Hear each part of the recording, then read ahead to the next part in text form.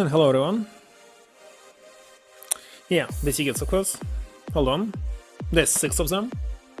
Tell me some 2 numbers. We'll check them. When did I stream last time? Definitely not on Sunday. The first time. So it's 1 and 2.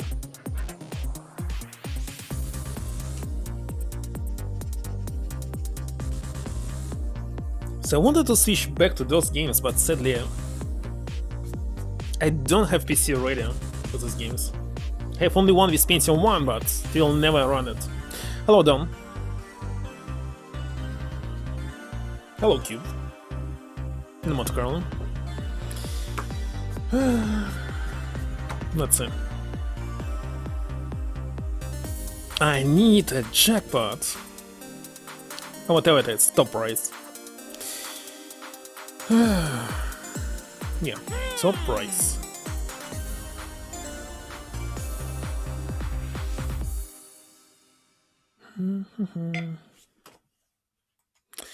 $5. Definitely nothing. And second. And second also $5. How did this happen? I don't know. Hold on. Right. Hold on. There's it. I used PayPal last time, so I need to find you here. I believe this one.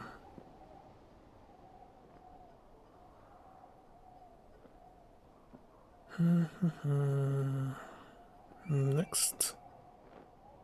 Sent. 25. It's minimum $5, not 25.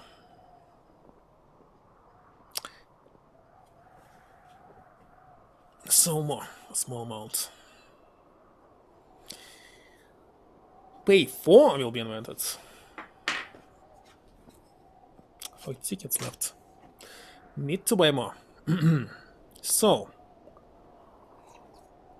I did play Firewatch when it was released, but I also decided to finish all the games. I mean, stream them that I played before.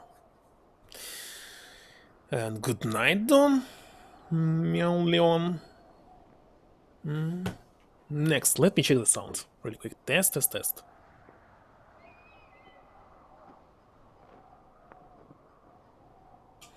Alright, sound is working. How about brightness? This is not HDR, it's SDR. Maybe it's okay if I set it to maximum. The maximum it will be brighter than I see it on my PC. In this case, I believe it's fine. Fine. Right. Comment? It's nice in the comments. What's in settings? Not 100%. Maybe it will be too quiet. Wait a second, I set it 100. Mute. Display subtitles. Head bob, obviously off. Special features. Play the game with commentary by the team? Should I do this?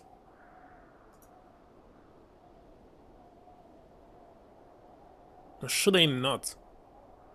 I actually don't remember what was in this game in the first place, so maybe not. Usually it's for the second playthrough. Kinda interesting, let's start.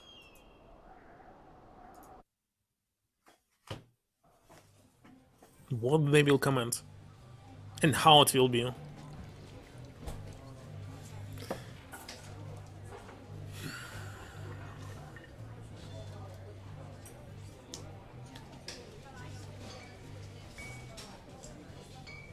This company that created this game actually was bought by Valve. They were How many people there were? 12 or something? I mean, just 3? Not sure. Since Julia. So, they were working on Valve's games. Like, Alex has, so. What was her name? I don't know. She's about your age? Late 20s? Too young. Laughing with well-dressed professors and grad students from nearby SU Boulder. You, Henry, are out drinking with your pals. You approach her. Why should I approach someone? That's harassment. You're drunk. This would never happen. So what's your, major?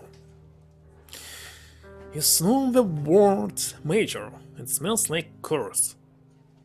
What? We give an awkward smile. Evolutionary biology, she says. And I am a professor, an academic. It's from some stand-up. Call your claim. What's yours? She asks. She sniffs the air. Toxicology? Hate jokers. Was it a burn, you ask? She says definitely. Words she hurt your feelings. She asks you if you want to split a cheeseburger. Like later you're Julia's boyfriend? What the heck is this? Indeed, Eva Robotnik.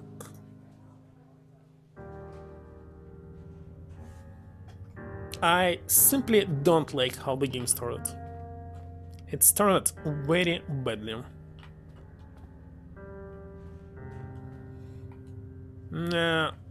Mouse speed is kinda super fast, I would say. It's not an, how's it called? First-person shooter. Wait a second, there's no possibility. Oh, maybe in the controls. Hold on. Mouse sensitivity. 25 I want to set. How can I specify the... Here it is. Alright, skip.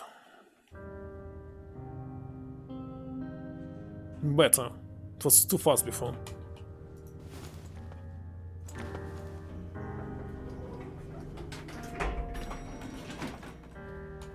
Three floors and parking. Why do you need elevator for 3 floors building? I was supposed to run. Audio to tape player. Let's see.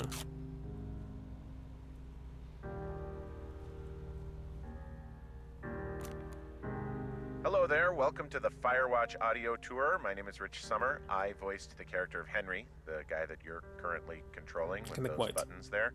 And I'll be chatting with you in a little bit. Thanks for checking it out. Hold on, go to settings, set it to max. Not maybe music, but voices for sure. Maybe it's 90. Come on! Here it is. I enable subtitles. Why there were no subtitles for the tour? Okay, how about now? Let's see. Test. Here it is. Now I see the volume. It is better, I believe.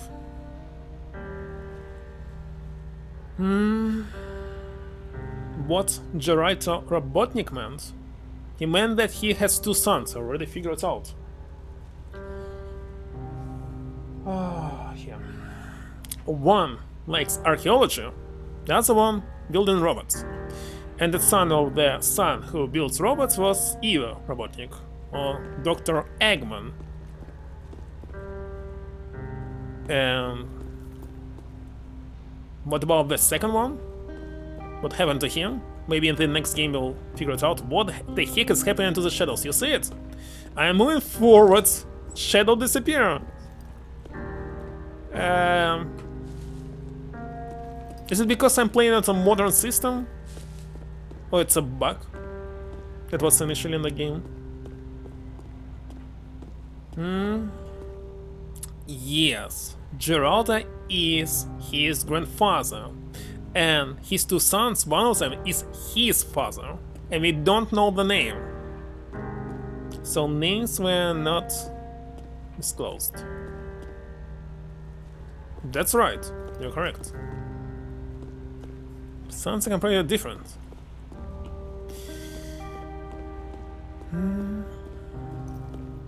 So maybe the next game will tell us something about them, because why else ever mentioned? What's the point?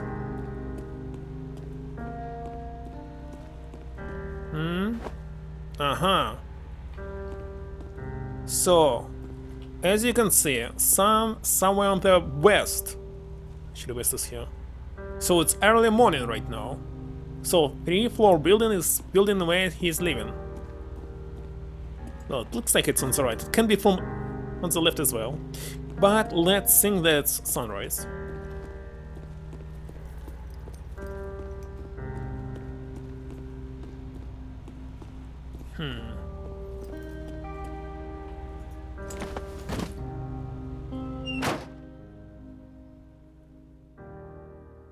You date for over a year. She drives you absolutely nuts. But it's great.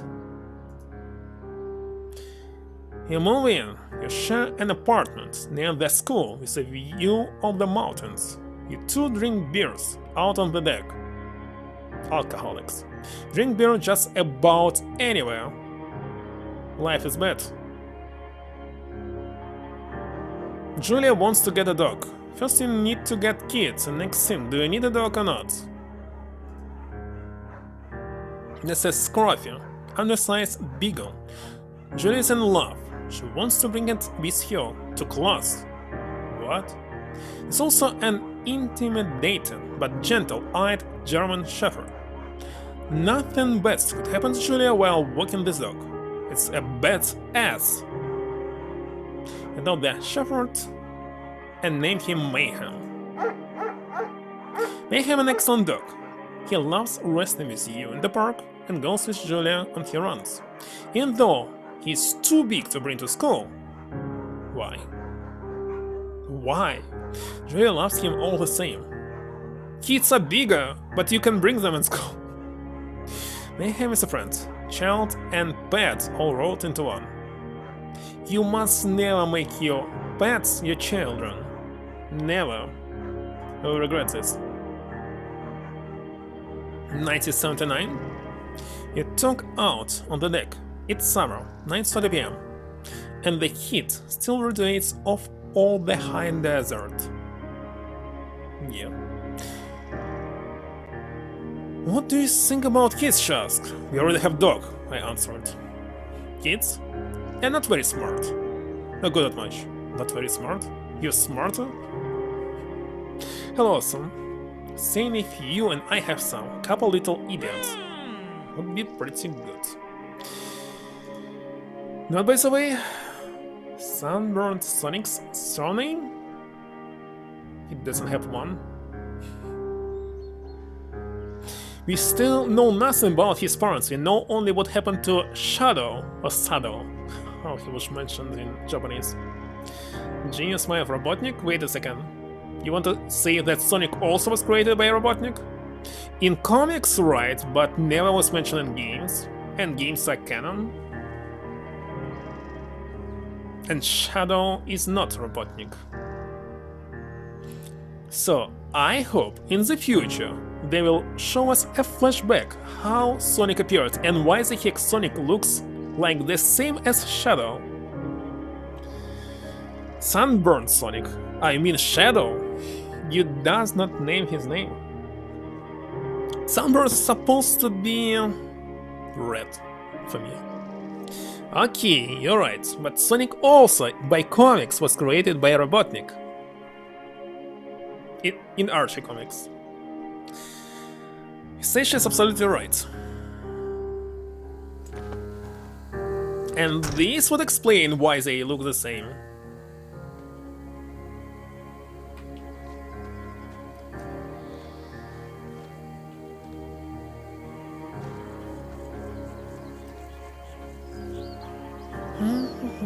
Fire Danger. I have the same poster with different... Man, it's a bear. Bear. nearby my house. Just, I don't know, 20 minutes walk. Or 2 minutes by car. But there's much more grades, like 10 something, not 4.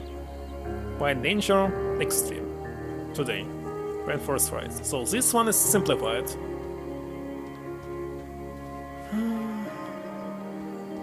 How supposed to run here? Cannot yet.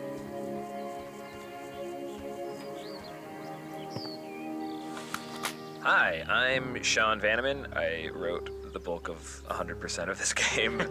Hey, I'm Jake Rodkin. I did a lot of level design, UI design, and worked with everyone on the story for Firewatch. The game has this weird structure that Chris and I talk about in another tape. This is the first thing I wrote, was this opening of the game that jumps between Henry's life and the trip out to the woods. And I used a little product called Twine to do that, which you can download and use. It's just a very simple choose your own adventure tool. The simplest way to program a video game that one can then share with friends and play. I think we were worried that the team would sort It's of perceive Unreal Henry Engine as a blank slate, as blueprints. sort of a generic game player protagonist, and we wanted to make sure, or we wanted to get in everyone's mindset, you're playing as a specific guy with a specific life. Yeah, there's a reason when you play video games that a lot of your protagonists have amnesia, because What? it's really difficult when you're driving a character around who knows things about their life, or his or her life, Many games that have who Protagonists. you ostensibly knows are that who person they don't are. know. So yeah, we kept trying to write an opening of the game that happened sort of like weeks into Henry's experience, and then quickly realized that it was like, well, why would he not be able to say X? Well, because his relationship with his wife is Y. So, but the player doesn't know that. Yeah. And this was the quickest way to get everybody on board, was to just take the thing that I wrote that answered the question, I think, for Jane and you at the beginning, which was like, who is Henry? And I would write these character profiles that were really bad. And then I went, what if I just let you play a thing, and then you can figure out who he is? And we held on to that until we had the idea to put into the game. It means that when you're playing Firewatch and Henry and Delilah start talking about Henry's wife, you don't have to learn it through his dialogue, because you made the choices that brought him where he is today. Wonderful.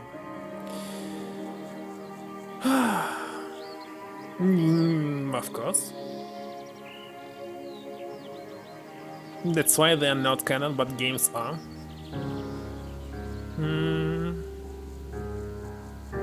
Convince you not to take the job? Wait a second, there had never been any synthesis. Julia gets offered a job at Yale. It will happen, maybe. You can rewind, restart, and but it doesn't affect anything. Story was created with Twi. Wait a second, it's so easy to implement without using any framework.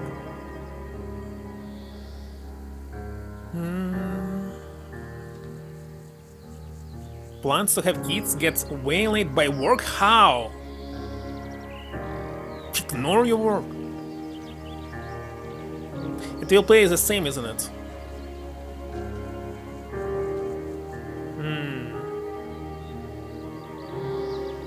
It's too bright. My face is yellow. You in their country. Learn to live with bears. And I need to learn how to live with cougars.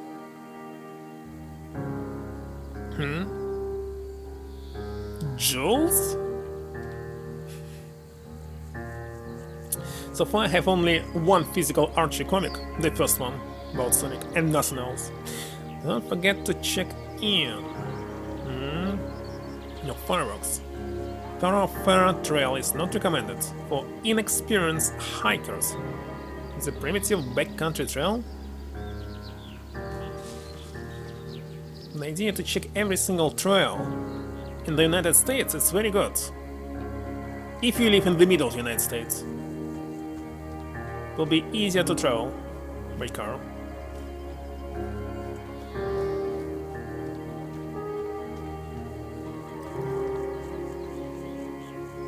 You'll see the story. It's a Thursday night and Julia is 4 hours late. She doesn't call. He worries and getting angrier by the means. Why angrier? She walks in after you've gone to bed. Oh, why did you go to bed? They had problems from the very beginning. The problem here is him, of course, main character. She's not quite drunk, but she's been having a fun time. Because you should not drink in the beginning. That's why you'll never meet somebody who's drinking as well. You fight when she gets between the sheets. Kismet, you ignore her. Better to ignore. You don't touch each other all night. The next day you feel guilty for being so. Why are you feeling guilty? Why are you changing your mind? Ask her about your evening. She says it was great. Hold on to a tiny peel of resentment. Make some coffee and go to work. Would never do anything like this. Julia still likes to draw. She draws plants from her research. She draws all the places you go. She draws you. You pulse and flex like He-Man. Freak like Victoria's Secret. He-Man, of course. You look awesome. Shinra. Oh, wait a second, I have a haircut like He-Man. If I remove my headset. Didn't think about it.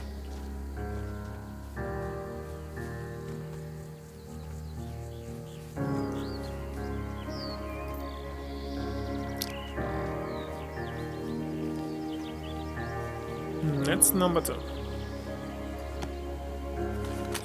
Hi, it's Jake again. Hey, I'm Chris Remo. Oh, hey, Chris. Hi there. I was a game designer and the music composer on Firewatch. Nice. So you're hearing now the first piece of interactive music that went into Firewatch. The first piece of music that actually Responds to what you're doing in the game? Exactly, yeah. So this is a piece of music that's divided into technically 6 parts. And what's happening is as you're playing through this introductory sequence, when you hit certain points in the narrative, it sends a signal to Wise, which is the name of the audio middleware we're using, and then when Wise gets that signal, it waits until the next sort of musically appropriate transition point, and then when it hits that, it smoothly transitions into the next section of music, and so it creates the effect. You explain it like it's something super new and never existed before. It just happens to be timed very nicely. It just happens. To your playthrough. It just happens to Everyone get using sadder and this. sadder at the exact rate that I your was life using gets this. sadder and sadder. Yeah, exactly. This was a challenging process, both because I had no idea what the music should sound like, and also because it was the first interactive piece of music in the game, so the technical... They had never created any games before. Was also a part like. of it. But as it turned out, this music was changed... I mean, Jake, you may remember this. This music changed relatively little over the course of development in comparison to a lot of I think more we miles started off still. as maybe 3 pieces and it expanded out to 5 over development, but other than that, it's, one of the first things dropped in, shipped. Get ready to hear about that a lot on this commentary. I still didn't travel to the top of the mountain near my house. Constantly, every single year, I want to do this. Failing. You can do this only during winter times. It's forbidden to go here in summer, for example. Hello, everyone. During the summers, you and Julia enjoy walking Mayhem at night, so right now, at November, it will be available to go up. So, should train and go. But I'm too lazy. So usually I'm walking 2.5 miles and turning back. Because it's also like 10 miles trip. There's a festival in town. It brings in folks from faraway places. They living in Austin. One of them tries to mock you with a knife. Folks from away places? Take the distance, don't fight. If it's firearm, a gun, you should go closer because it will be hard to hit you, actually. If you run away, you're easy target. But for knife, it's the distance, of course. Mayhem runs away. What? Hey, King Dog. Julia yells. She gets flustered and has trouble speaking when she's stressed. You confront the attacker. Scare him away. You beat his goddamn face in, of course. Your arm gets cut off, but you beat the guy to a pulp. You don't feel very tough. You cry your eyes out before the cops show up. Why? Julia asked to take a different path from that day forward. It's okay, you don't want to go that way either. Why? From then on, you walk by the river. It's really like place where we live in. River walk. 1984. Plans to have kids gets waylaid by work. I don't understand this shit. Because you know that in real life people don't care about work, money, etc. Have 5-10 kids. And live without problem. Julia gets offered a job at Yale. Yale is in Connecticut. 2,000 miles away. This means you will rather work nearby at the house or remote. Especially you professor, you can work remote. It's a great job, associate department chair. She wants to move. No, absolutely do not. Convince you not to take the job. Agree if she commutes back. What? Of course, don't take the job. Obviously. Hello, Shaka. Tell her that this means you two won't have a family. But this is stupid. Just say no and that's all. She said that's bullshit. She's not right. She asks if you taking the job means you won't come with her. Say yes. Again bullshit. But she decides not to take it. It's obvious. To understand their problems, they have imaginary problems from if they like 10 years old. Here's a picture that would add more mysteries to that hedgehog's hodgepodge. 1985. Julie is asked to leave Boulder on paid leave after having an episode, so she's insane. Well, it's what happened to alcoholics, obviously. She lost it on a colleague for borrowing books that were important to her research. How did she become professor? Such people cannot become someone important. She didn't remember she had happily alone, so to him just 2 days prior. Okay, see. She was found crying in the stairwell. You may say that maybe you guys should talk to someone about it. Make macaroni and drink wine. Of course not. Stupid idea. First one. After seeing multiple doctors and having many tests, they are worried that Julia might be suffering from early onset dementia. She's 41. Wait a second, they were talking about kids 3 years prior. For her, it's kinda too late, I believe. But I'm not sure. It depends on specifically on people. Everyone is different, of course. Black hedgehog is off-white. Big spice curled up. What? For him not, but for her maybe. Both decide to keep it a secret from.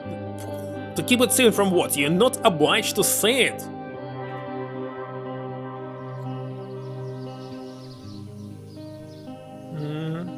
They cannot love here.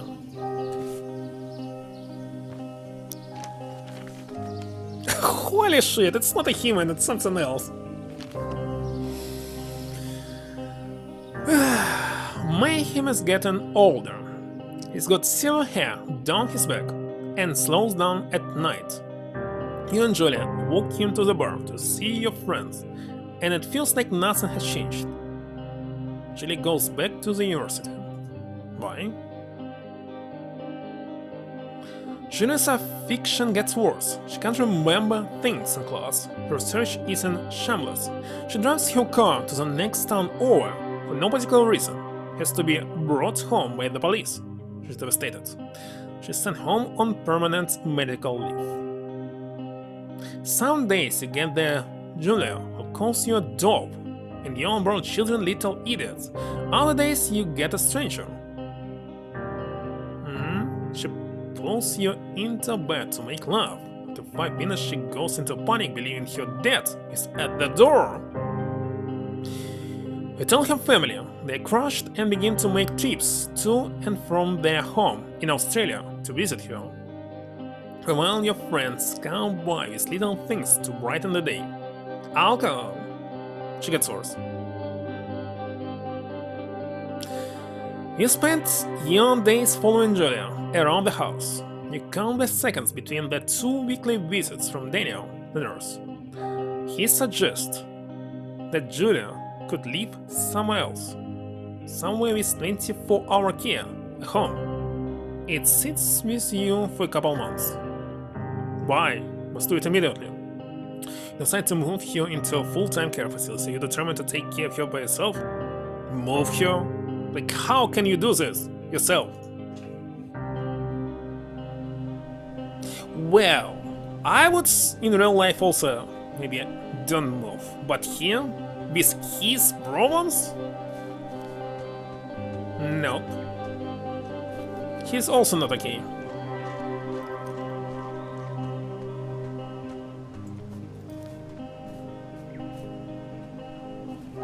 Why can't I climb this? Black Hedgehog. Wait a second, it was Sonic, you want to say?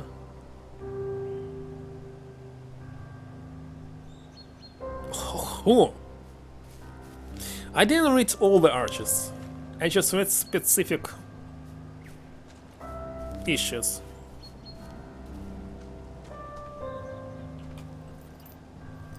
Why this fog right here? Makes no sense.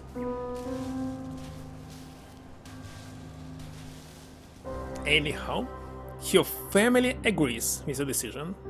Find a fantastic place in Boulder and move here and there. See her every day. And every other day. You go out to the bar with your old friends. It's not the same. You get the feeling that every wife tells her husband, if you ever put me in a home like Henry did, he'll cut your balls off. If you needed to be put in the home like Henry did, you cannot do anything at all. Slowly decide to not see your old friends that much. Junior's sister Susan moves to Boulder to be close to her. She meets her every day. You go with her some of the time. Susan buys you an old typewriter and urges you to use it, for you won't see a therapist. You won't. What? If you won't see a therapist? What the heck? Always really liked Susan. Months go by. Mayhem dies. She really doesn't remember him when you tell her. Sometimes it takes you a minute to look in on you. In the back of your mind, you believe it's because you see her less and less. Seeing her less and less makes you forget her more, you think. Summer's coming and you see an ad in the paper for a job. Actually, it's possible to live as a Firewatch watcher and stream games with these new satellites. You take it. So good idea.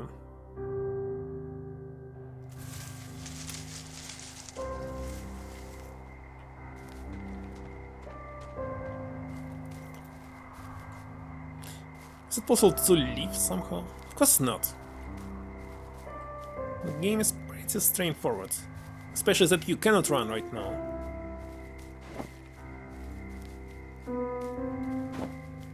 How are you supposed to run?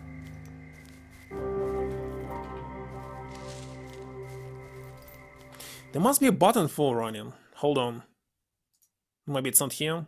Race radio. Cycle, cycle, climb, use, move, move, strafe, strafe. R? White's R.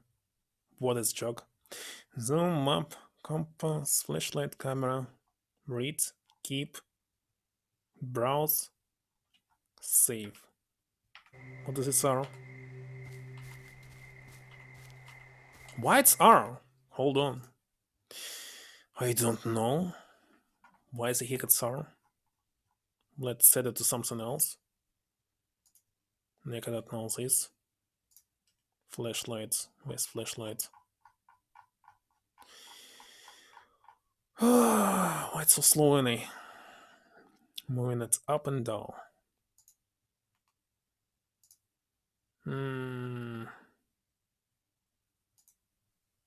Hold on. Compass. Radio. It's radio.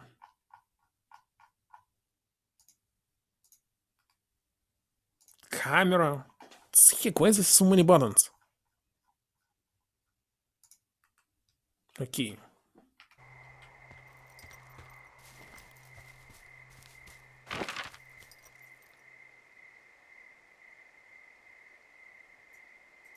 Wait, right or not?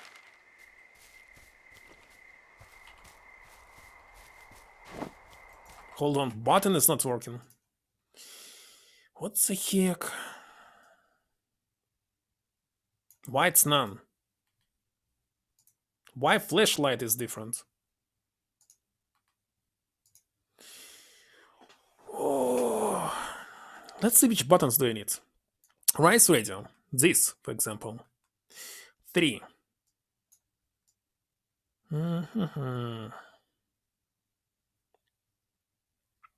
Map 6. Compass 4. Do you have 2? Don't have 2.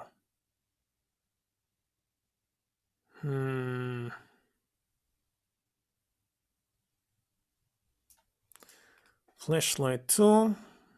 Forget anyway. Where's this jogging? Alright, something like this.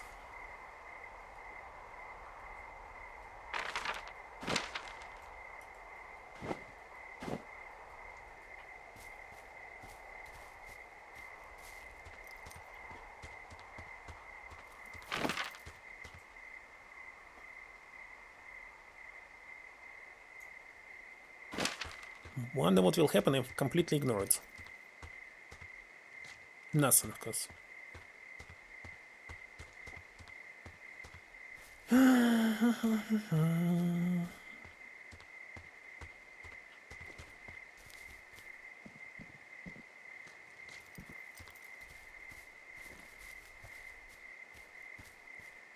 It's open world.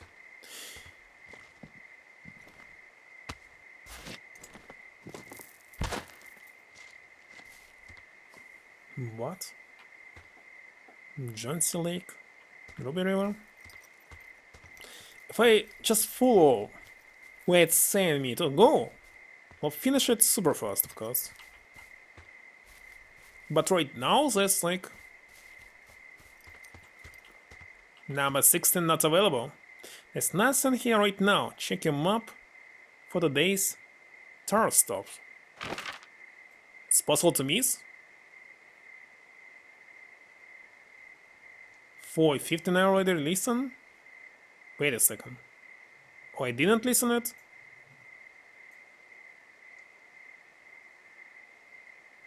But it's 15. Wait a second, I listened to 1 and 2. Where's number 3? Hope I didn't miss it. Wait a second, I need to go to the east.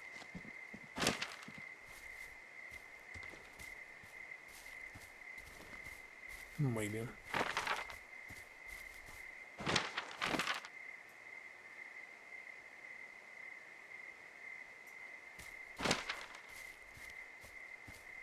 Super dark.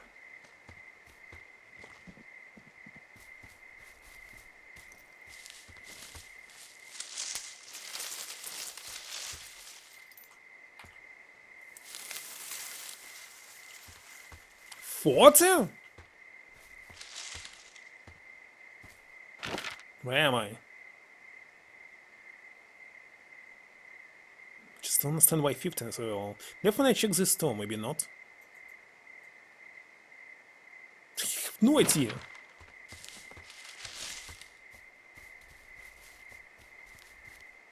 Why is this no number 3? Don't tell me to start from the beginning.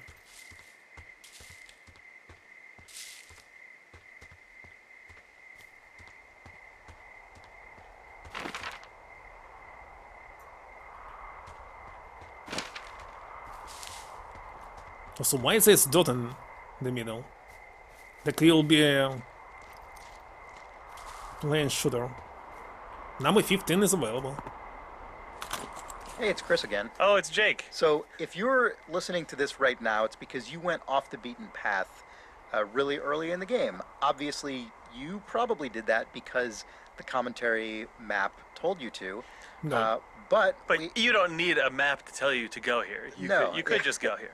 We had to. One of the biggest challenges in this game was throughout the entire narrative, keeping in mind that really players can pretty much go anywhere that they've unlocked on the map at any time, and sometimes that's actually really inconvenient for the narrative of the game. We had to come up with a lot of excuses for why you couldn't go to certain places at certain times, or if we couldn't think of an excuse. Some call it an excuse, others call it a thrilling narrative event. Right. So, for instance, where you are right now, if you keep walking in that direction, you will sort of cross the river, but then be unable to go any further. There's like a lot of dense underbrush. And then about halfway through the game, when a big fire happens, that area is burned out, and you can walk past it into Cottonwood Creek and Pork Pond, etc. And all those areas. Yeah, it was really, really hard to think of justifications like that weren't completely implausible. Yep. And so we actually have relatively few cases of that in the game. Yeah, if we couldn't come up with a good way to keep a player out of a space, we instead flipped the other direction and went, well, what can we do to support it and make it interesting? On this day, before the story started, not a whole lot, but we thought it was fun to point out that you can wander a lot more of the map than you might even think at the very, very, very start of the game. Yep, and then especially once you get ropes, that increases a lot more. So just as you get these items that allow you to explore more of the world, we had to face these increasingly complicated and frustrating design challenges of how does the whole game not break all the time now. It was interesting and difficult, but also cool. Yep, bye. They just say that it's impossible to cross it, something. But it's possible. So they are out of order. Ah, I see. So yet much more interesting to play with this. Some kind of achievement. I like it. We are now playing Woodland, Rocky Impasse, Lake River, Falls, Marsh, Campsite, Telephone Line, Trail, Tunnel Key, Damage Tree. Wow. The last one.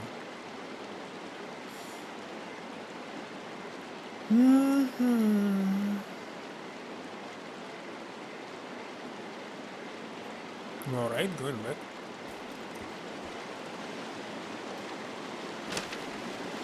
Sadly, map doesn't have a hero spotlight.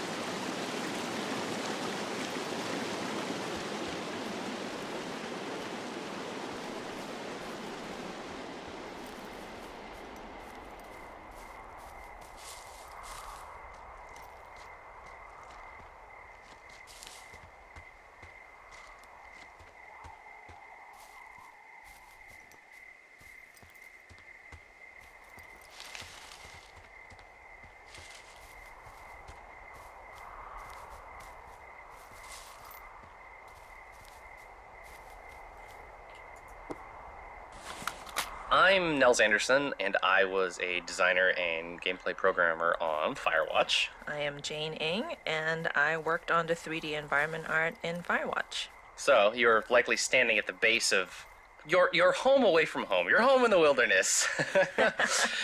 For all intents and purposes, more or less, this is basically just a real straight-up tower like they existed out in the woods, right? Yeah, I think it is Portland. There's somebody in Portland who was very good about archiving a lot of blueprints about various type of fire lookouts of the state, and we got some, and that's how we started off building the lookout tower, just by looking through how they were actually built. It's slightly taller than a real one, right? And we had to make quite a bit of adjustments because, for example, the stairway you see here, normally fire lookout stairways are not on the outside, but for more interesting gameplay and views for the player, we opted to change that. But ultimately we still wanted the tower to feel like a real tower, so we had to figure stuff like, hey, how does the plumbing actually work? How do they get water? You know, stuff like that. It actually is very important for a real tower. And if you go like look around the base of the tower, you will actually see a big old plastic cistern. You know, we are not a survival game of any sort, but it is important to make sure that like all that stuff is actually thought out, so the space feels realistic. Right. You don't want someone playing the game being like, wait a minute, there's no how does this guy drink? How is he not dead?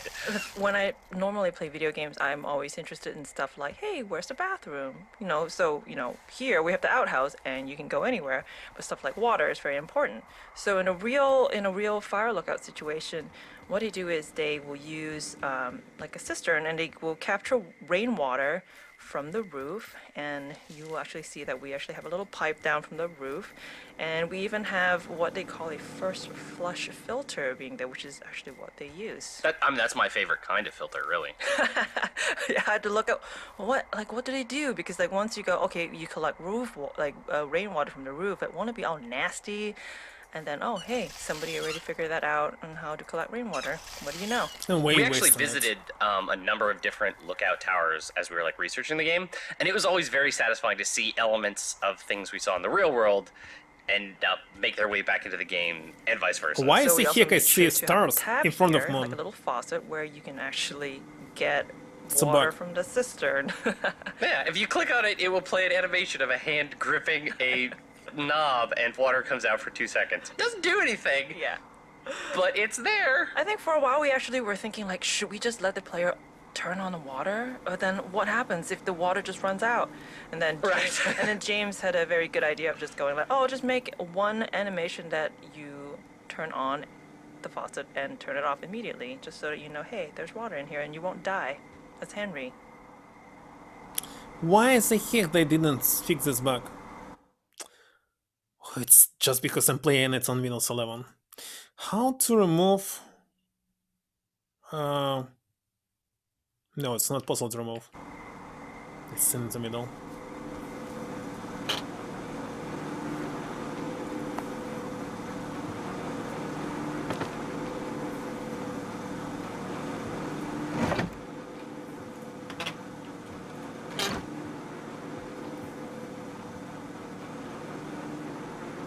And...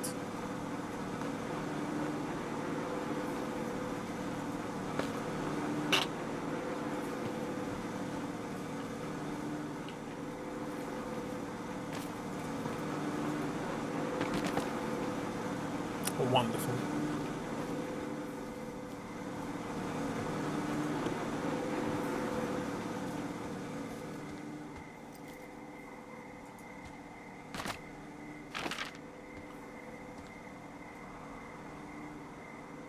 That's all for the intro.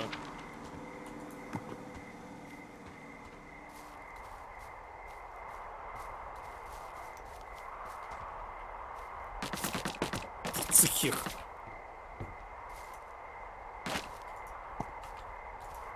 I saw that it's green, it's actually yellow.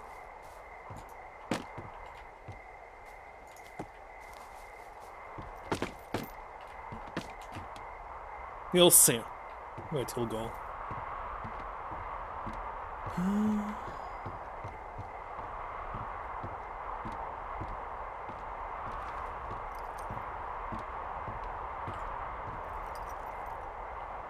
This time before, he was not able to open doors.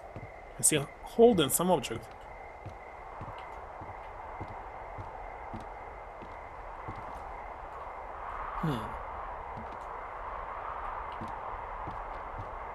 Why actual Firewatch towers are smaller than this? I'm supposed to set the fire.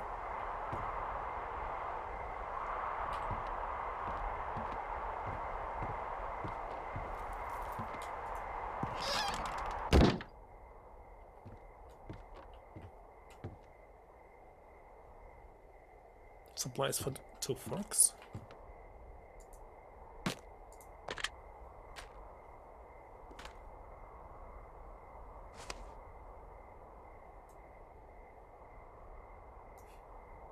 At first I saw that some strange cat.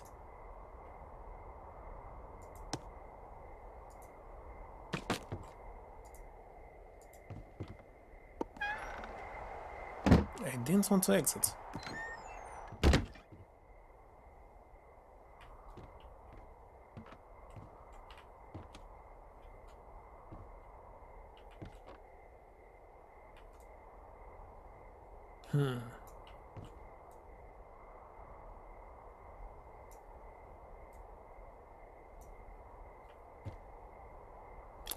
Third one is not available.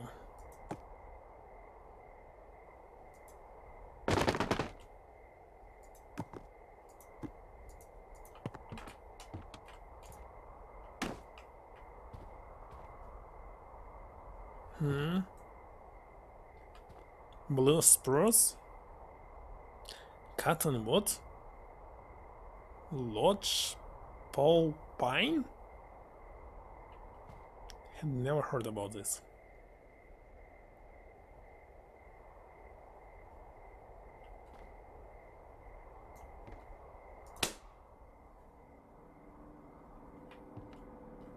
Hello, Two Forks Tower.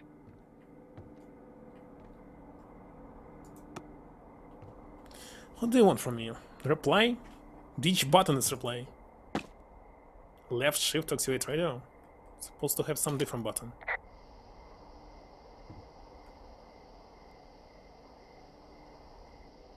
Close. Hello? Whoever this is? It's Henry, right? Yeah. I'm Delilah. Yeah, that's what the guy said on the phone. So, what's wrong with you? Excuse me? People take this job to get away from something. So, what's wrong? What's wrong with you?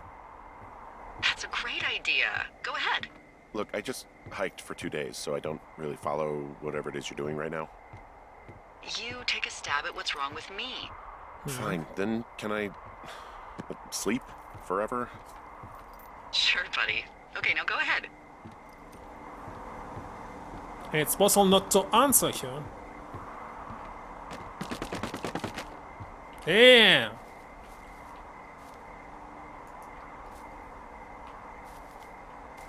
You're just gonna wait me out on this? Ugh, fine. But I'm gonna take a second here and have a guess about you. I want to grab this. Let's see. I don't know anything about you, but 9 times out of 10, folks out here simply got dumped. Huh, is that it? Close? Good night. Good night. Welcome to the job.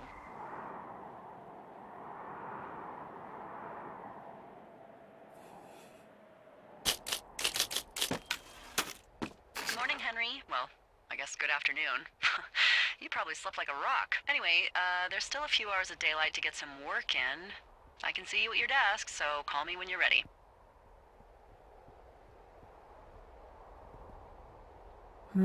Oh, what? Where's the paper?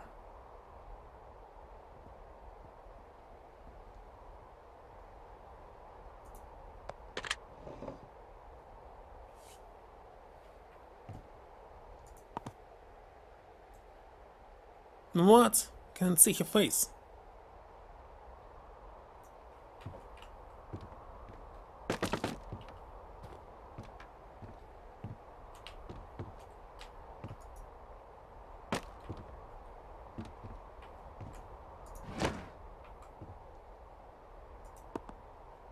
What the heck?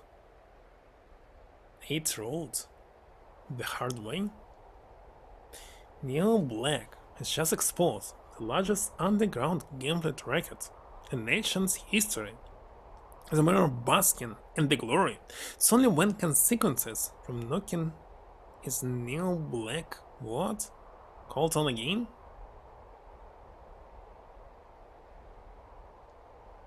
Is it real book?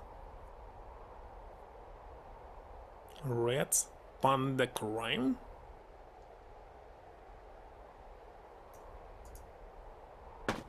Trash.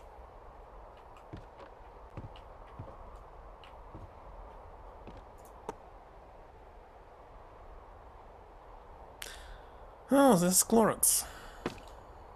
Slightly change the name. As I'm not using dish soaps, I have no idea which one is this. Because why do you need...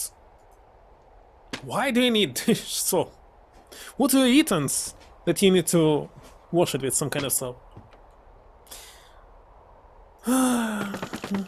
Available.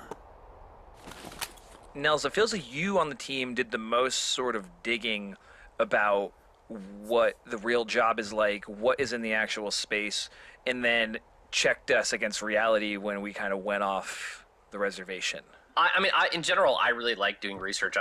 That's sort of a thing I've enjoyed on all the projects I've worked on. So for this, a bunch of folks on the team read this great book called Fire Season by Philip Connors, which is kind of like a memoir-ish thing from this dude who still is an active fire lookout even today. But I also just I called up the Ministry of Forests and Natural Resources here in British Columbia and got redirected to like 3 increasingly small Ministry of Forest offices until someone just gave me literally the phone number of this cool old lady who had once been a fire lookout. So I just kind of chatted with her for like an hour and a half just about what doing the job was like. The reason why the game is not a simulation of being a fire lookout is because what everyone talks about is that the number one challenge with the job is that it is incredibly, impossibly boring.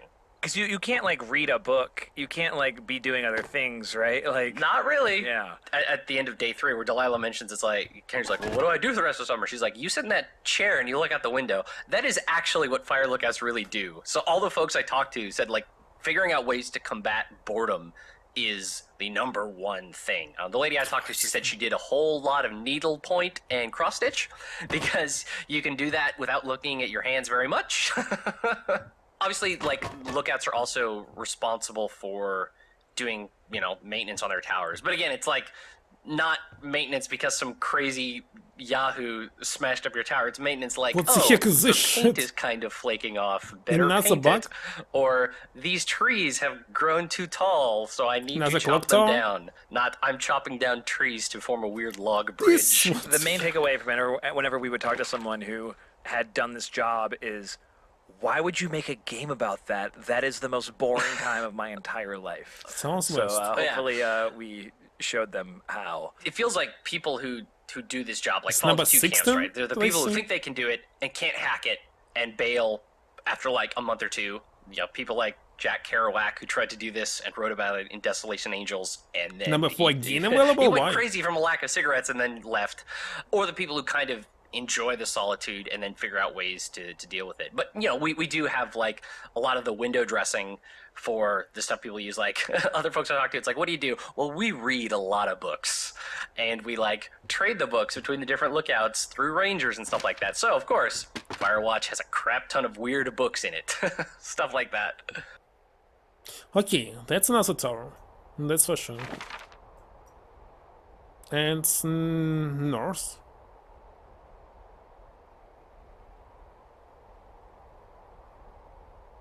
For example. Yes, I did. Or rather it will be too boring. But what the heck is this shit? It's like human silhouette on something. I wonder it's a bug? Something else. Well, I believe I need to run this game on Windows 7 or something.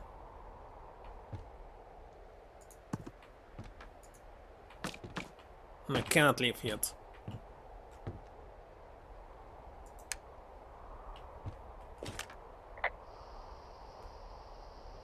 Hey, sorry, guess I slept in. You got a relaxing, 14 hours of sleep? Woo! Yeah, Jesus, I guess it's 6? 6:45. Whoops. Don't worry about it. That hike puts everyone out of commission for a day or two. But now that you're up, let me quickly get you acquainted with the job. There's a thing in the middle of your room with a round map on it. Do you see it? Maybe. Okay, yeah, I see it. This is the Osborne Firefinder, invented in 1914 by W.B. Osborne? You use this to spot, you guessed it, What the fuck? What is it? Nothing.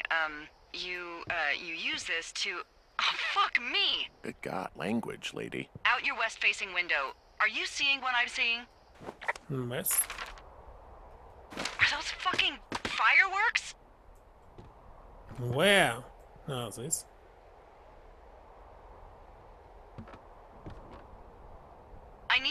confirm. Do you see them? Whoa, that's not legal, right? No. You need to get down there right now and stop them. Fire danger is through the fucking roof. Is that really my job? Your job is whatever I say it is. Look, the closest ranger is like 2 days away. Go down there and set them straight. And send them straight. Do you think you can handle that? Prefer not to answer. I'm sorry it's not in the job description. Look, just go down there, okay? Make sure they stop with this shit. Get going. You'll probably need a rope to get down the shale between you and the lake, if I remember right. There should be one in the supply box on the way. The code is 1234. It's actually that for all of them. So why number 4 still available? Still see this reply button behind my camera. Hey, it's Jake again. And it's Jane again. All right, let's talk about Two Forks Lookout. I mean, we could just talk about lookout towers in general in Yes. video games. So it's continuous from where it stopped. Well, you built it. You want to talk about it? Yes. So lookout towers have standard sizes, actually. I think most of these were either 14 feet by 14 feet in the inside, or something like 7. Like there's actually Like a tiny, standard. wow. Yeah, the cabins have standard sizes, and the ones that you have a bed and stay in are the 14 feet ones. And we realized through a few experiments that if you make a space that's actually 14 feet in the game, it would be too tiny. Yeah, I remember you found a lookout tower enthusiast website that had posted the actual blueprints Still that here, the but they State cannot Parks and grab it. Forest Service used. So we're like, we're It's doing bugged. this. Yeah. We're building it to scale. Yes. It's and- tiny. You can't yeah, move around. It's tiny, and then basically the camera just has no room to maneuver at all. Yeah, and you just feel like a fat guy, like you can't fit Yeah. between your desk and the Yeah, and firefighter. it feels like you're just in a shoebox. So we did a few experiments. I was like, okay, how about it's twice as big? And when it's twice as big, and it's just like no. palatial Yeah, and fire it looks lookout wrong. cribs. And then like on the outside, the silhouette of the space also looks wrong. So we ended up with Yeah. I think something like 1.5 size bigger than real life, and it feels like a real fire lookout. Over the course of the game, as things change, there's a bunch of variants of the tower too, right? I mean, simple stuff like the broken window, but then also we yes. move furniture around. Henry gets moved in over the time. Yeah, over there are the different time. states of the interior, and we achieved that by actually swapping out the whole interior set. Like 7 or 8 times, I think. A lot of times. As the game moves on, then more and more of his stuff starts showing up, and then Henry is a slob, and so his like undies are everywhere and all Window that gets stuff. broken, window gets fixed, Exactly. conspiracy board goes up. Yeah. Yeah, and dirty socks get all over the place. Just tell the story of some slobby dude up here. Exactly. See another bug.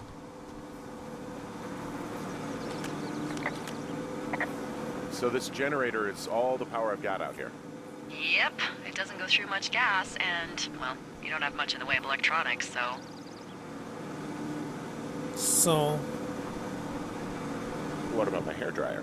Oh, I'm sorry. You might just have to make peace with frizzy locks.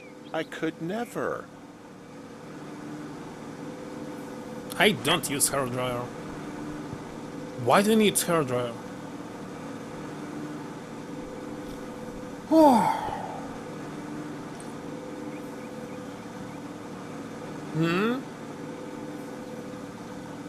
Same SNES version? Wait a second, there was already a remake, 3D remake of SNES version.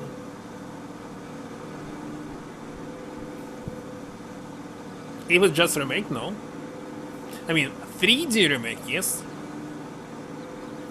But it was on PlayStation 1 many years ago. So it's another remake of remake?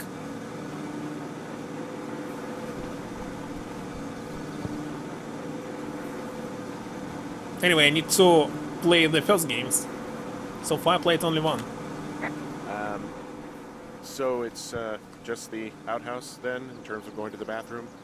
You're a man, Henry. You can go wherever you want. Well, number 1 at least. And, full disclosure, I pee wherever I want as well. What? Chris again here. Hey, and Jake, congratulations, player. You have completed the teen loop. Oh man, that's true. This is the end of what was originally called teenloop.unity, a scene file in our game engine Unity, because we thought that was just going to be the file corresponding to the first this piece of game that you've just played. Yeah, this first big objective. But then we kept building, so all of Firewatch is in fact saved inside of a file called teenloop.unity. So know that for the rest of your play experience, you are inside of the teen loop. Yeah. This part of the game, you probably are right now if you're listening to these commentary notes basically in sequence. The music is either about to kick in or has just kicked in. It's dark. You're finding your tower has been broken into. This I really strongly remember feeling when this went into the game and had the music, which was actually the first music implemented in the entire game.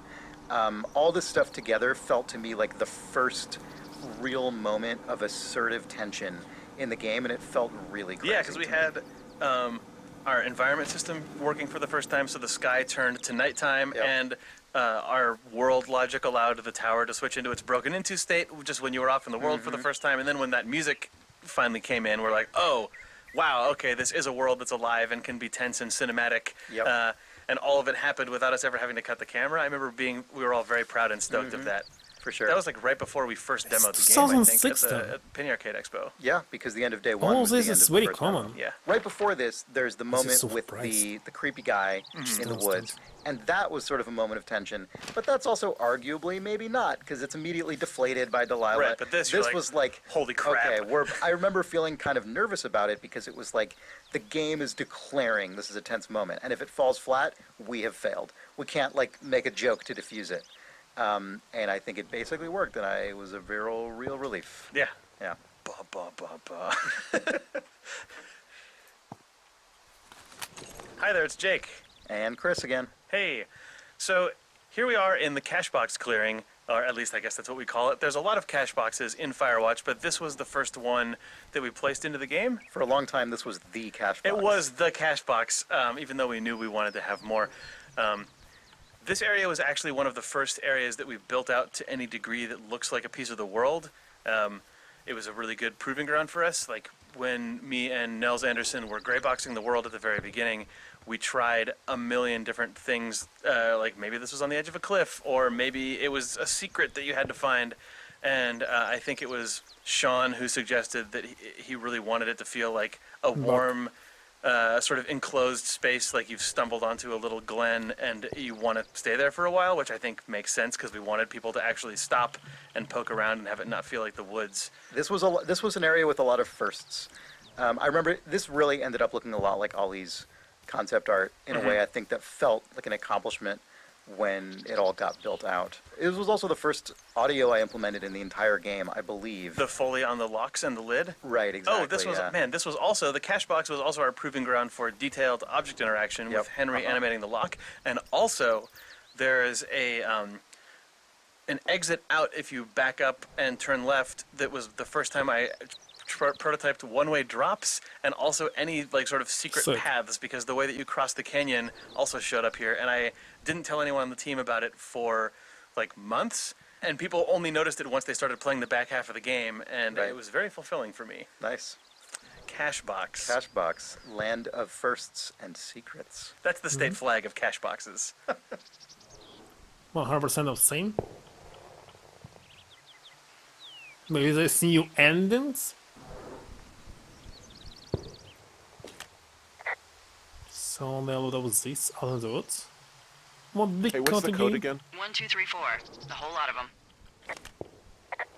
Hey, what's the code again? 1, 2, 3, 4. The whole lot of them. Hey, what's the code again? 1, 2, 3, 4. The whole lot of them. Hey, what's the code again? 1, 2, 3, 4. The whole lot of them. Hey, what's the code again? 1, 2, 3, 4. The whole lot of them. So are there a lot of these out in the woods? Yeah, we got them all over the Shoshone. They saved us a lot of back and forth from the trailhead. Don't take all the good stuff. Yeah, all right. Hey, what's the code again? 1, 2, 3, 4. The whole lot of them. I found the supply box. Great. Hey, what's the code again? 1, 2, 3, 4. The whole lot of them.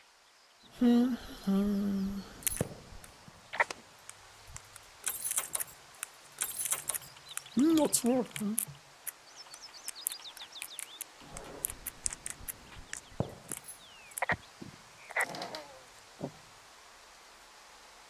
Amazing view. Meh, the same bill?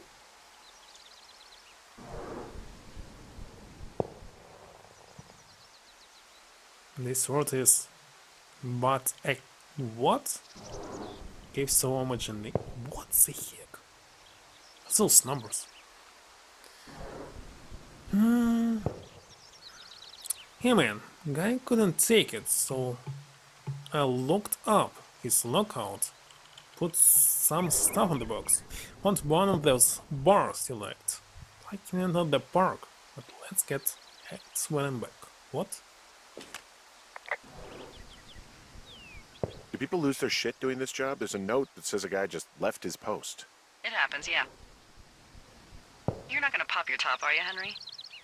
I wasn't planning on it.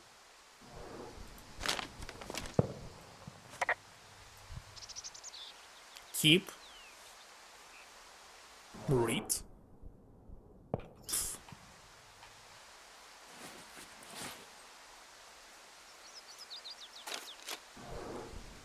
Look, it's like Thornhill.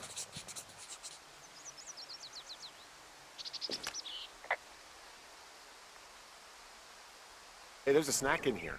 Probably gonna eat it. You definitely do not want to do that. Whatever's in there has been in there for years. That's how you get food poisoning. An old bar cannot be expired.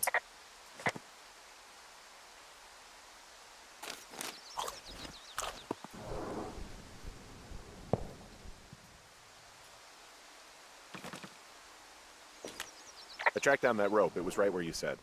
Great. So you should be set to get down to the lake.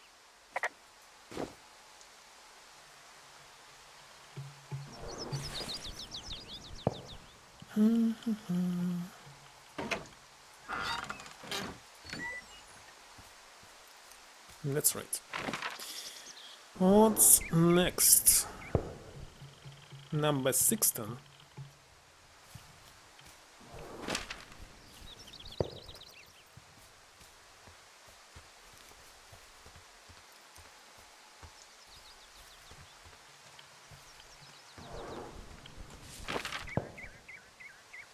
Right.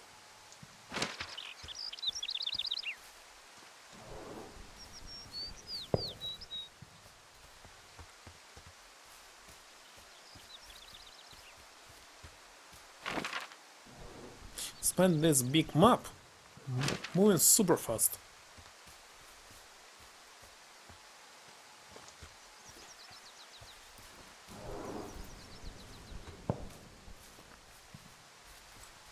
What?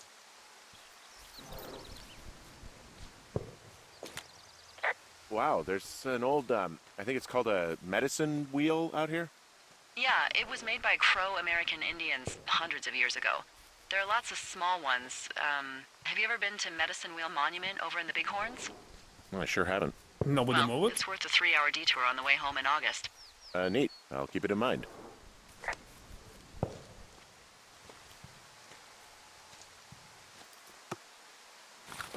The radio went on a real evolutionary journey. I don't know if you remember back at the very beginning when we all got together to make the game. Like we in got Metal together in Gear? December, like the first week of December, and we said, well, we're definitely going to take Christmas break, but what can we make in 2 weeks What's with so this crew in Unity, super an engine we've never in used Summon? before?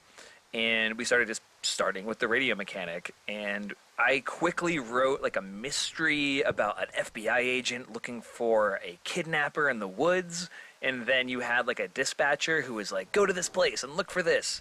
Oh, I think he left. And I think that's when we sort of proved out that looking at things and pointing at them the way you would like in a shooter, but then getting options to talk about them was the thing we were going to do. That's kind of where the radio mechanic is so different from most Oh, you cannot conversation systems answer in Metal games, Gear. right? Because most game conversation systems like, oh, you're standing next to this guy, so you can talk to him now, and you'll be able to talk about things that have recently happened to you. But since it's a radio, it's like you could be anywhere, anytime, talking about whatever you're looking at. So even as we started to like do that initial prototyping, we sort of realized like, oh, that's very interesting. Also, this is really complicated and very different from how most games do dialogue. Yeah, when Okay. you're standing in front of a character, you just sort of have the very binary rule of I am standing in front of a character in an adventure game, I can talk. I walk away, I can't. When you change that up and you can talk about things wherever because the proximity to that character is no longer relevant, you start to find really weird cases. Like, what do you do when you want to talk about an idea or a sound you just heard, a smell? So then we had to sort of bring the radio mechanic into the realm of the intangible. And I don't think that really came on until much later. Yeah, we got I think during that prototype we got the very initial vestiges of it, but in that initial prototype it was so simple where it's oh, if you're looking at this weird stone head, you can push the one button to play this crappy audio top of "Oh hi Mark" from Tommy Wiseau's The Room, or you can push 2 to say "Oh hi Denny" instead. That was the darkest time of development for me. It was the most wonderful time because that movie gives me real physical illness. When we had mapped the radio mechanic to 2 lines from The Room, I was in a bad way about that. I enjoyed it greatly. I know you did. I know you did. Yes. Why in the room?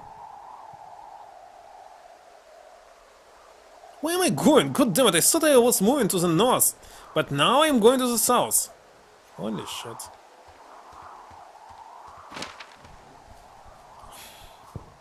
Where did I turn? I was following the road, that's why. Shouldn't follow it. Oh, Sason. Wait a second.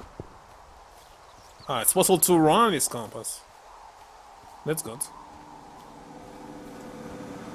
Don't tell me that you were watching The Room. Ah, that's why I didn't go there. How am I supposed to get there in this case? Let me use the so command.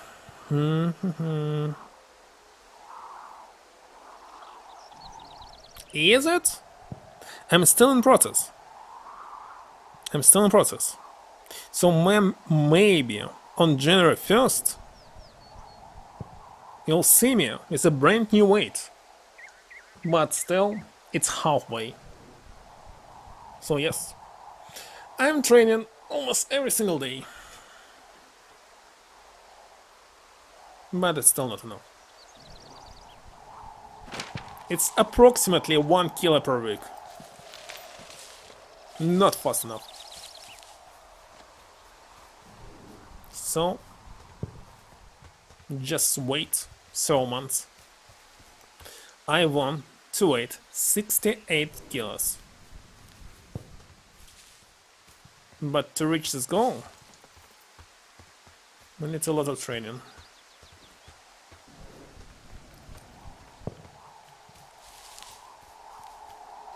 How to get to the north, goddammit? Who closed it?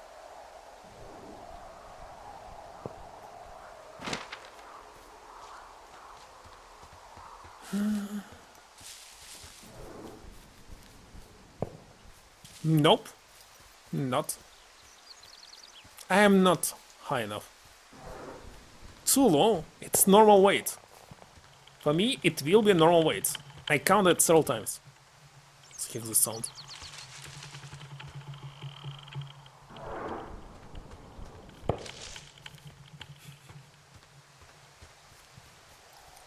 I'm still overweight. Still.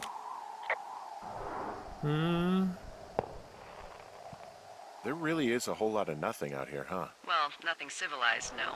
It's a good thing, Henry. You'll like it.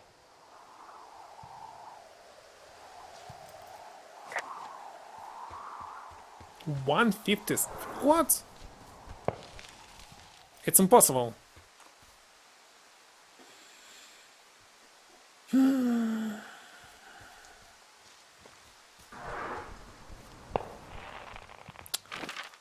Wait a second, how to get to the north here? Maybe on my way back?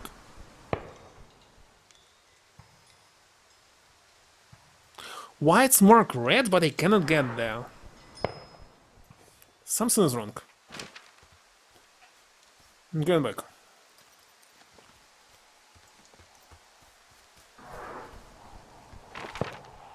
Because we're moving so fast, I'm skipping these possibilities.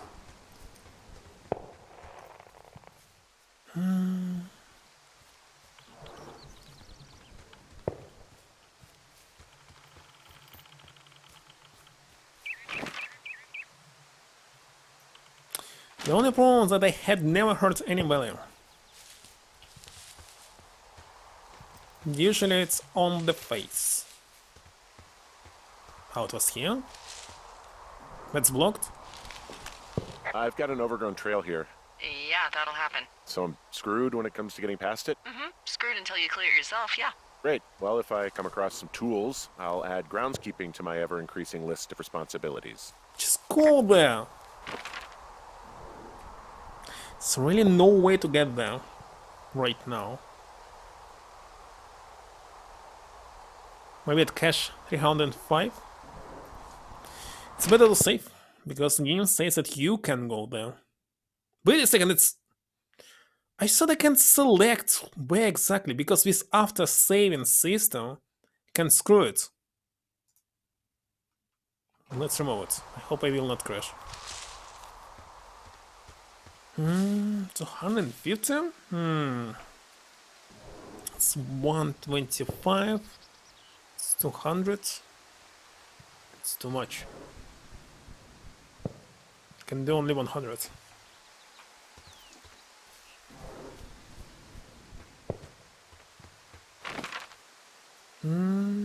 More dumplings?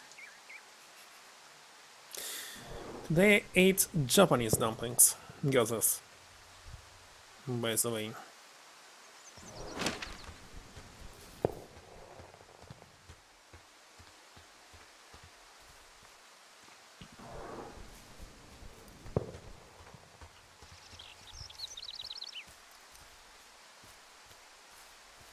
Again, how supposed to know? Will reaching destination will end that day or not?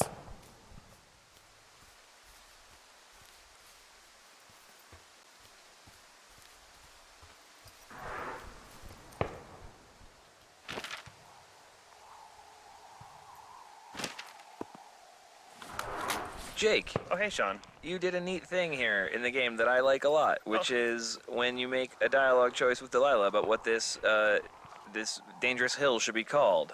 It shows up on your map, and I like that a lot. Yeah, when we were putting the map system together, well, actually, the map weirdly was one of the latest things, one of the final things to come into the game as a fully fleshed out piece. But an upside of that is we built the map using a lot of tools we already had. For instance, the system that checks which things you haven't talked about, which things you haven't found in the game. Sometimes it's Use the out of same focus. variable list as our speech system. So when I was putting this together, I realized, oh, not only can I put a mark down on the map when Henry finds it or talks about it, but I can totally look at the same tools we use for dialogue and figure out what the player said and put it on the map. And the end result felt really natural. I actually wish we'd gone a little deeper on it in the game, but I'm really happy with what's in there right now. Also, please name this shitty boss is going to get me killed, because that's objectively the best name for the hill. Is that your handwriting? Yeah, you got to write you got to cram that in there, but it's still readable. Good night, Sasan. What? But no, they have noodles as well. No! Ramen. You're too fat. He's too fat. Look at this. It's like he failed.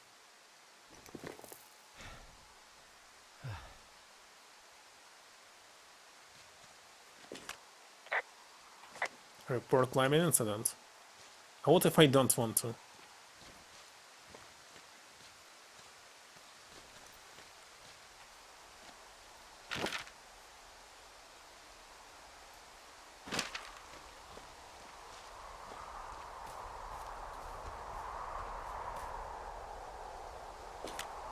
Hey, there's a tie-off point off here just a little away from the shale slide. Well, you ready to get back on that horse, huh? Well, I can't go any further is what I'm saying. That heads south down to the creek, but you should be able to get to the lake just by continuing west. Without any, mountaineering. All right. It's a long summer. You can explore later.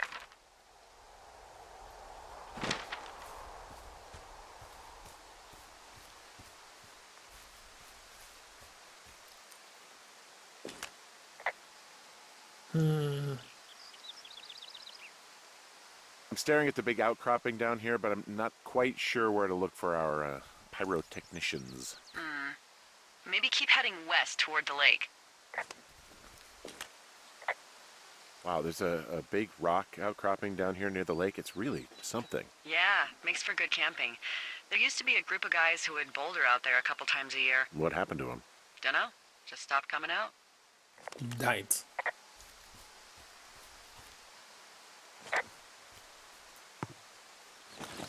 Hi, this is Ollie Moss, and I was the art director on Firewatch. I'm Jane. Hi, Jane. Let's talk about this teen Let's party talk about zone. this. Let's talk about the Teen Zone. So the Teen Zone is one of the first areas that we used as a sort of art test to see how we would go about building It's the rest of the shaken game. sometimes. We knew from the I'm not more preview early involved. on that, like, on day one, you will start from the tower, and you will have to head down to the lake, and somewhere in between, you will see some teens, and they're partying. And so we call this the teen zone because this is where all the teen stuff is. Yeah, and it was important to us that the reveal that it was a group of teens was communicated through the level design. So the idea was that you just kind of like walk through some trees and burst out into this scene where a campfire was still burning. And you had a pretty strong idea of what you wanted to look like. Yeah, I just wanted to put some big angular rocks in there, which is basically the like my modus operandi for the entire game. But we wanted to have a big angular sort of rock, which became known as Pride Rock because it looked so much like the rock from The Lion No, King. we did name that Pride Rock, didn't we? That rock It's really does shaky, serve it's a as a bug. very strong landmark pretty early in the game, and it kind of does point the player in the right direction. Exactly. Should we talk a little bit about our process for Sure. designing these What do you areas? insist? So in the beginning, when we just have like no concept art, we will just mock it out with just gray, literally just gray boxes and a gray terrain. And then we will take screenshots and give it to Ollie to be like, please pretty this up, Ollie. Oh well, first of all, I'll do a terrible garbage sketch and pitch it to the team. And if people like the gist of it, then we'll go away and do a bit more of a detailed drawing, and then you would go. Yeah, we'll add in some more shapes, and then we just keep going back and forth with paint overs from Ollie. And then it's just a sort of tennis, really, just back and Yeah. forth between the two of us until everyone's happy with what we have. Yeah. Red Squadron? No, Red Seagull.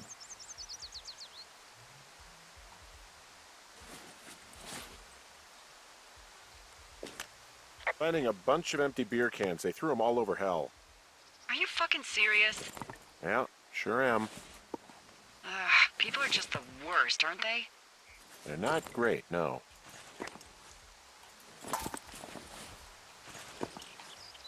Is there any achievement for this? We have fireworks.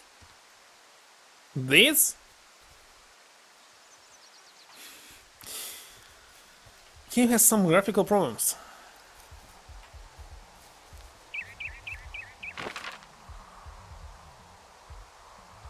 So I believe I go back this way, that's how we'll listen to them. They left their packs tied up here.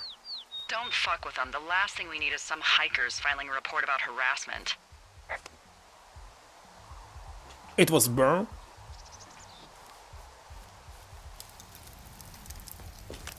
They left half a bottle of whiskey. Decent stuff. Drunk pyromaniacs. Fucking great. Oh shit. Ferret are Irish.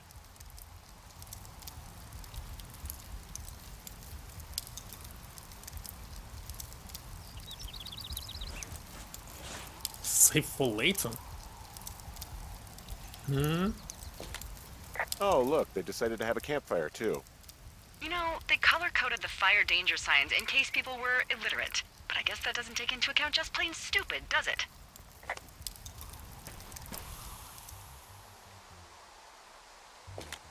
Well, I put out their fire. Man, I would have named that forest fire something good, too. Hey, I can always restart it. No. I think your first instinct was the right one. What do you know? People with shitty manners drink Yes, it shitty is. beer. What, you don't like a cold Musqua Light on a hot day?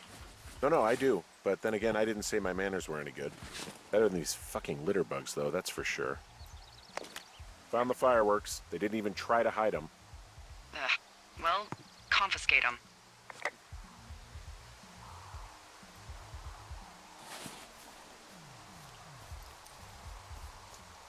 Confiscate. Confiscated. Now also report the harassment.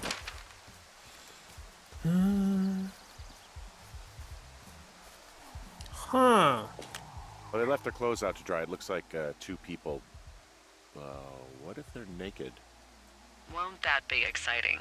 Look, they're obviously still there, so tell them off and then head back.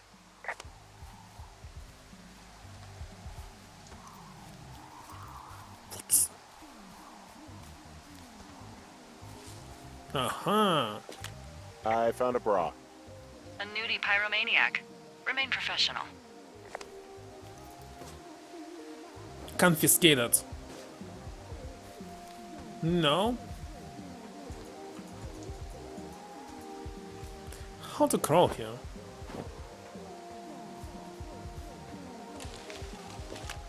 There are panties. Panties? They are Panzo. what? I don't want to say that word again. Why, 'cause you're 12?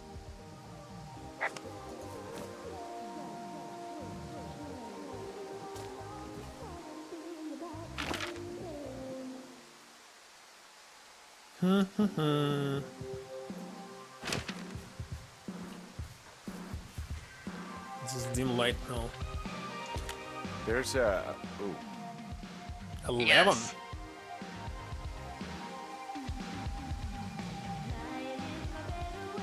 There are 2 naked ladies out here. Can you handle that? No. Come on. I like naked ladies, same as anyone, but there's, you know... 2? Yeah. I know this will be tough for you, but try to pick your tongue up off the ground and do your job. Okay. Why I cannot examine it? Looks like another bug. Why the heck there's so many bugs? It's really because I'm playing it on 11. Windows 11. It's the latest graphic cards. Needed to build a PC with Windows 7 or something. The left one also woman? I don't think so. Okay, maybe they're the same.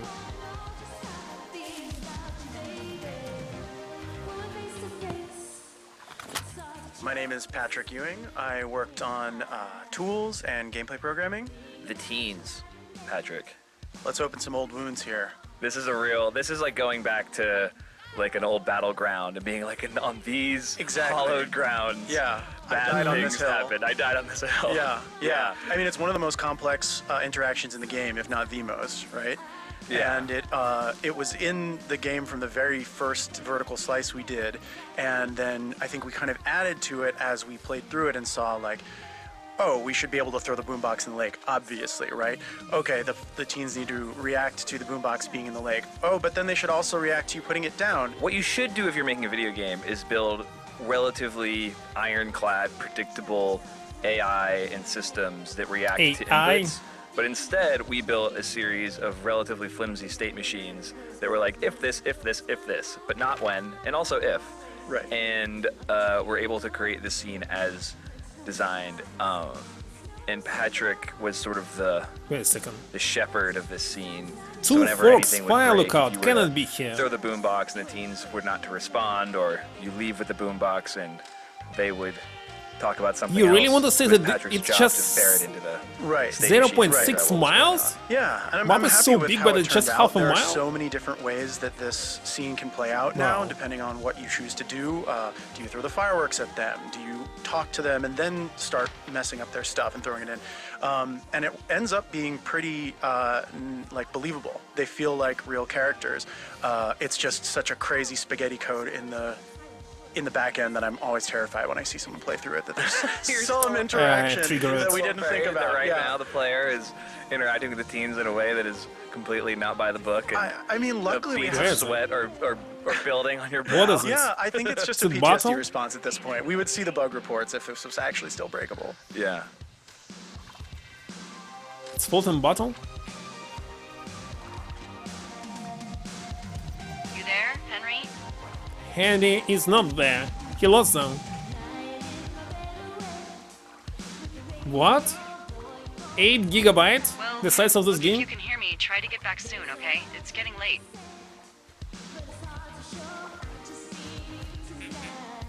What? What? Where's Duck? Strangely, simply disappeared. Despawn.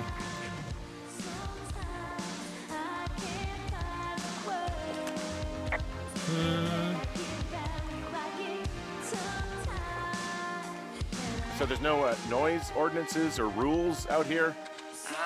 No. But that music I hear makes a good case for him. Yeah, no kidding.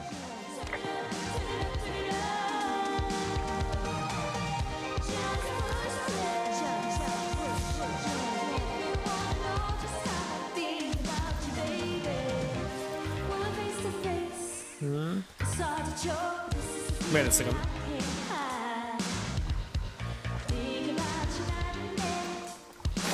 I can put it into water. And still working. It's definitely half underwater.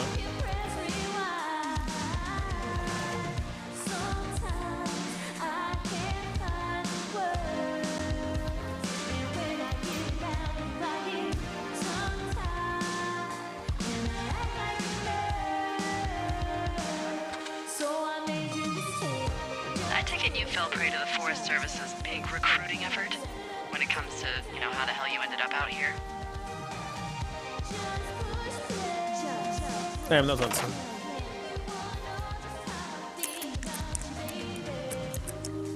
Anyway, thanks to last summer, we got a bump in Forest Service budget and can actually afford to have you.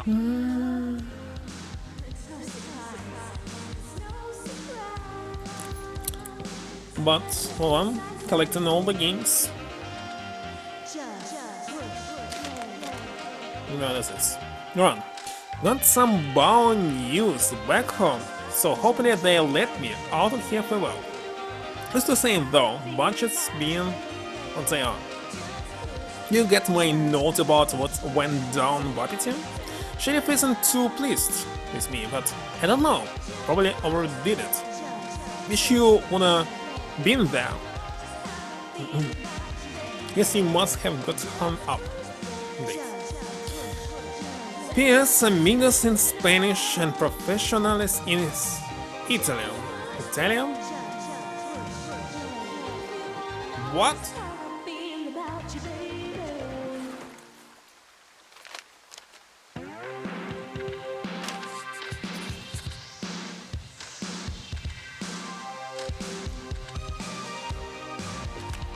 I found a sweatshirt from the University of Eastern Colorado.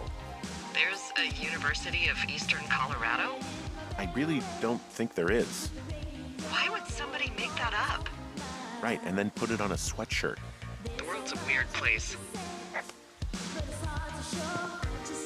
Holy shit. Neil Blake again. Thought a trip to California would do him good. He'd soak up some sound, drive a convertible, and maybe even enjoy a poolside drink with tiny umbrella. But he's so rich.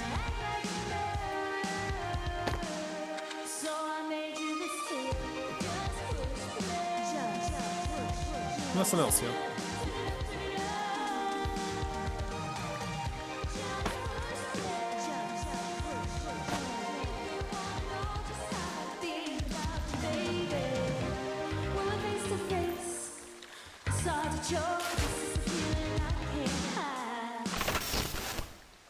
I destroyed it!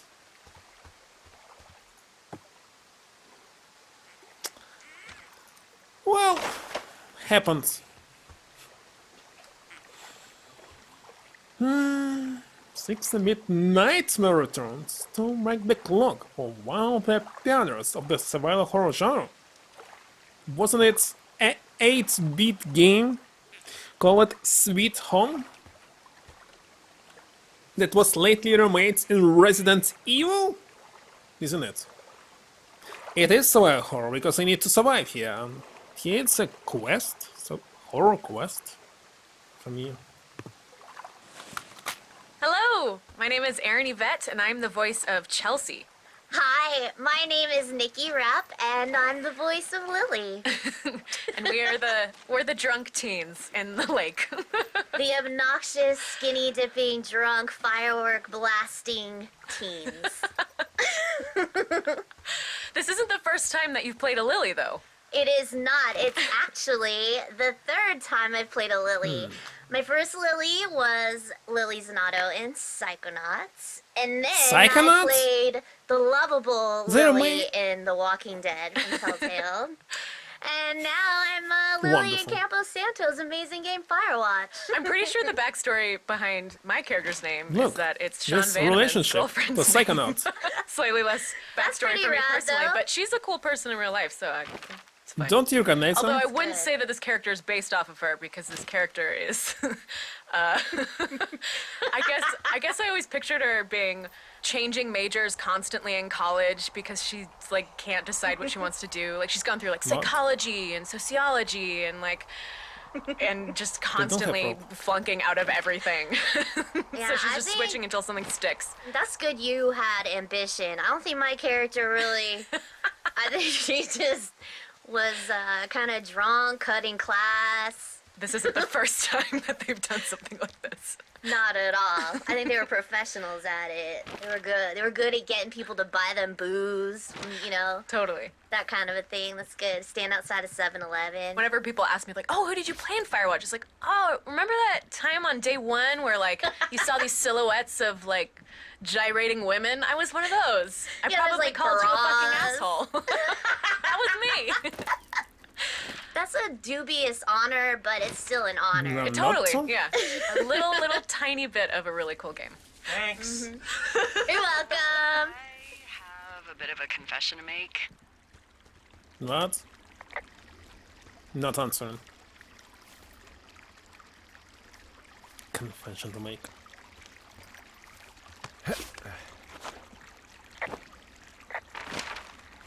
Swim up. 3 left. The more near that. Again, it's going. I think it's bad upscaling. The game was made for Full HD.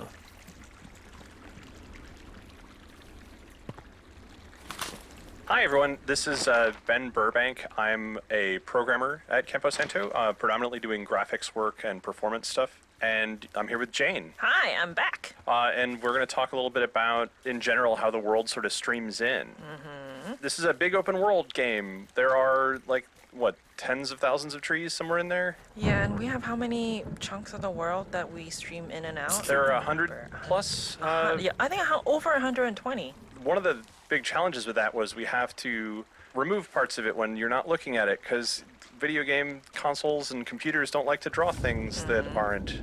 Especially not a lot of trees. Yeah, it's a lot of work for that little graphics card to do to try and draw all those that big forest. So the canyon's one of the spots where we have like obvious occlusion where you can't see most of the world. Where is this So sound? we unload like the tower hub. The tower that you see in the canyon is fake. Is it in game? It's a small fake version, Yeah. which is a common trick.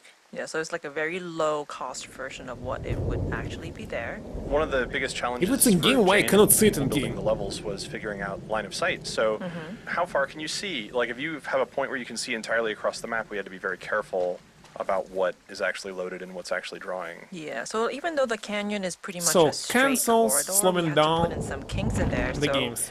You know, like right sort of in the middle, there's a little area where you have to go around a rock. This is so that we could make sure you won't be looking at the lake when we basically delete it out of the world. Yeah. What was this? The game also, you know, it's sort What of was this? non-linear. Like there's a linear So story something, going on, huh. but there's the ability for the player to just go Come on. backwards. So we also had to keep in mind like reverse line of sight Yeah. and things like that, which is a little different than a traditional action game or something. Yeah, it's kind of like a little puzzle game almost to figure out when we stream in and out things. So hopefully The you sky don't is notice clear. any of it, because if you do, that's actually us not doing a great job. You probably will notice it though sometimes. I'm sorry about that. Hey, you keep your lights on at night? I'm doing a crossword puzzle. I do a lot of crossword puzzles. I cannot see if it's tower here. I see no lights whatsoever. Somebody is lying here.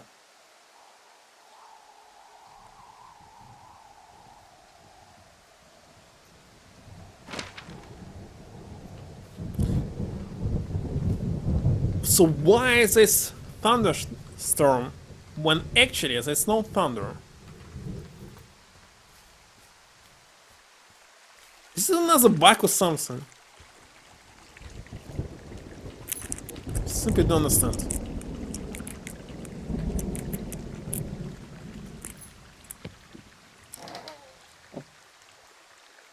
Defend our frontier.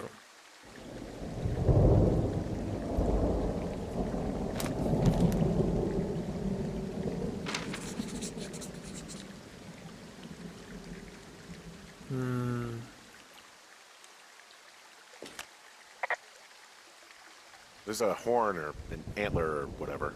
Antler? Well, antlers are made of bone, and horns are made of the same stuff as your fingernails. I guess this is a bone. Antler. A ranger must have found it this spring. I didn't notice that different like this, so it's just a design. Rumbling in stomach. It's really bones? I didn't know.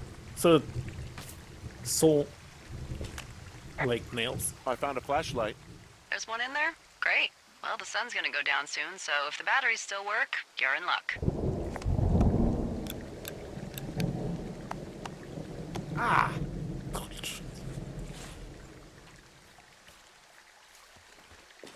What's in this cave down here? In Thunder Canyon? Thunder Canyon? It's like this. I didn't Thunder? name it. But in the cave, I don't know, rocks? NFS tells people not to go too far in there. It's pretty dangerous. So... So I say, fuck it. You're a grown man, you can go where you want. And die. Used to go caving with someone back in Colorado. She loved it. Might be great to explore it sometime this summer. Well, that could be fun. Obviously, be very careful. Nope. And the next cache is actually inside. I mean, the guide. But how's it called? Cache is different.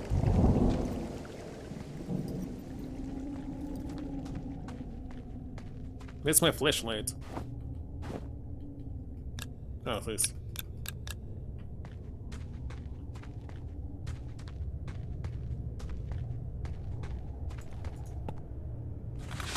Hi, I'm Jane. We're back. And I'm Ollie. Let's talk about this cave, Ollie. Oh, let's not. This cave really gave us all quite a bit of headache, actually. I was actually kind of having a mini panic attack because one of the hardest things to light in games actually is any area that's sort of half indoor and half outdoor, and this cave is a pain in the butt to light. It is. Well, having so hard. we thought you'd be an old pro at this, having worked on a game called The Cave. Oh, you know. But yeah, it caused a lot of problems in terms of the logic gating of the environment switches, because there was every time James the time of Sunderland. day changes in the game, it then like sets that time of day. Because there's no doorway really. So the way the cave is lit, it actually just changes the time of day in the whole game. So like when you hit a trigger, if you could somehow magically transport yourself back outside the cave, you'd see like the sun spinning through the sky, the sky changing, and it was really How hard. light is working to here? It's really make that terrible. process invisible to the player and make it feel natural. Not to mention that when you're inside the cave, everything also has to look really dark. And we use a method called image-based lighting throughout the game. And that basically means There's that flashlights. There's all map the objects, like all the that you can trees and chart. rocks, just look out to the sky to see what their lighting should be. And so in the cave, we actually had it to sounds, do sort of like a fake sky for anything inside that is just pure black. Listen, he's so not charting anything the lighting here. inside would be appropriately dark. But still navigatable to a player without the flashlight. And because so, I enable this. And also to be able to have a smooth transition when you're going from the brightly lit outside to the really dark inside and coming back out again, and having all the appropriate logic for the time of day, like Ollie said, it was just a real pain in the butt. Why it was so so hard for them? This cave is gated off. It's to stop spelunkers from dying without getting the keys from the Forest Service office first.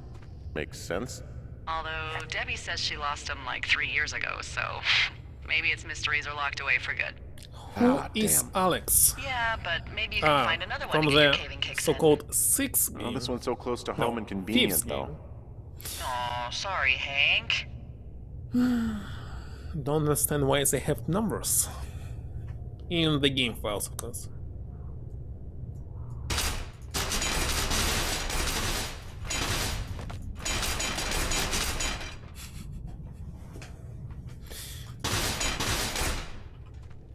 But of course.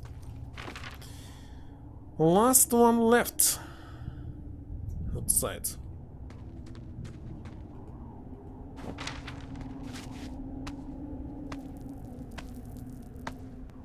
I think he must lose his ring.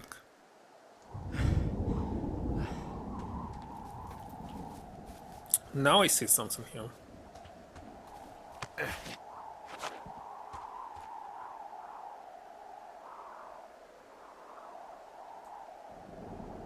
Another shadow. There's some guy out here. Some guy? Wait, he's looking at you? Is he doing anything else? I don't think so. Henry, there's something someone should have told you about this area. What is it?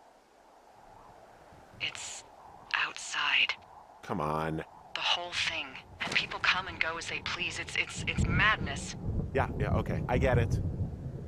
Look, bumping into someone in the middle of nowhere is part of the fun.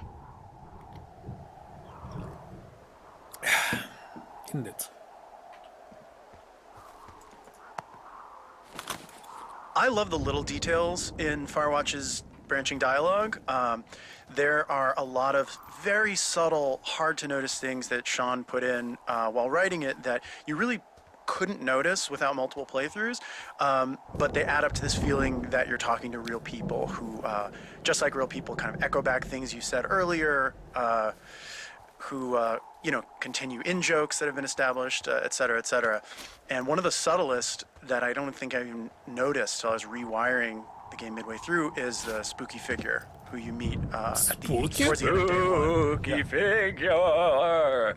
If What the was spooky teens here? call you a creep, Henry calls the guy who's putting a flashlight in his face a creep. Right. He goes, "There's some guy out here creeping," or he says something like, "He's a creep out here." She's like, Yeah. "A creep, Henry." He's like, Right. "Yeah, there's a guy who's spooking me out here. Right. I don't like it." And I mean, I like doing stuff like that. I pay a lot of attention to the sort of infectiousness of language. Yeah.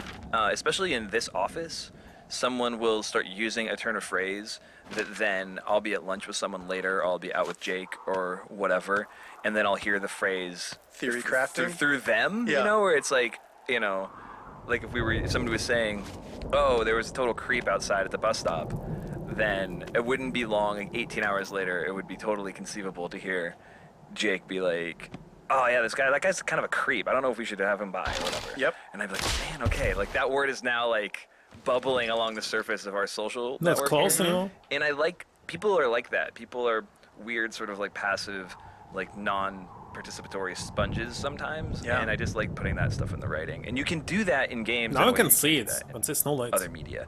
If you do that in like a book or something, it's so double underlined that it feels like you're making a big point as an author. But in a game, because it's player driven and it's passive, it just feels causal and the way of the world. Well, that trail isn't closed anymore. Oh, really? Yeah, I took care of the blocked path. It was backbreaking, but, anything for the service. Well, thank you. Anytime. So where he was standing? Somewhere here? I don't know.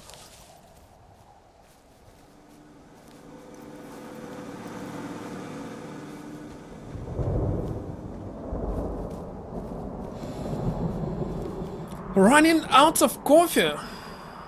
Still drinking decaf coffee. Right now it's just tea. Also decaf. I'm surprised that I was sleeping so long, but still wanted to sleep during morning. What is it right now? 8 p.m. Around this time I was already asleep yesterday. So 2 more hours, go to sleep. Definitely not going to finish it today. With all the stars, not just speed running it.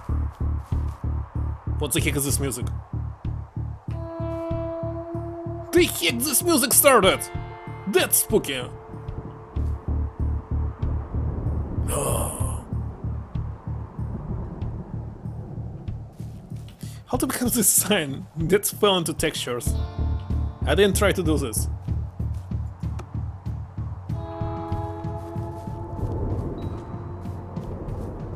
Just happened.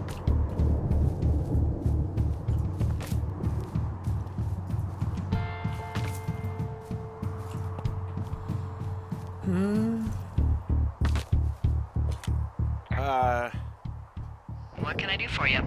Well, my typewriter is on the ground outside of my tower. You right? Yeah, look, the wind? No. How the hell did...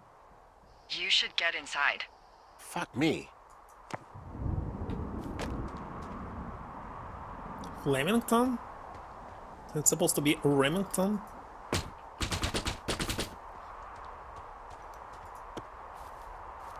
Let's hit him.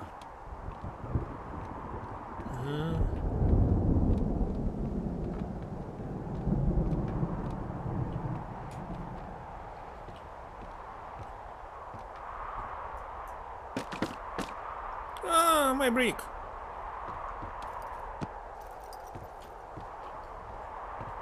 Where the heck is this? Oh.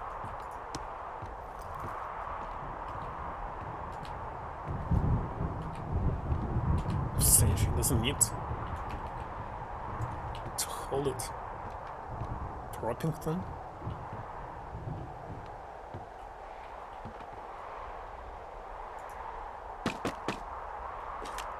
Someone broke in.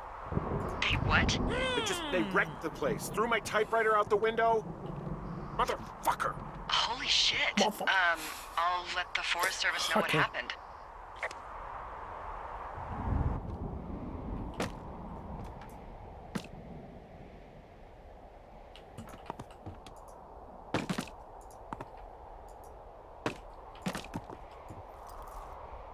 Here it is. Okay, I put in a call. Why? They all play the same.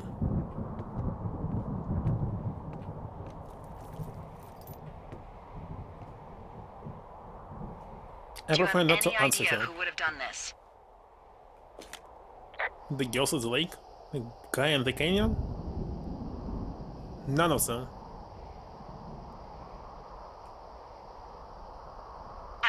I can't believe someone would do this. I mean, I worry about bears and fires, and that's about it, and now I've got to worry about who knows what out there. Okay, in the morning I'm gonna call my friend Patty, who works the desk down in Cody. They keep a list of everyone who's officially been in and out of the trailhead since, I don't know, forever, and see if we can get a list of names.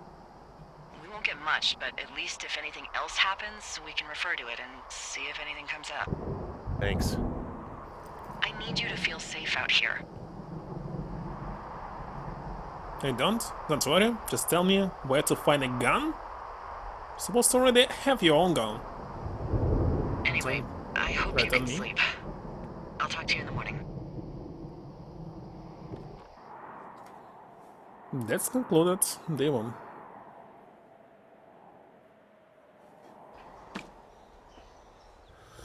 Wake up! Where's my brick is inside of it! Hey, wake up! I could simply despawn it if something is here. Actually, what he was writing? 100% sure I wouldn't have any jewels. Because of this brick I cannot read it. That I would just be dreaming. Squirrels and mountains and trees and shit. But they are going to do.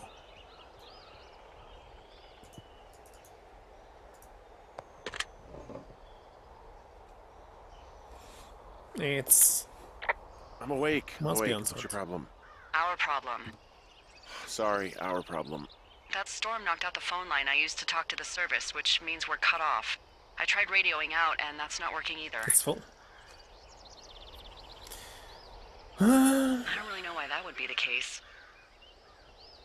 I mean, we've had issues with the radios going out in this area before. That's right. Anyway, I'm sending all the lookouts out to check the wire in their areas. Yours is a good hike away. If you find any portion of it down, I can try to get a hold of a ranger and he'll bring someone in to fix it. Okay, I can do that. Where is it? Remember that cave you hiked through yesterday? Yeah, of course. So you're gonna want to go back there, go through it, and keep going straight to the north when you come out. Will do. It Thanks, has Hank. fireworks close to the wood stuff. Henry? No answer. So there's plenty of actually the most out of these days.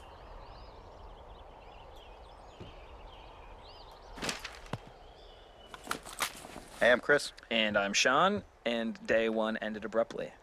A lot of games don't do that structurally. Yeah. You sort of get to an end point, you touch a flag, or you continue on infinitely with no cuts. Right. Cuts are very rare in games that have sort of a...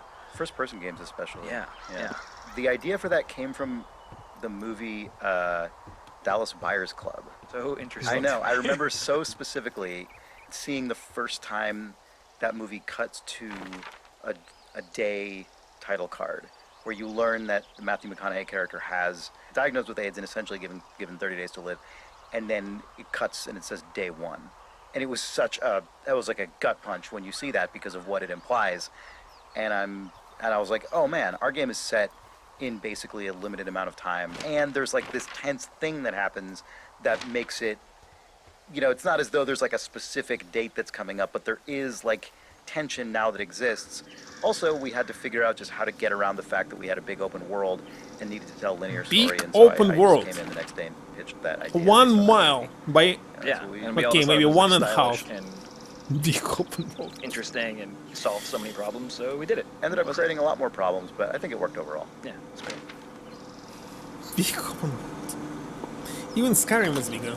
Hey, it's Ollie again. And Jake. Hey, Jake. So I feel that we're right now in close proximity to Forest Burns. I think the idea for Burns came around when we realized that Smokey the Bear was not a public domain figure, and we realized, but also something that people associate really closely, the idea of a mascot with wilderness parks. Right. So what if we created something far worse than Smokey the Bear? What if we made something horrifying and strange? And I mean, the original idea was that as the game kind of built up, Yes. you'd find these Forest Burns posters that would get gradually more Say, like, in sinister the and first be day, sort we of, like, crossed the whole map externalization of in a minute. Henry's inner paranoia Such a sort of big creeping game. in.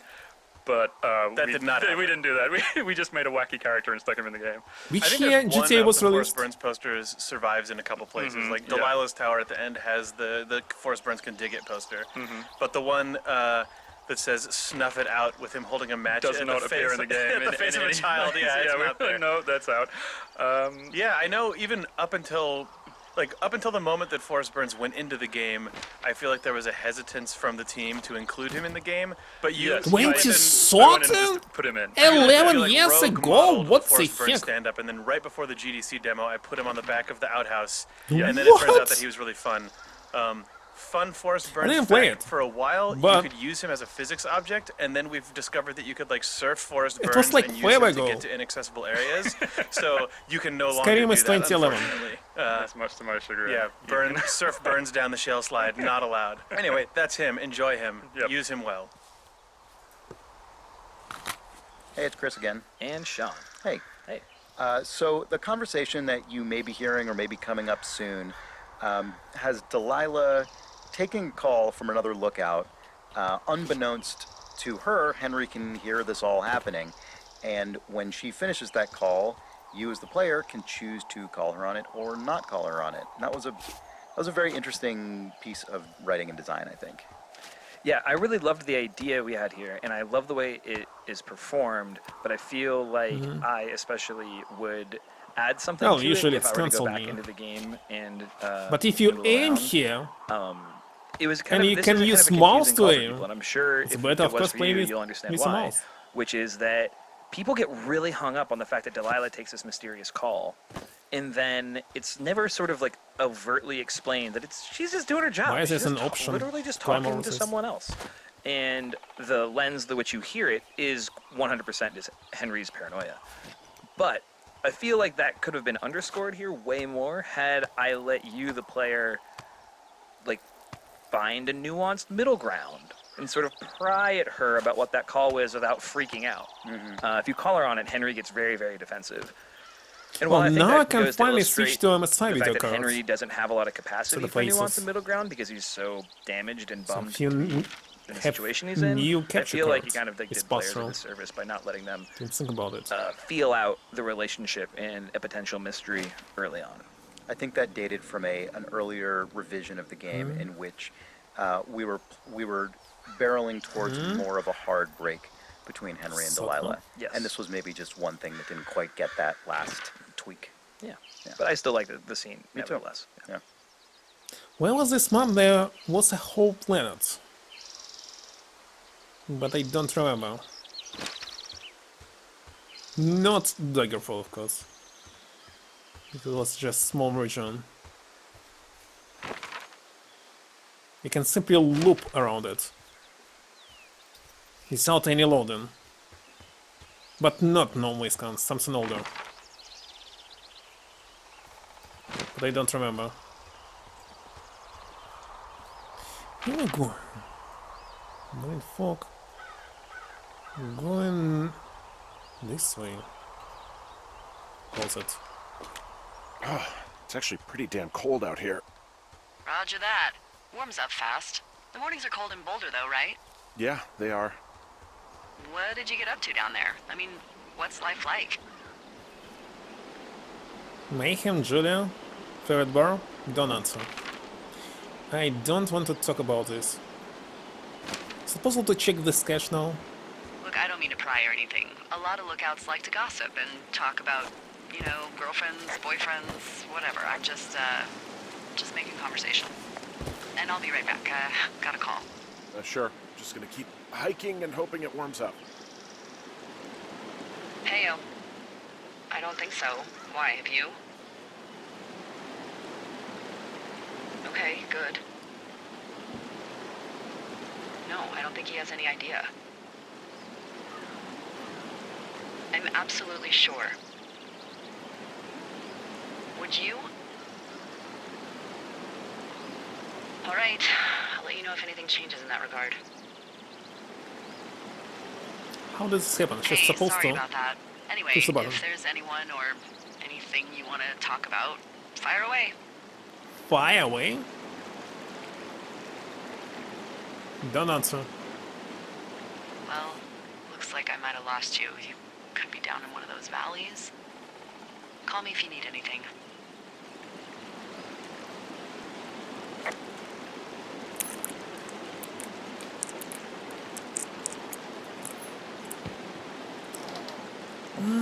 Starbound? No, it was something old.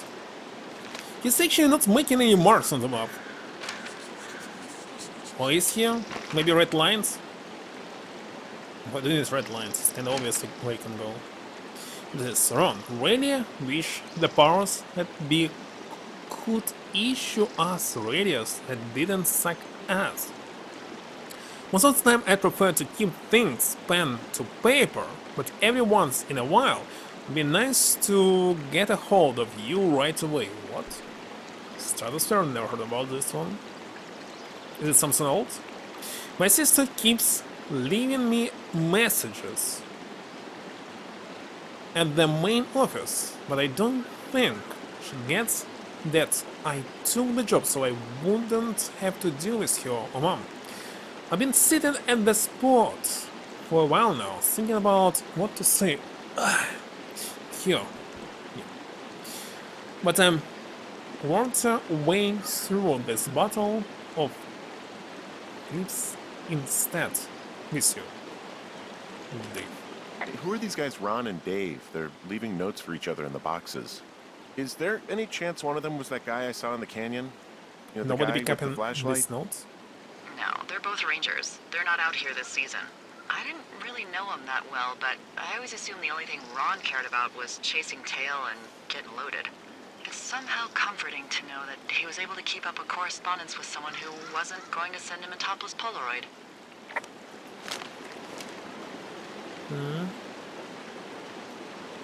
But we cannot turn it around like in Silent Hill.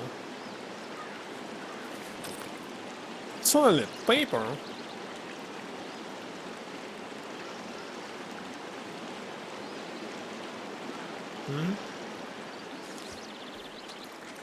Into water.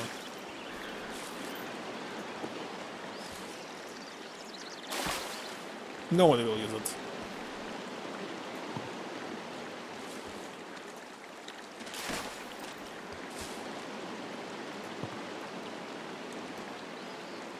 Something new. But I'm going here.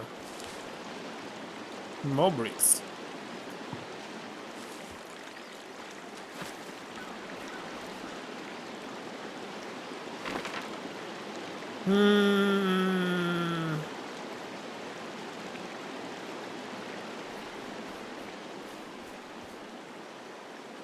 Wait a second.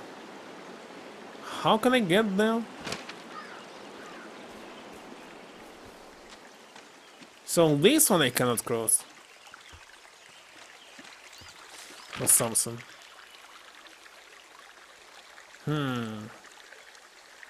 For example. Anyway, I wanted to go to number 7. Big number 9. Paper hate it. I'm not using paper. Have Japanese toilet. That's why. Wait a second, he's not so fat. If you check him like this.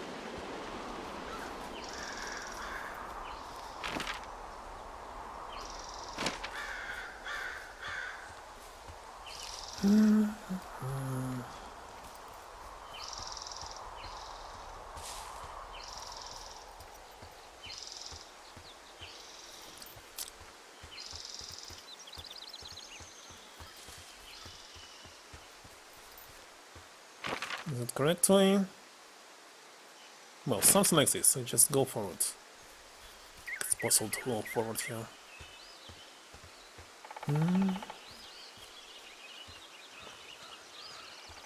Yeah, I see that's part of this landscape just popping out.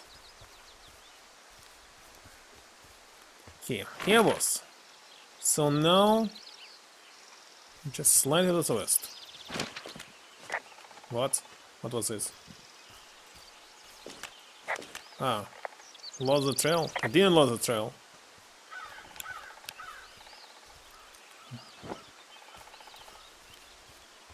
Didn't lose. Just trying to find the next destination here.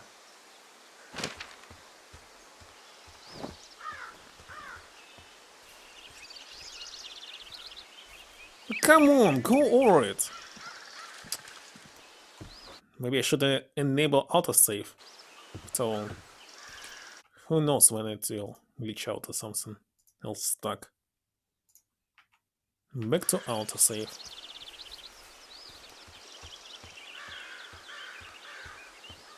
It's maybe better to play it on PlayStation 4 instead of PC.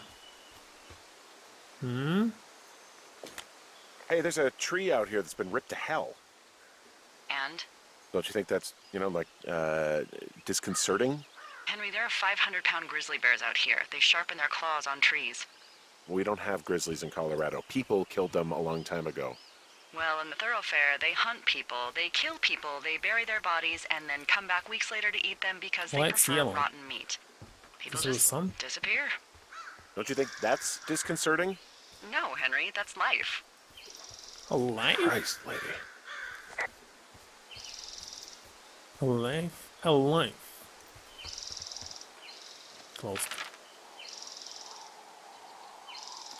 When they finally release new video cards, I like to buy something cheap and stable.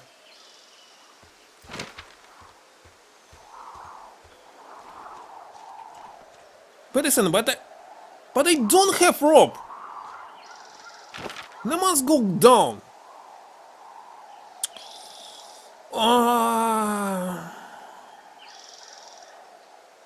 That's why I need to go 12, 10, maybe eventually find this rope from that. Wait a second, I can get to the other side, I think. Oh, wait a second, I had the rope! No. I don't have it. But you must attach it from behind. Okay. Alright. Let it be. By the way, that's a second again, something. Again, something that I cannot spot. Why it was just one single pixel here? What was this? Can you see the communication wires from where you are? I can see the poles, but I have no idea if the wire's in good shape or not. They run a Like good so is distance pole? up to a spot called Beartooth Point. You just need to walk along them all the way up there and make sure everything's in ship shape. Ship shape. Ship shape. Alright. Where am I? Can I cross it here? If it was open world, you can go at any place you want. But I can only follow these trails. Like in the United States, of course. Cannot go through something. It's very surprising, yeah.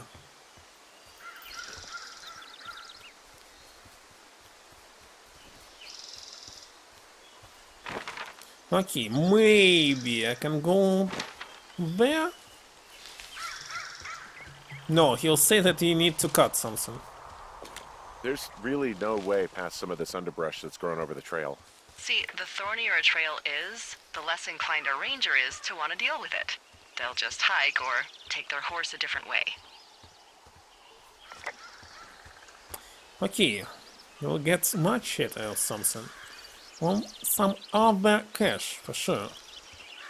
Sure about it.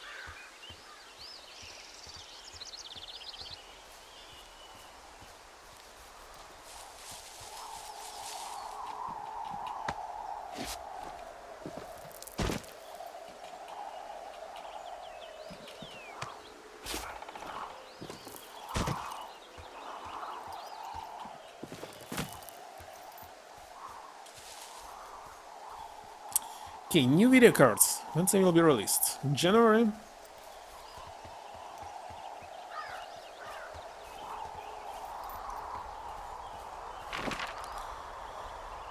Okay, next is number 10.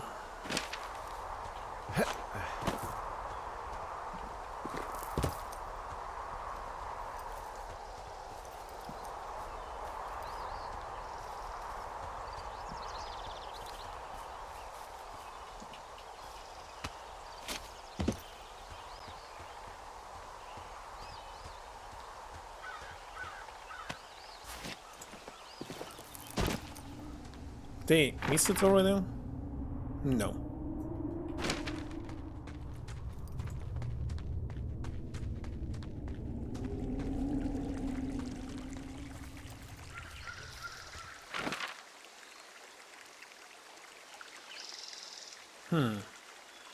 He marked which cache already open and which one not.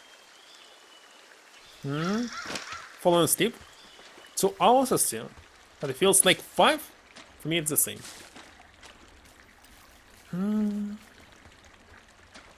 I went so deeply that we're hired by Valve. Because this game is amazing.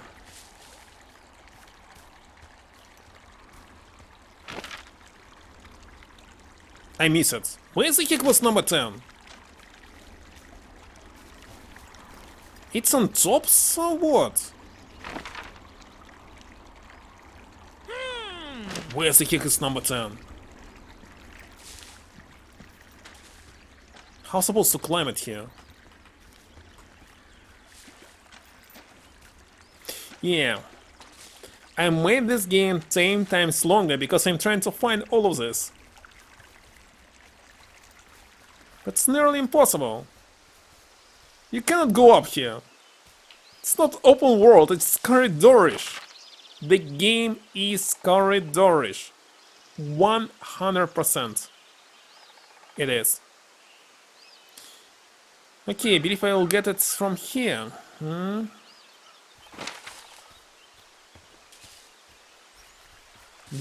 world. You really... There was already a big open world game with randomly generated woods the path that I played.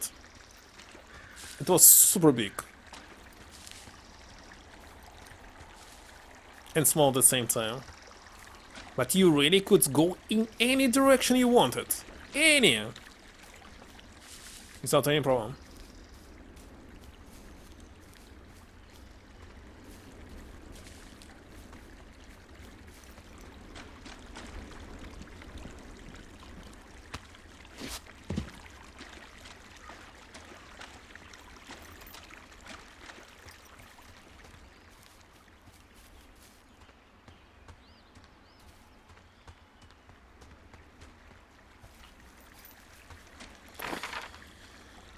Let's see. Well, this all gets this number 17. But I wanted number 10. It'd be nice if they market which order you can open them. Not just random numbers. Like 1, 2, 3 and so on.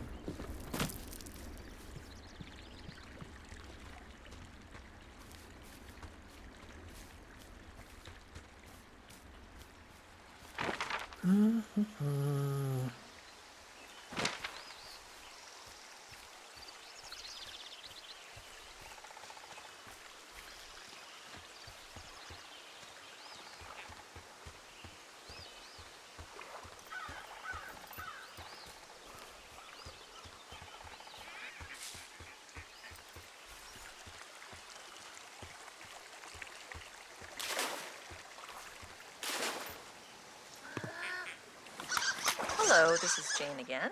And Chris. And we are now by the lake. And you might be noticing that there's some really sweet duck sounds. But by no the ducks. lake. Jane bugged me for Oh, duck sounds. here it is. for One single duck. months. Actually, one of the oldest. You know, we track our tasks on the game with like a task tracker or a bug tracker. And some so point. you rank them all by priority. Uh-huh. And I think the lowest or second lowest priority thing on my list for months was duck sounds for Jane, and that just sat there until I think one day I just didn't have a lot to do, and I was like, you know what, I'm doing it. I'm bumping the duck sounds up the chain. I think I just looked on the internet for public domain duck noises. Yeah, I think you were actually wondering what kind of Yeah. ducks there would be too. You I were very looked it thorough. up. I researched it, and I think I was mainly there. You know, I think I fudged it a little bit because I didn't want it to just be the same two. I wanted there to be a variety so it didn't get annoying if you hung out there for It's a while. not just ducks, it's like waterfowl. Yeah, of all so so I branched out a bit, but we got them in. Yay! Thanks for bugging me about the duck sounds. It's what's the point to go Won't be a down real here? lake without duck sounds. Exactly. Did many times. Okay, rope can be inside the caches. Holy shit. And there's number 7 here as well.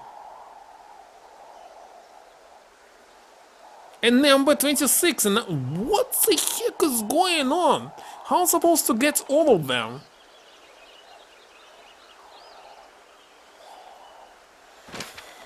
If I knew exactly what's triggering the next day, it would be easy, of course. But sadly, I don't know.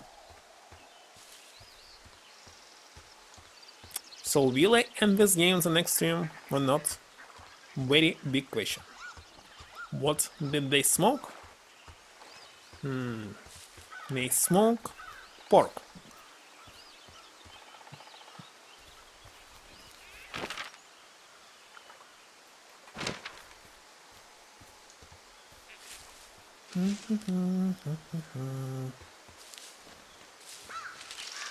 Come on! It can open world.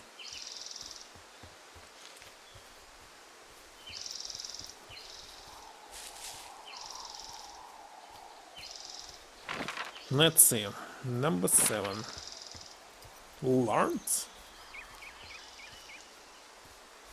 Clear? What does it mean?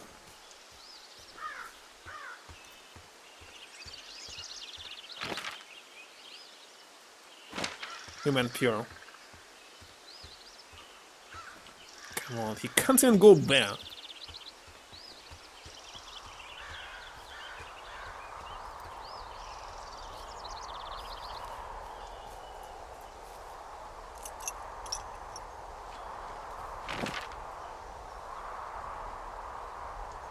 I still can't get there. Wait a second, why? Cannot get there from both sides. Holy dolly. So game, no matter what, how often it is, they want me to go in one specific way and no other way will be available. Which is kind of sad. Wait a second. No, number 7 was here. Hi, this is Will. And this is James again. We're talking about the rope right now. Yeah, you should have, rope. Where's the heck is should be rope? one nearby. Yeah, the rope was the very, very first thing Nice I ever rope. did on the entire game. It kind of seeped into being quite an important part of the world layout. We sort of had this whole Metroidvania items thing. Metroidvania, and the rope was very much this? our first, like, you know, that's the rockets that let you get through the door in Metroid. It was such an early flag we planted in the ground for ourselves. So yeah, there were lots of technical things, well, weren't there? All of the rope climbs are different. All the rope slides are different. Minorly different, but different enough. So the rope had to be physically simulated. It couldn't be just a pre-canned animation. What? In order to get that to work, took a ton of time, lots of iterations. In the end, I had to Raccoon? basically make Henry's hand. Oh, a grabbing raccoon! belt Look at this. Whenever he's holding on a bar. the rope, and then grab the Trying to eat nearest it. parts of the rope Are they and foxes? reskin them to bones that I was just making out of math around Henry's hand and belt. So his like left hand, right hand, and belt are all take over as fake bones. He has a And we tail as well. reskin the rope every frame to get that to match up perfectly. And if you look real close at the rope, you can see sort of a little bit in front of his hands, the texture on it. The tiling changes and kind of squishes and stretches and squishes and stretches as you go down. And that's because the rope position doesn't naturally always like line up with even spacing when I swap in those fake bones. Yeah, the rope is one of the best examples if you were to like zoom the camera out and look at what's going on, where like I'm sort of animating by the seat of my pants and like just keeping his hands in the perfect position so that that transition between the physics rope and the skinning version of the rope, you know, doesn't blend too strangely. And it's probably the set of animations in the game that has the most versions made. There's probably like 10 different versions of climbing down. There used to be things where your 10 hands different would swap in front versions? of you, you know, picking the rope from one It's to only the one. other, and obviously that is unbelievably, ridiculously complicated once we had a physical rope. And Nice thing is you can get on it from anywhere and at any time, and it all works. So it was worth it in the end, but quite a bit of effort. There's a critter out here. A raccoon. I can't understand you. Because I'm whispering. Because you're whispering. What was this? Pears, pears, pears! What the? Yes! What the heck? What the hell? What the hell? I'm doing a crossword and I figured out the theme. It's homonyms. Pears, pears, pears. The clue was couples peeling fruit. Anyway, hope you're having a good afternoon. Thanks. What the bullshit?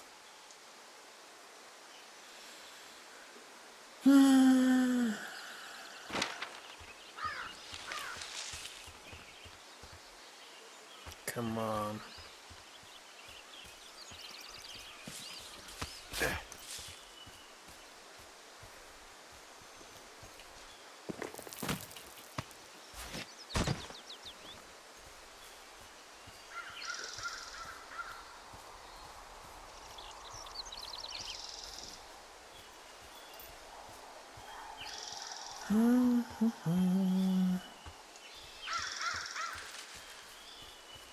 What was this? What stage transition here? Pretty realistic dialogues? Well, the people who announce you. What was this? Nigers? Don't remember South Park.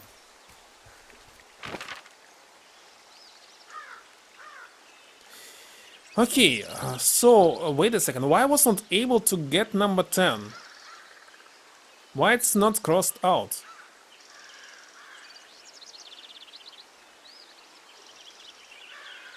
Ah, because it was on top. And I cannot get on top. I must go this way anyway. Okay, can we do it fast?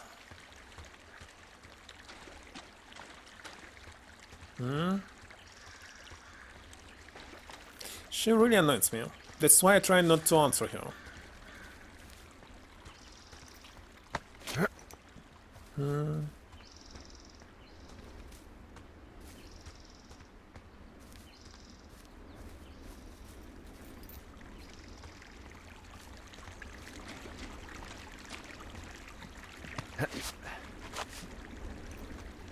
So, when I start the conversation first, it's a key.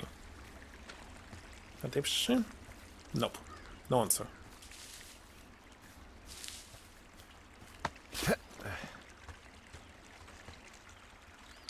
The thing is that something spawning on the right. Why it's saying... Ah, you can answer? Go from... No, I know where am I. Don't need to ask. Just explore this open world game.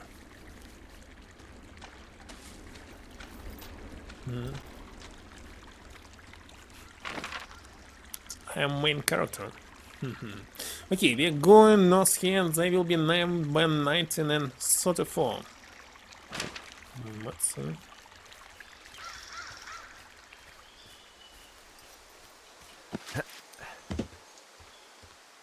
34.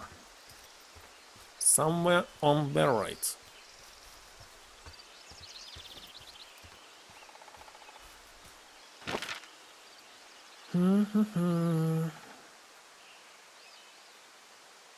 Tocopher Trail.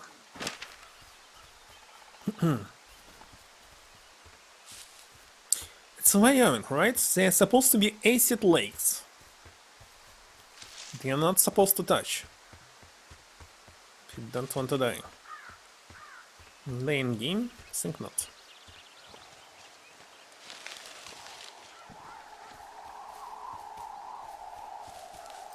Let's check. Almost here. Wait a second, what? I can see the wire you're talking about. It looks like it's in good shape from here. We'll follow it up to the top of the trail if you can. You can head back as soon as you give me the all clear. Got it. What else was here?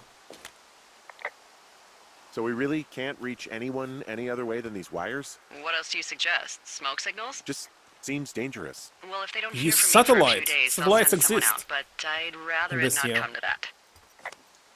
I don't know. I don't understand. They're supposed to have satellite phones.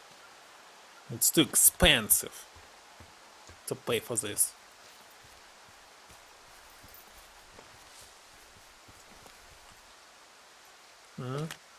Hey, I found a structure that might have been an outhouse once, I think. Whoa, you don't need my permission to go to the bathroom, but, use abandoned shitters at your own peril. I mean, I'm in the right area. Yeah, the wire runs quite a ways north. Just follow it up to the point that I mentioned. What is this? Refrain. I'm headed off to old... What? Sure... What? The birds and the bees won't know me? Okay, let's read the normal text, because I cannot read this. I'm headed off to old... Shoshone. But the birds and the bees won't know me, where man and the world don't exist no more, and there aren't no ghosts to keep no score. I'm taking off for the woods, to a place where there aren't no shoots. Don't need no books, I'll ponder the ponderosas. Don't need no lady, how many of the mariposas? What? I can't waste no time in getting there. I'll do 80 down 80 without a prayer. Don't need no goal, I spruce up for this process. Don't need no power, change my mood for the Moses. If you wondered where my ass been, it's been cavorting with the husbands. Don't need no grass altered among the elders. Don't need no moss I'll grovel before the bow. Don't understand this text. I'm headed off to Old Shoshan, where the elk and the owls won't know me, where there aren't no judges to whom I got a plea because I can be me in Old Shoshan. What a verse. I found an old notepad of, I guess, songs. Songs? Someone was writing a song called Old Shoshone. Shoshone? Oh, Shoshone, where the sky is blue and the teens are nude. It's, yeah, it's just like that, except about 10 times more depressing. Shoshone. Shoshone. This outhouse is in the middle of nowhere. Well, I hate to tell you, but everything out here is in the middle of nowhere.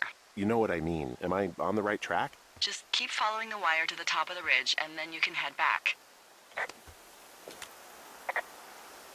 Anything I should know about the cabin at the top of this hill? Hello? Okay, then.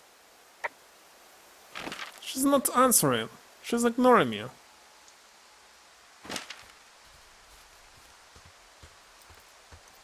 Aha.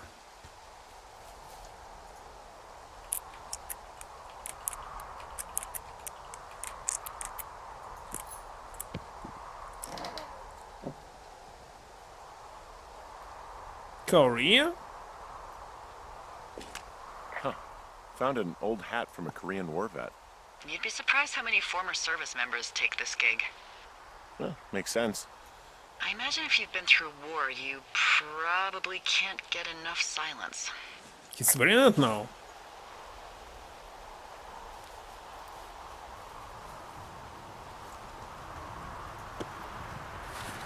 Hi, Ollie. Hi, Sean. It's nice that we're doing a tape together. I know, is this the first one? It's our first and only one. Oh, that's a shame. I feel like we've done so much together not on tape. At least not recorded in a way that you know about.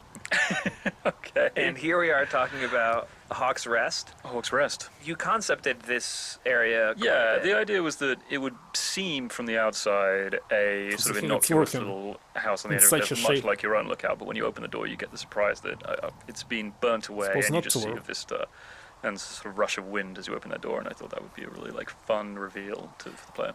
Yeah, and I sort of screwed it up when I first wrote this scene because all the sort of like Hawk's Rest dialogue and all the stuff about Raccoon Carter was as you were walking up the hill, you could report the cabin, which was a lookout tower, at the top of the hill, and then get into this story about its former inhabitant as you were approaching it, and then it sort of buried the moment in Right, a yeah. way. So we took all that stuff out, and I hacked in very like inelegantly, I think, that Delilah just doesn't answer you when you ask her about what the house at the top of the hill is, and then you get to experience it alone before getting the story about Raccoon Carter, and I'm really happy with the way that worked out. Also, There's a secret. but the raccoon that lives in the stove that you may or may not know about is only there on certain days Spoilers. because of a myriad of design reasons. But if you're here on any day that isn't day 2 and you open that stove, there's a little Spoilers. critter in there. And that was animated by James, textured by Ollie, drawn by Ollie. I really like that raccoon, Oliver. Thanks, Sean. You did a very nice We job. already saw it. Basically. Also, you did a very nice job on the rest of the game, and I'm only going to tell you that on the Hawk's Rest tape. I'm actually going to edit this out. I don't want Okay. anyone hearing me ever compliment you Fantastic. in the record, but because it's our only tape together. But yeah, I really love the way this is. What's Lovely. Lovely the way it is. Very nice. Well done.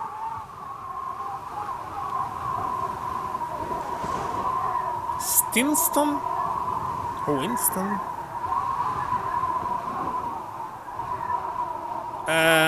Is it supposed to be like this? I think not. Why is it here games are so bugged in new systems? But really.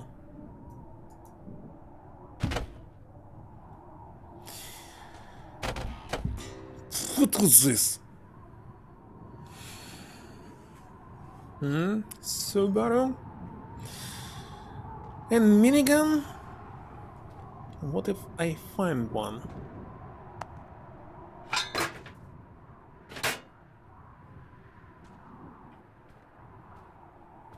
Where's Raccoon? Not on this day?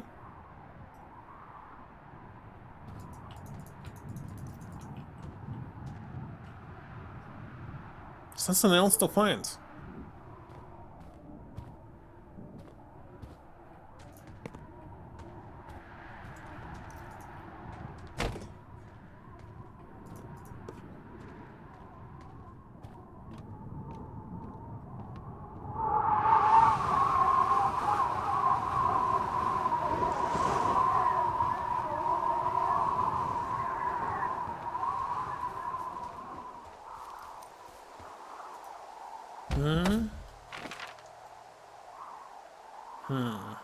Program? I'm too lazy for this. Have a lot of things to program at work. A lot.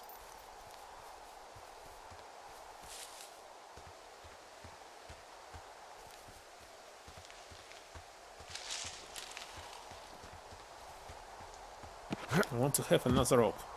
Wait a second, where he was holding his guitar when he was moving over. Almost here.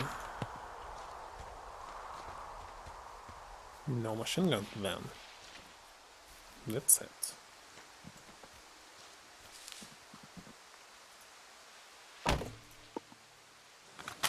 Hey, it's Jake again. And Mark's here. So, is there anything style-wise that you had to consider on this game as opposed to doing good discussion. work in like I don't know, a lot of the other stuff you've done is probably more AAA in scope. Yeah, I mean, my previous work, I've done a lot more just ridiculous, over-the-top Hollywood-type blood squibs and explosions and laser beams and that kind of jazz. So it was neat to just sort of like stop and think about what the relevant effects to walking around a national park would be. Right. Just sort of ambient, natural, secondary motion that you would want in the world, without it being obnoxiously overpowered as most things you would do for a AAA action game.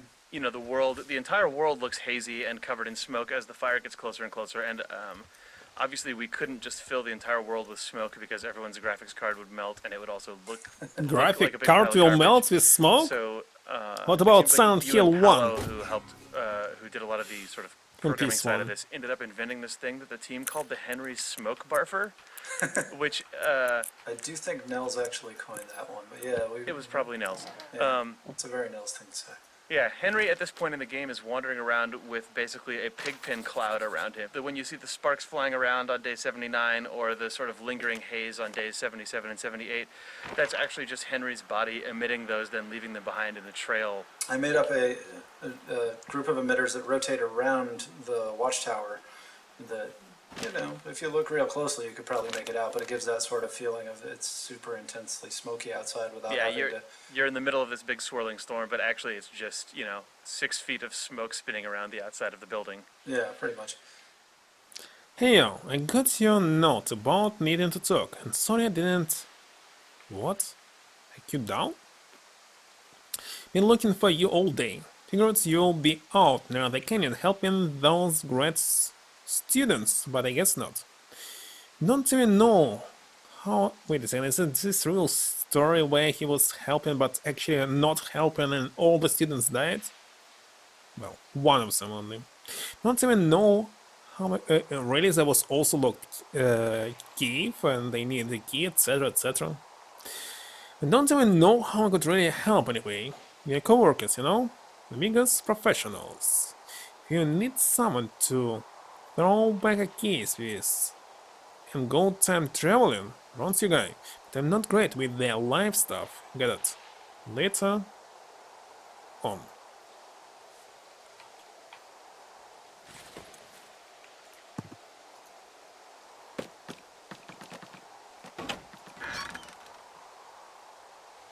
And that's all. Where the heck is my rope?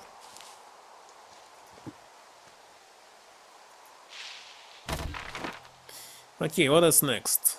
Next cache is cache number 20 on top.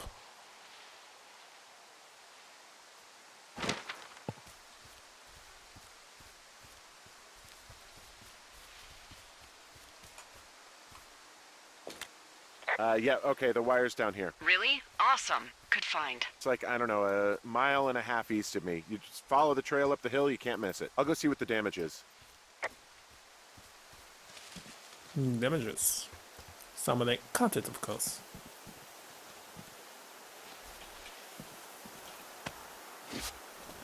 No guitar? Here's it.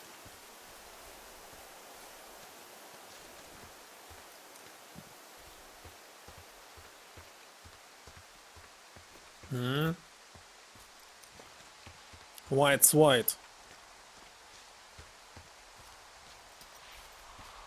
Uh-huh. Drop it.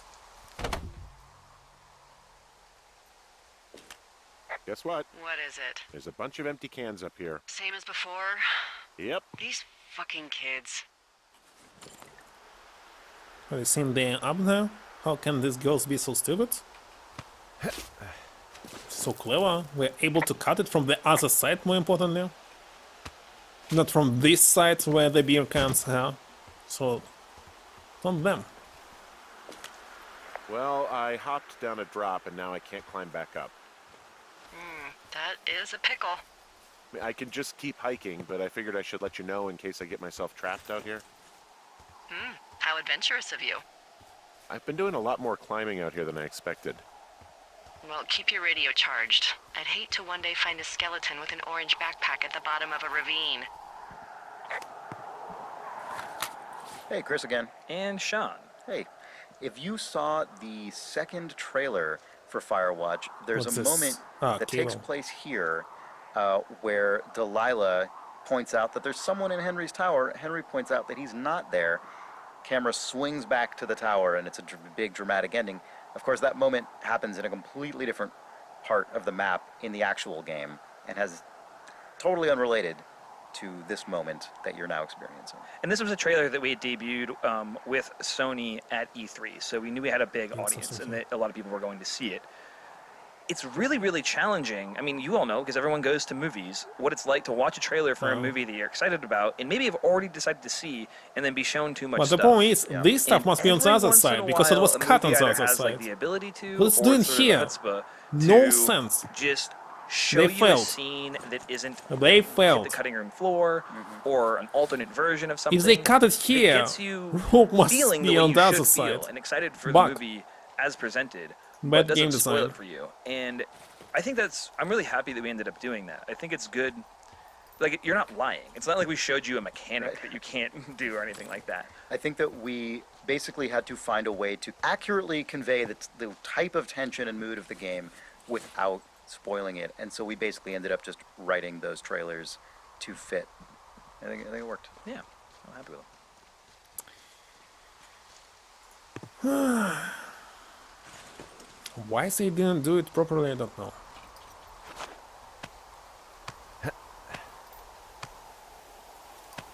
Second, you want to say that they will end? No, it can't be. Still need to check these things. And that one, 5 Mile Creek.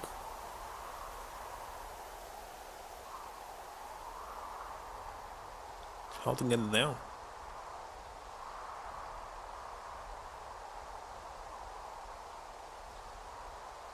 Supply drop. Should I disable autosave again? Just in case. The ship? The ship?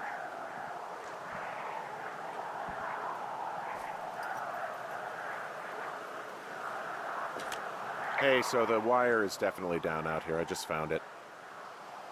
Yeah, the thing is, it doesn't look like the wind. It looks like it was cut deliberately. I knew it the moment So you they said you cut found on the your other trash. side, These idiots are gonna return pay. somehow Do they realize back, this is how people die? and put it all I mean, here. what if something happened to one of my lookouts while this was going on? And God forbid there's an actual fire burning out of control. What do you want to do? I want you to go find them. And then what? I haven't thought that far ahead. There's no proof that those were they. Illegal. Not a Sure. single proof. Oh, yeah? Hey, I came out here for a breath of fresh I air just and some disprove it adventure. right now. What do you It's not got? they. I think I want you to just find them and scare the hell out of them. Yeah, I'd make a spooky ghost costume, but they stole my sheets. I don't know. Wait for them to wander off and wreck their camp. Something that would make a teenage girl run home to mommy and daddy. Why you should do I'll this? find them. Thanks. But I'm gonna need a raise. Don't hold your breath. I'd start by hiking back towards your tower and just keep an eye out for anything that would lead you to them. Well, they're big into Red Eagle. Great. See if you can find the path they took down from there. I want Maybe to look they at this, looped but back around towards the lake or really, something. they climb it Doubt here, they're where they were right? yesterday, but they obviously can't have gone far. How? I cannot get to the other side. Or can I? No, it's impossible to get on the other side, so... Fake. Fake. Fake. Ничего нас у нее.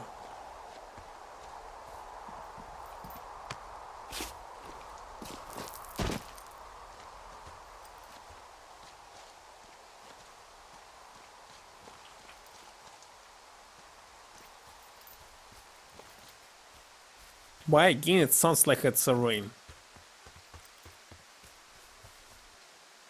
There's no wind here.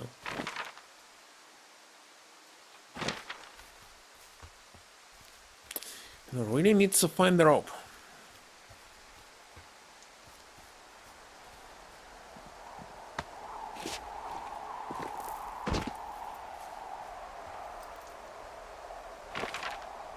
Should I check this supply drop?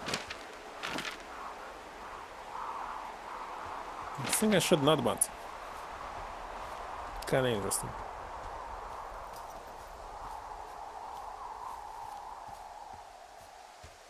Because this one is locked.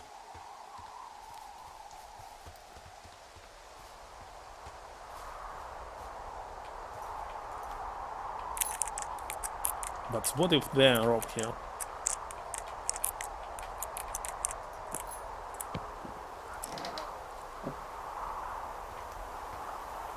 Completely nothing.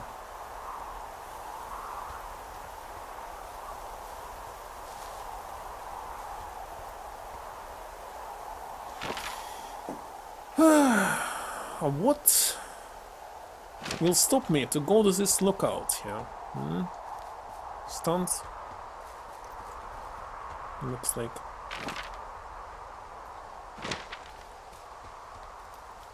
Maybe I'm wrong.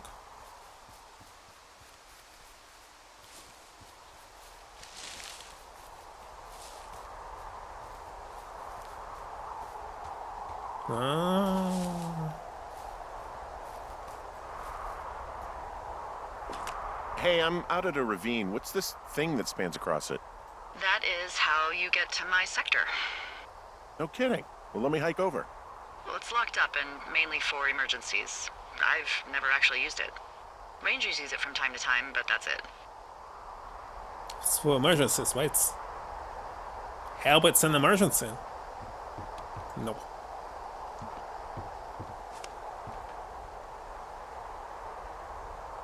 Look at this perfect cycle. We're not even able to make it cycle.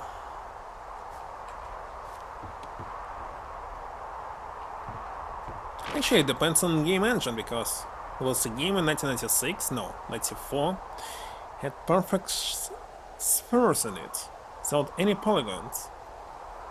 And I played it, like Statica. It was designed like this. Maybe they were not perfect, but they look like one.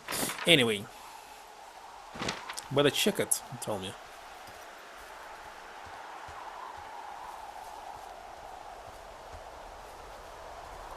Because I'm not going to play it again.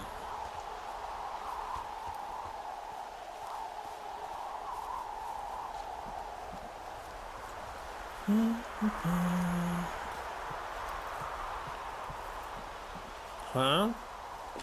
There's an abandoned pack out here. And it's not one of the teens? No, it looks like it was lost a long time ago. Well, you could always pilfer it for supplies.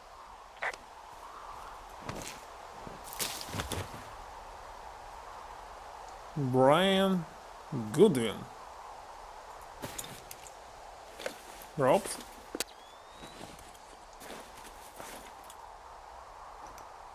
Well, I am flush with ropes now. That pack was full of them, in decent condition, too. That's lucky. I mean, there's enough rope here that I could just leave them hooked up, I think. Oh, get this. This pack came with one of those cardboard single-use cameras. With pictures left? Yeah, he only used 3 or 4. Neato. Thank you, Brian Goodwin. Wait, who? The bag had the name Brian Goodwin sewn into the top. Huh. Wow. Do you know him? Yeah, I just haven't heard that name in a few years. Because he died here.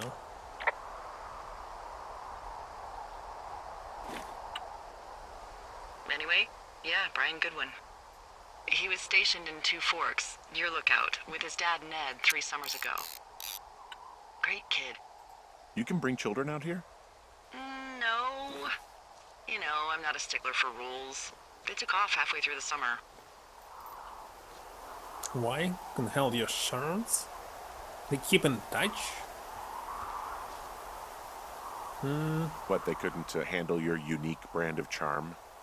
Not many can. Unsurprising. Anyway, so it goes. Have fun with that camera.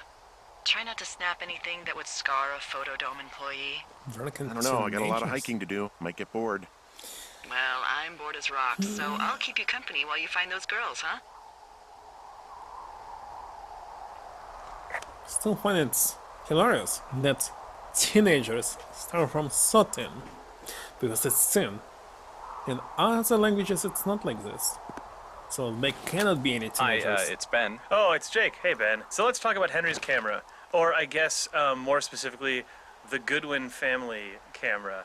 We liked the idea of Brian and his dad bringing one of those little cardboard cameras out with them. And we had thought at various points in production, maybe we should cut taking photos because it's really complicated. Maybe you should just see the ones at the end in the credits and be shocked by the Goodwin family. When I joined the project, I actually was super excited about this feature. I liked the idea of having the camera have a little bit of a real-world feel to it. People seem to like when you showed an animated GIF of it on Twitter. People went crazy remembering these things. Sweet. Especially once the idea was proposed that on PC you could print out your photos or you could upload them to the internet and get them developed, which is the thing that we do. Yeah, the photos that we take are actually secretly 5 megapixel, first generation digital camera quality photos, but just good enough that if you print them out, they look okay. Yeah, once we went all in on that as a concept, it seemed like having the camera in the game was an essential no-brainer, and then we went all in on generations.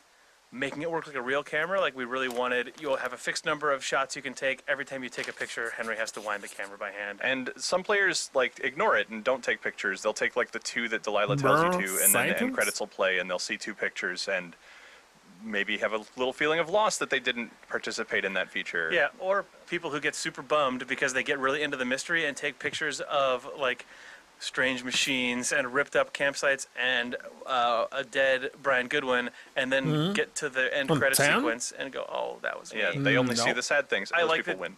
Depending on how much you use the camera and what you choose to From take a picture of, you Sotin end up getting a different story at the end of the game. That's the thing that I think worked out the best with the camera and made me the happiest that we actually went all out on building this stupid thing. Yeah, it's really nice.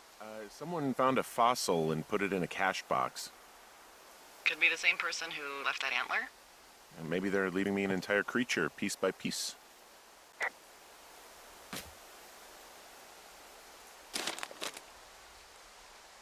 Dave, guess who's going out with Debbie next week? No, not that shit heel Steve, it's your man Ron. Went up to check on the new guy to Forks and heard him talking to himself more than usual for lunatics? Loss? So I figured I'll stay away. Remember when you saw Chimney Rock having himself in that hammock? Starting to think that finest, what finest service only picks the deranged and perverted. Except for us, of course, we are the creme de la creme. Let's toast to Deb on the spot. Wrong. So. So the next one is actually on the right here. And wait a second. It's not camera, this one. To the right, it's to the north. Where am I?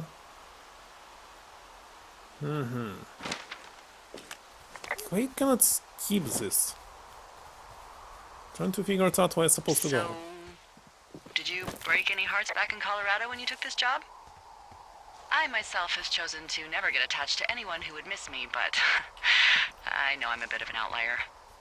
I don't mean that the way it sounds. I mean, I care about people, and I like companionship as much as the next person. But why does it have to come from the same person for your whole life? My Aunt Kathy was married to the same guy for 4 decades, and when he died, she found out he'd been having an affair with a real estate broker for 15 years.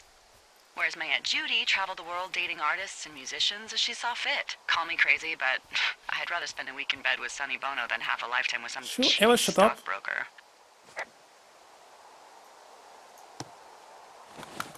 Hey, Chris here. And Patrick. Hey, Patrick. So at this point in the game, we're starting off on the search for the teens. One big challenge we frequently had on Firewatch was figuring out how to guide players when the person giving you your current objective doesn't actually know where to this send is you. Delilah smoke? knows you need to find the teens. The game is broken on my neither of video you have card. any idea where to start. And in this case, we'd use I'm telling telephone you. poles to get you up to Beartooth Point, and we're now using some It's beer definitely not cans smoke. to sort of lead you in the general direction. I need away to from play it that. on PlayStation 4. Of course, we Maybe that's- rapidly saw that these teens were drinking a truly ludicrous number of beers in one walk. I think you and I both placed quite a few of these beer cans, probably you even more than I. Yep. It started to sort of strain credulity. Right, which is why I think we had to add that case at the end just to make it plausible Yeah, that there are it's, something like 30 This cans game out there. aged very bad. Probably the best tool we ended up coming up with for this, which was the smoke plume, was because we were getting increasingly uncomfortable with stretching fiction so far to the point of adding this many like Hansel and Gretel beer cans. That's right, and but even then, the smoke plume was not enough. Many players didn't notice it or weren't looking up, which we know is a common game design problem. And that's when we started adding dialogue, where Henry could call into Delilah and basically say, "Where do you have any ideas? I'm lost. I still can't find them." Kind of mirroring what we saw in playtesting, where people did get lost and got frustrated. Right. Ultimately, when that fell down, eventually, if you have not noticed anything, you haven't asked Delilah about any of this stuff, she will just call you and say, "Hey, I see some smoke. Maybe that's where you should go." Right, and that pretty well sews it up. The sort of Don't full see court any press smoke here. of all of those things. I think most players eventually find their way to the teens. I mean, we figured it was okay for players to get lost a little bit. I mean, that is the point I did of not. this. You are supposed to be on an aimless search a little bit on this mission. But, you know, I think with all of the different tools we added in, most players eventually feel like they're actually on some kind of trail.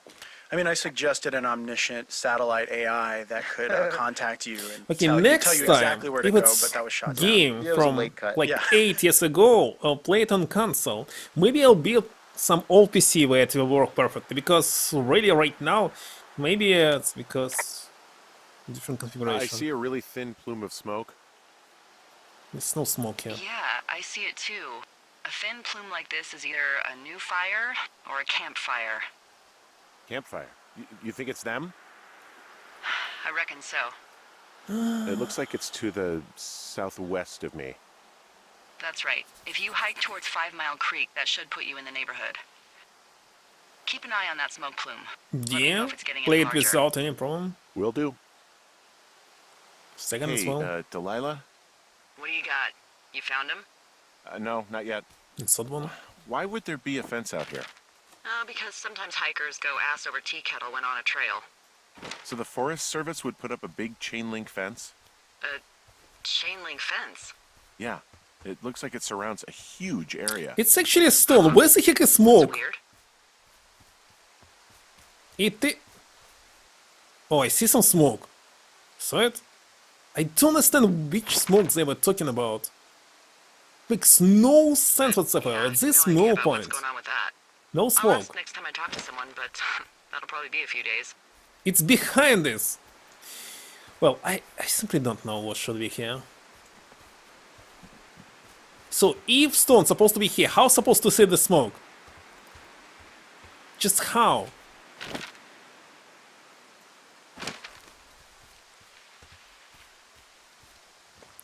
Right.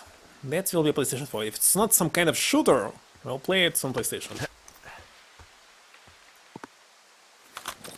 Hi, I'm Will, and I was the gameplay and systems programmer on Firewatch. And I'm James, and I was the animator on Firewatch. And we're here to talk about climbing and mantling today. We had a bunch of stuff that essentially was more point-to-point interactive stuff, where you sort of like look to the rock you wanted to put your hand on and click on it, and you'd kind of do that. A lot of the platforming-y type stuff just got pared down because as you make the game, you realize what game you're making, and it's not really about being an athletic climbing person. It just kind of like made the game slower when you were trying to get to the next conversation. Mostly what the climbing stuff ended up being useful for in like game design terms was characterization. So some of the mantles Speaking at the same time. Do a decent job of getting across that Henry is kind of a lumbering, slightly heavier person, as we sort of like force you to watch Henry kind of slug over an edge rather than being a nimble, mirror's edgy person.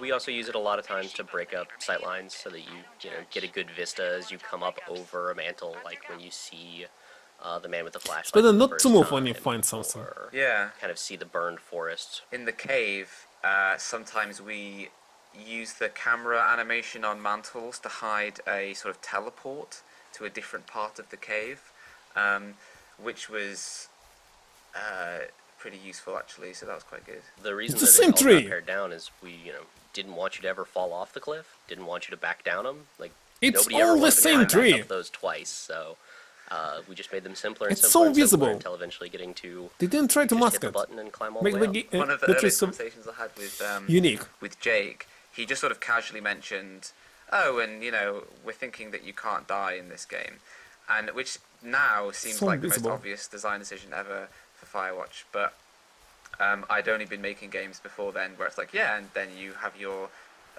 character can die and you respawn and da da da. It's like not hard to traditional make trees video game stuff. unique where you look at them. And Not on the top, idea because suddenly you're of not like, looking oh, at top. like how do you make It's on top and they also content the that same. still feels like I'm climbing over stuff and I'm doing things, but with absolutely no risk. And I remember at the very beginning being like, oh god, is that going to be a huge problem? Well, of course now, if you ever Teacher saw speaking. Henry fall to his death in the game, it would be ludicrous and ruin the moment. Absolutely. But Firewatch 2 is going to have lots and lots of falling to your death, obviously. Oh, hey, this is Ben again, and I'm here with Paolo. Hello, I'm Paolo. I was the graphics programmer on Firewatch. So we're here to talk a little bit about the time of day system that the game uses and the skybox stuff. You're in an area where there's a weird Still device seem no smoke. that you can use to step and mess around with those while we talk. As you can see around you right now, you can walk on the different parts there, and you'll see the weather changing. So immediately when Oh, we started now I see working on the smoke. Firewatch, there were a couple of important points. We had to have What's a moving? dynamic time of day. So at any point, people could trigger changing the sky, changing the fog, changing each individual component independently.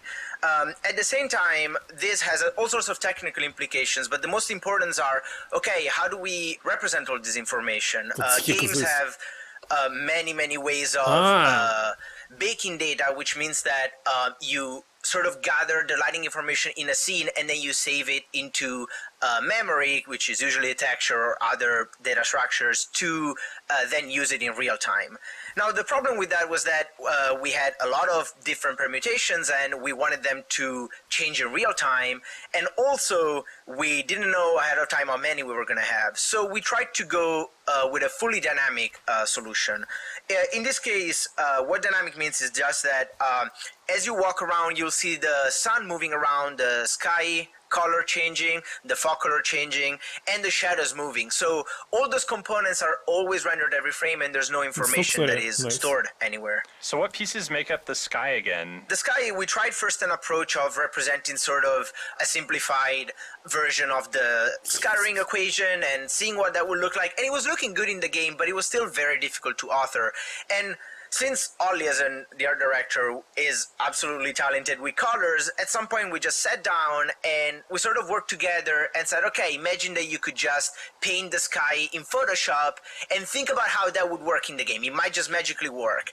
And by doing that, we basically dissected his process of assembling just a painted sky in Photoshop, and we created a shader, which are basically programs that run on the GPU to render things, that suited his exact style. So really the sky is just a series of gradients that blend into each other with a couple of controls to change curves and attenuations between them. So as you'll walk around, you'll be able to see how both the sky changes and then the fog adapts to the same color and the sun moves in the right direction. And then there were just a couple of numbers to make sure that like the brightness around the sun would be higher so that it would still sort of represent and give the feeling of what the sky and how the sky behaves. And this like gave Ollie the ability to test some things very quickly. Exactly. Having immediate feedback for filling a world that was as big as Firewatch, especially for the sort of limited team size that we had, was absolutely important. Like we had to have a way so that artists would make something quickly, have an idea of what it would look in the game, and knowing that it was pretty close to what we were going to ship. Yep. Whatever. The game cannot go down, god damn it. Too many bugs. You don't remember this? Oh, Tiger. Did you play it with commentaries? Because I'm doing this audio tour right now. That's why. So the next one is this way.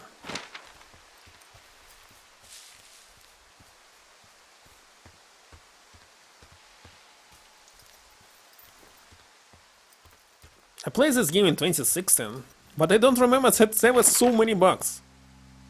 And now there are a lot. Sadly. Maybe because of the newest system.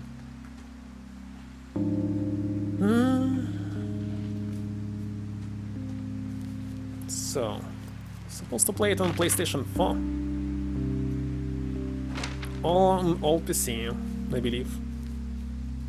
It's the latest Steam version, but well, it's definitely not working like it's supposed to work.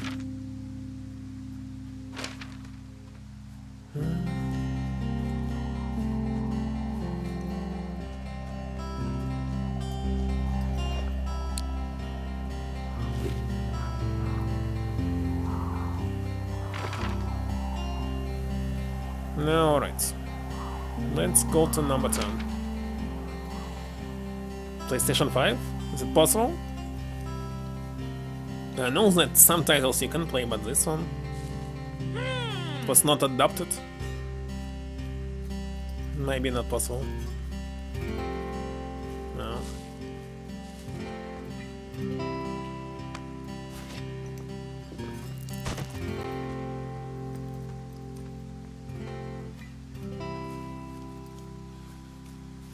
Okay, not to miss the next number. Very close.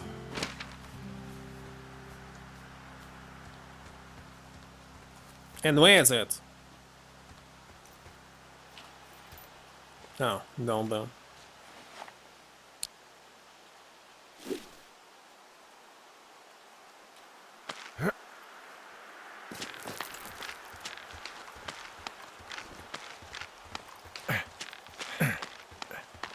Nope. What was this? Hey, Jane. Hi, Jake. Let's talk about how I almost killed you over this canyon crossing. Why would anyone have any objection to something in a game as lovely as this area? So originally, when we first built this whole canyon, you can only walk through the bottom where the creek is. It looks really lovely when you're walking along the bottom looking up. And you cannot get close to anything. You can just imagine what the top of the canyon looks like, and you don't ever have to see it or make it. Basically, there was nothing up here. But what if, think about this though, what if you could walk across the top of it and look down, and then we built all of that too? I just remember the day when you mocked this out in the paper map and just gingerly just showed it to me. And then I looked at it and I was like, what's that line? What's that line doing going over there? No way. No way, Jake. There was no way I was gonna win that. I mean, I ended up just building a lot of it myself to And try then, yeah, and and I think you were like, okay, how about this other thing? I was like, okay, this other thing is fine, but this is definitely not happening.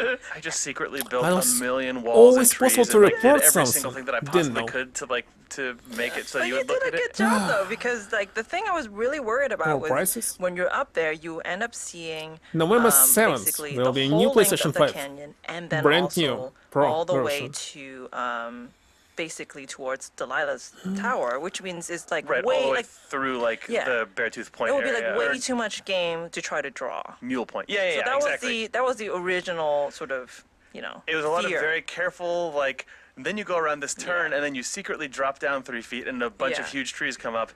I was very happy that we were able to get the canyon Yeah. crossing in, because it's one of the few places where I think you do a total a figure 8 over shadow. yourself. It was nice that you managed to problem solve all the sightline areas before I lose my mind. Thanks for not killing me. I'm alive to be on this commentary track. Wow, I'm on top of a natural bridge out here. Really? Is it a complete arch? No, I guess the bridge is out here. Still, I think I could jump this gap to get across the canyon. Well, you're a regular Evil Knievel. Oh yeah, you should see the jumpsuit I'm wearing. Jumpsuit? What is this?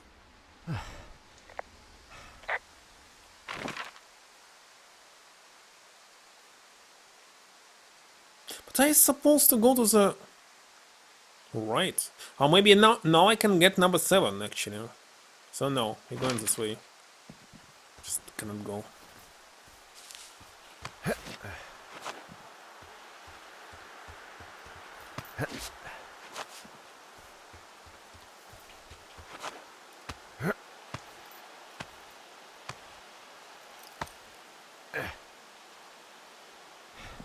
So where am I? Right, and go to the right. Wait a second, I already had number 7. My bad. Just need to go there. So it was much easier to just go down there. But okay. Okay. So I actually thought I will get number 7 later. Right? Right. What happens?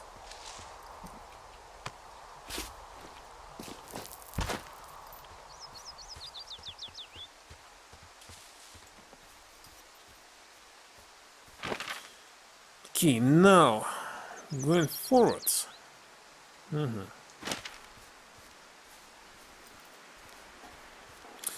now I recalled Mizona Fall, where you can simply. It's no smoke here. What are you talking about? Definitely broken.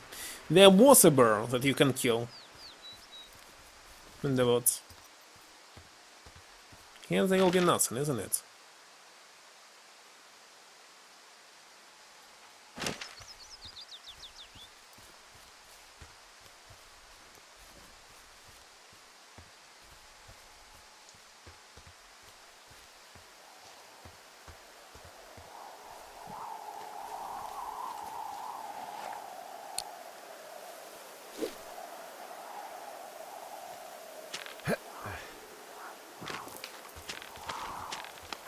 They say there's 10 unique animations.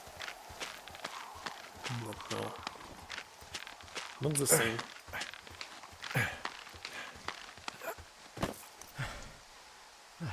Maybe I'm wrong. Why it's shaking like this? I'm not shaking mouse. Here I am shaking mouse.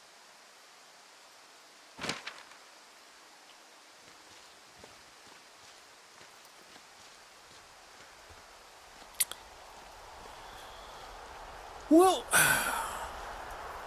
okay, I decided. I'll make a PC with Windows 98, second edition, with Windows XP, maybe Service Pack 3, but maybe I'll need some other packs as well. Windows 7, Windows Vista, Windows 8.1.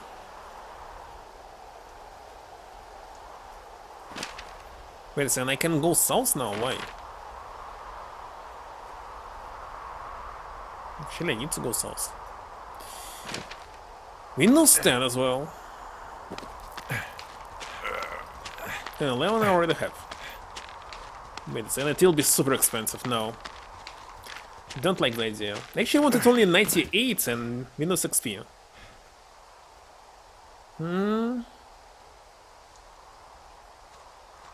Dell, heating, touchpad, PlayStation 5 controller, and exactly mouse. Don't like touchpads. There's also gyroscope, so you can use it as a mouse as well if you enable it. The application. Sure, DSX can do this. Maybe not. Oh, the next cache will be here.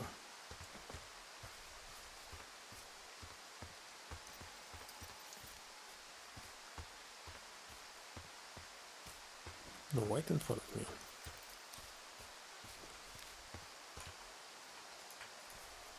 It's trying to press E to open. Annoying?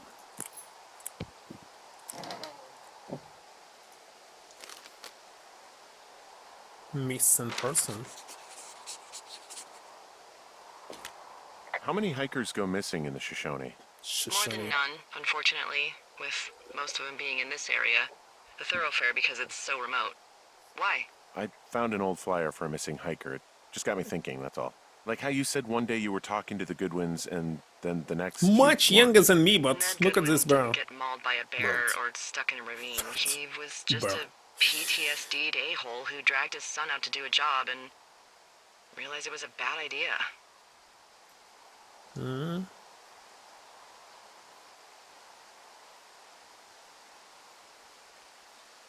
PTSD? That doesn't sound good. Yeah, I don't know. He was in the army. He was off. It's actually the saddest story. He was only discharged because his mother, Brian's grandmother, died. She'd been taking care of him, and Ned was the only next of kin. Damn. And you got to know Brian a little bit? Yeah, I talked to him way more than I'd talked to Ned, that's for sure. How was he at, spotting fires? Better than you. He actually liked to stay in the tower. What?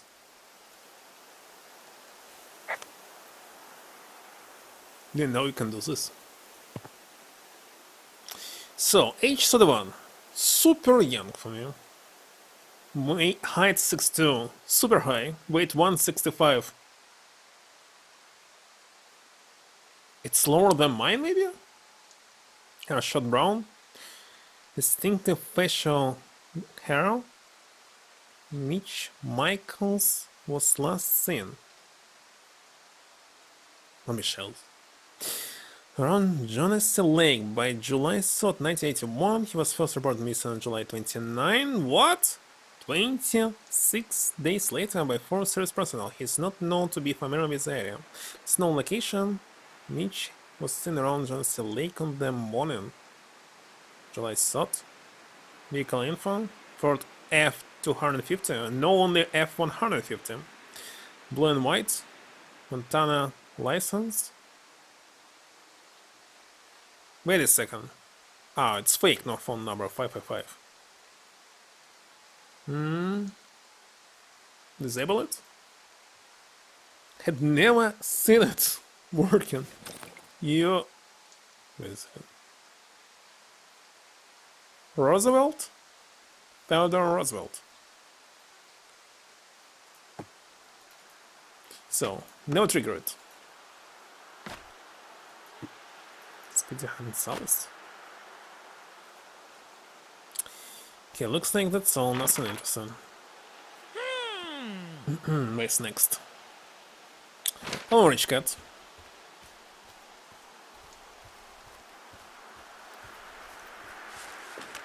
Boy, for as dry as it is this summer, there's an area down here that's lush.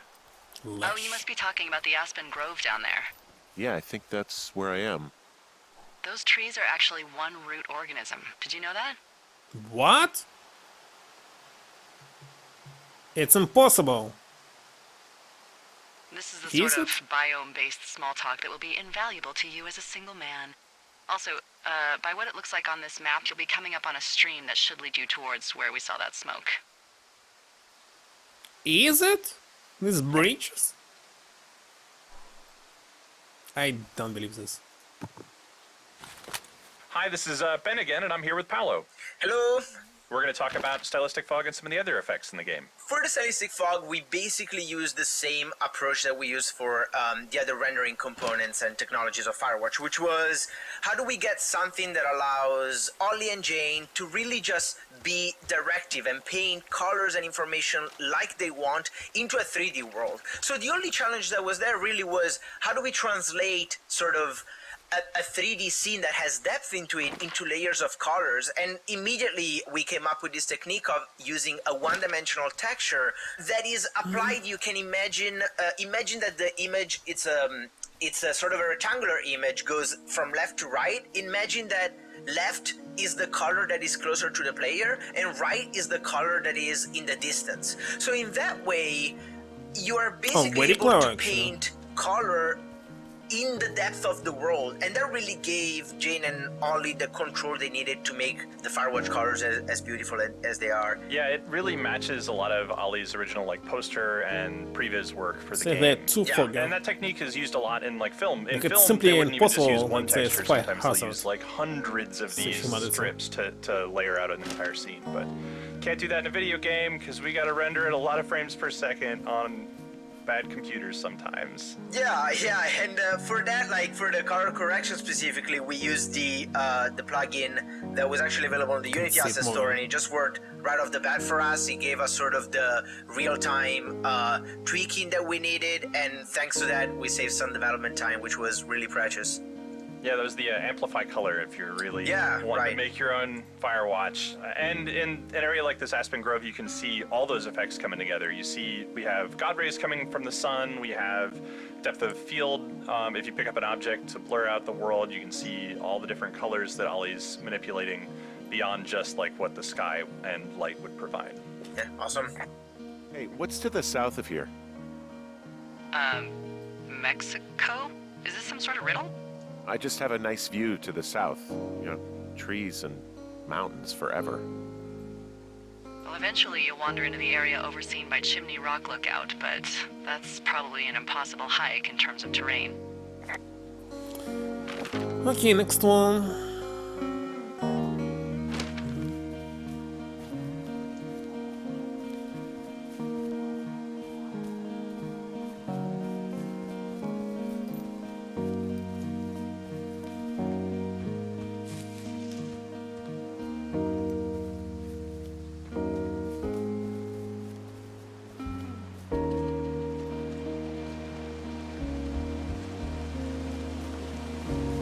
Who the heck you are?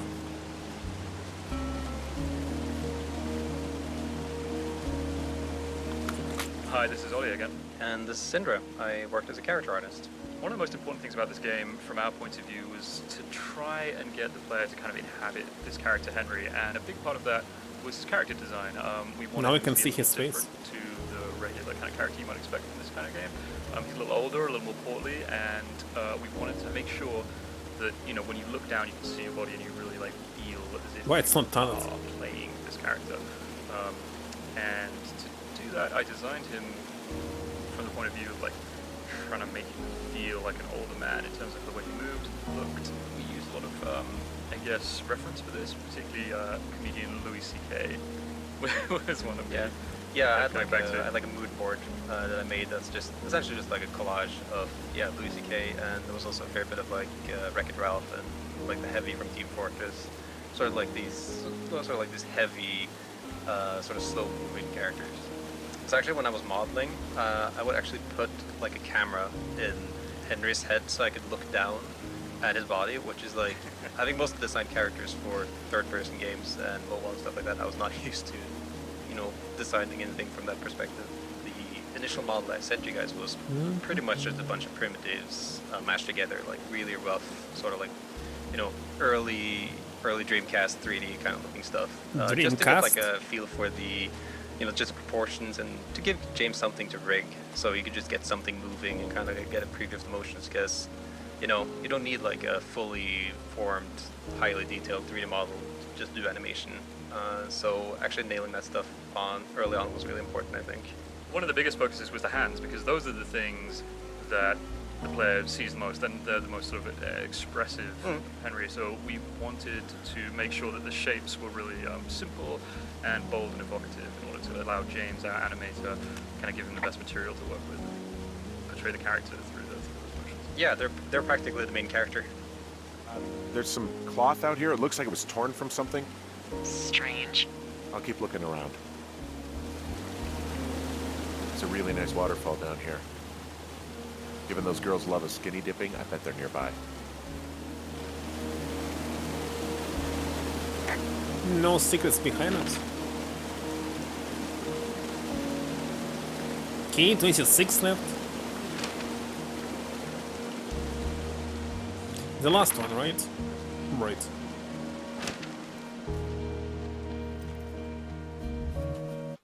So, let us save here if I, by accident, miss it. It's an instant here.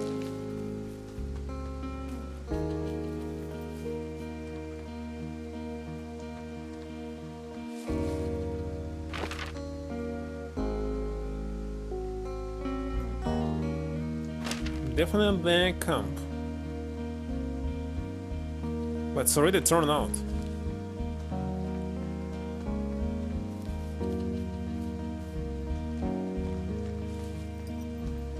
Okay, that's... Hey, it's Sean. And Chris. Hey, Sean. So we are at the teens camp that has been destroyed, ransacked, rummaged, torn apart. Yeah. And I know you had some confusion over this, Chris. I did. I didn't realize I had confusion. So I was the person who did all the gameplay, wiring, logic, hookup stuff for this scene. And the entire time I was doing it, I, for some reason, was under the mistaken impression that it was a bear that destroyed this camp. I, for some reason, had convinced myself that, oh, Goodwin was sort of involved in framing Henry for teen stuff, but also, just separately and coincidentally, a bear just like blasted through here and tore up the tent. And I think I didn't realize until the game was almost done that that was not the case. And I think that's one of the challenges of making a game like this, and where we're telling a story that doesn't explicitly call out why everything is happening. I think, me personally, and I think you agree with me, Chris, because we talk about movies and stories a lot, is I really find it obnoxious when a story goes out of its way to explain everything and handhold you through the plot of the story. Ultimately, you, the player, may have thought it doesn't really matter whether it was Goodwin or a bear, because it's doing all the things on an emotional level that it needs to do as a scene, which is stress you out, realize there's danger, and create the fact that the teens feel like it was you. Like, you just know it's not you, so that's what works here. Like, or as you may have correctly intuited what happened, and that's also good. Yeah, Goodwin sets out to cause you distress and frame you for acts of violence such as this. By inflaming the already existing tension between you and these teens. Exactly right. Because he just wants you out of here. You entered that cave on your first day, and he knows what's in the bottom of it, and he doesn't want you to. Yeah, trips a trigger for him. Yeah. But yeah. All right. Well, I found some dangerous hunks. What on earth are you? It's the name of a magazine for girls. It's on the ground here at their camp. You found them? Where are they? No idea. The thing is, their entire campsite is wrecked. What happened? Looks like it could have been a barrel. I have no idea. It's pretty bad. Well, just look around. Make sure they weren't, injured or... Murdered? They weren't murdered. Oh, do you remember when I came out here to quietly look for fires? They weren't. Just look around. Actually, you've got that camera, right? It might be a good idea to get a few snaps, just in case. Yeah, good thinking.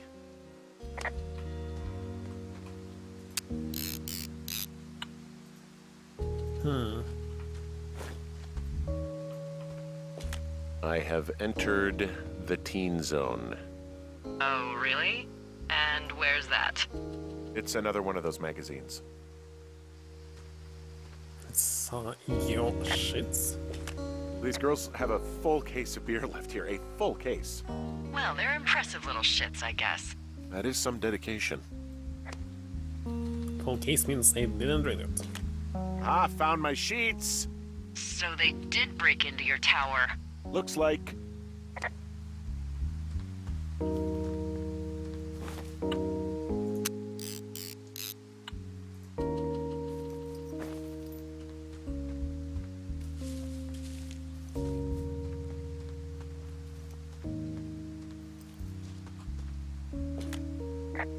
some of their clothes are all torn up. That's not good.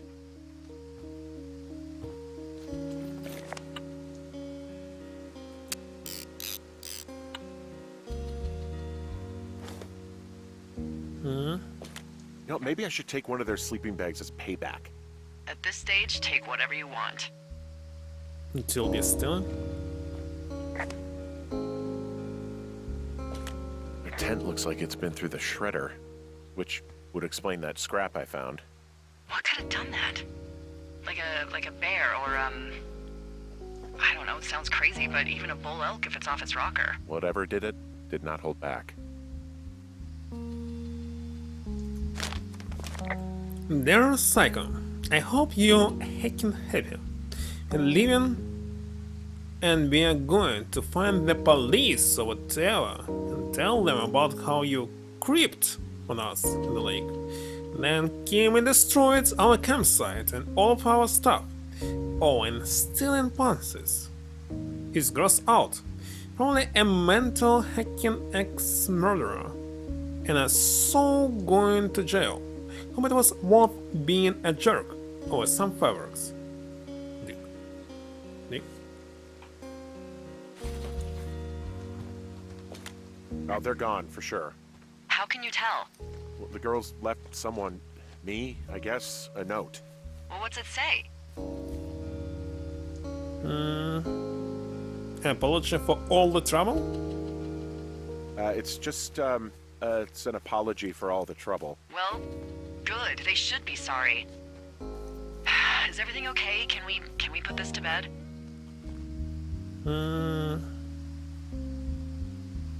We're good. Yeah? Yeah, I mean, it was probably just a bear down here. Who knows, right? Exactly. I mean, it's the wilderness. It's wild. It says so right in the name. I mean...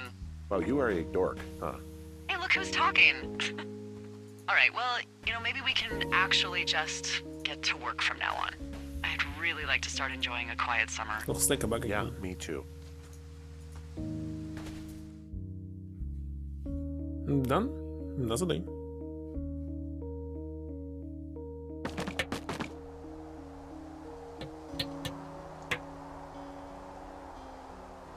Yeah, of course it fixed it. So here only 3 available. Hey, Henry? Yeah. Right? What do you look like? Why are you asking? Because I'm horribly superficial.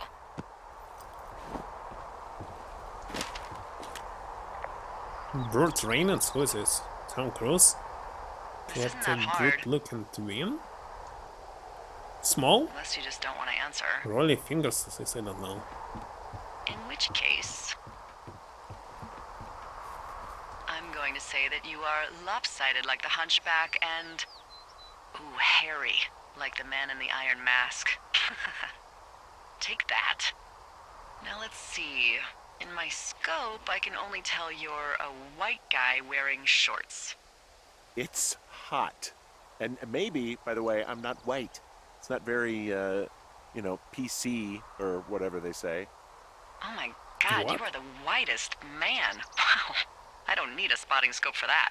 And if not shorts, then what do you normally like to wear? Clothes? Tuxedos? Why are you talking about This this? can't be that hard. I'm not going to answer. Think of your closet. Open it in your mind. What is inside? Henry! Nothing, it's empty. I'm guessing nothing but really gross bowling shirts. Congratulations. Bowling Please shirts and tell me about across. your face. Big bird. Nose has been broken. Enjoy my thin mustache I know and it's a not long scar. easy. Come on, you're no fun. Sorry. Okay, I'll try one last one. I want to know about your eyes. Get out of here. I'm drawing you. I need to know. You're what? Is that okay? Don't don't answer. I'm gonna do it regardless. Fine. Your eyes, tell me. Steely, happy, tired. Nothing. I'm just gonna make it up, and because I'm nice, you won't look too disfigured. Okay, got it. Thank you, Henry. You get what you need? Absolutely. But I didn't answer. It's Ollie again. Oh, it's Jake. I realized sort of halfway through development that the player has a kind of quite a sort of nebulous idea of what Henry looks like, and that would be a fun thing to play with by getting the player to describe But you themselves know. to Delilah, and then having those answers feed into a drawing that you would then find in Delilah's tower at the end of the game. I think actually even one step back behind that, you had done a sketch really, really early on of the inside of Delilah's tower that just had a drawing of Henry's face and said Henry and pointed at his tower, and I think that was that was the inspiration. Yeah, maybe Delilah. I thought that moment already was really cool. That you'd get to Delilah's tower and see that she'd drawn what she thinks you look like and an arrow pointing at your lookout tower. But in that sketch, it was Henry's face, and we're like, how would?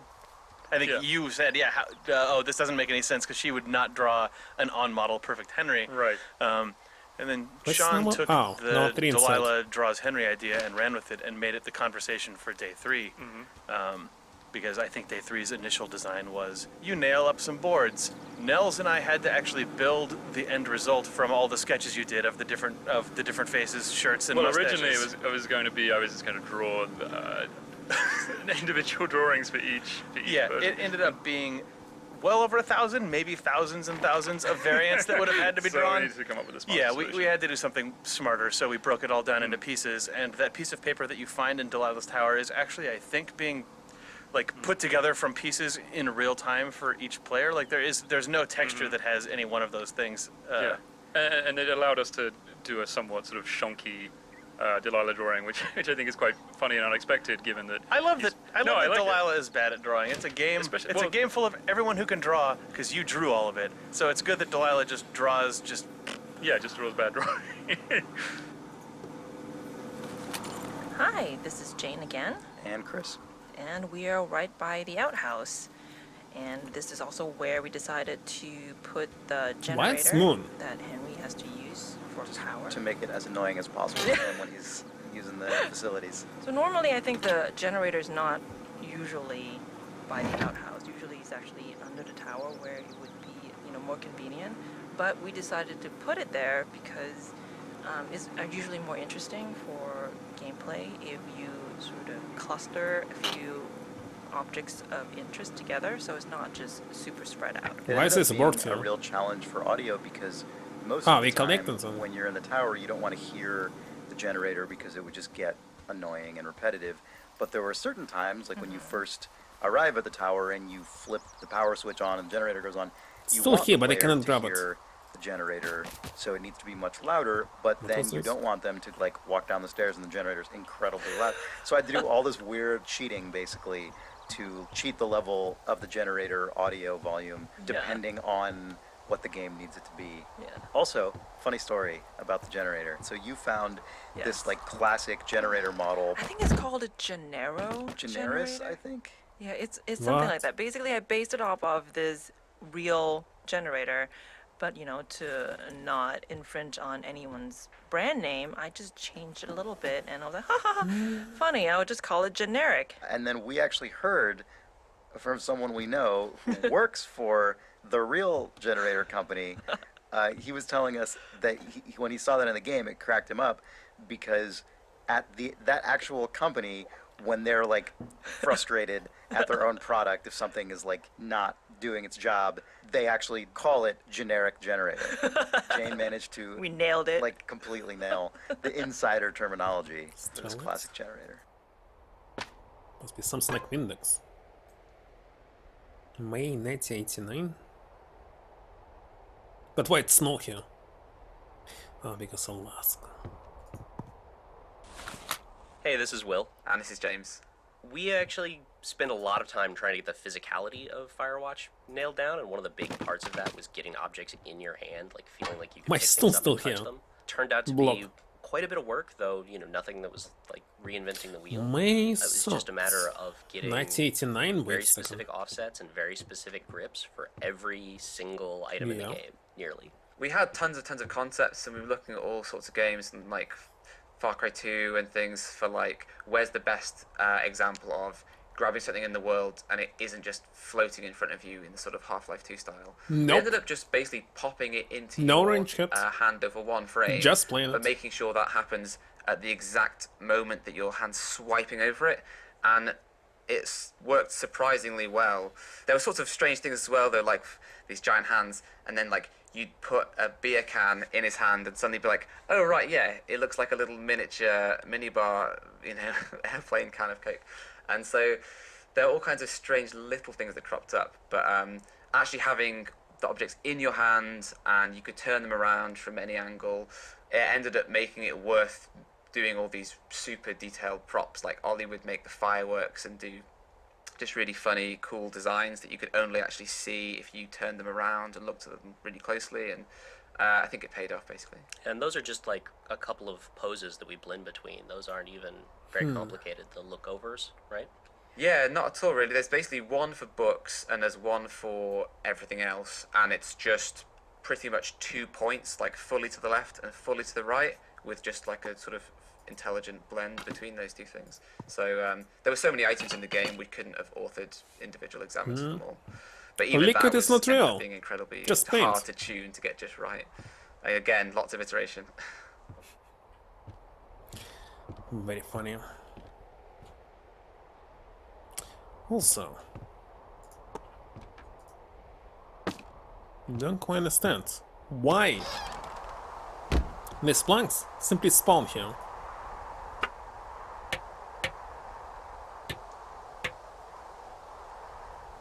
Looks like he's super strong. He is ill, actually. So I believe he's sleeping.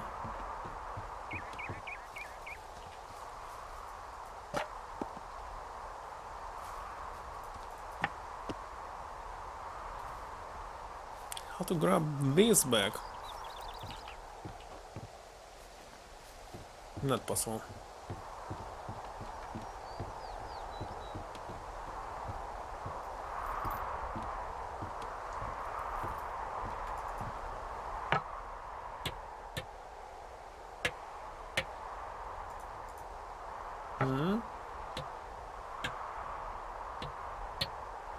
I got that window all patched up. So, what should I do now? What's next? Steep. What's next? What do you think is next? Well, you've been the one giving me tasks for 2 days straight. What's next is you sit in that room until September 1st and call me at the first sign of smoke. Oh, yeah. Why don't you let me know when you're mentally prepared for that task, and I'll give it to you. Okay, I think I am ready to tackle my long-term commitment of keeping this national forest safe from total destruction. I am glad to hear you've really thought this through. You know, I'm gonna hike around for a while before I really put my nose to the grindstone. Oh, yeah, you do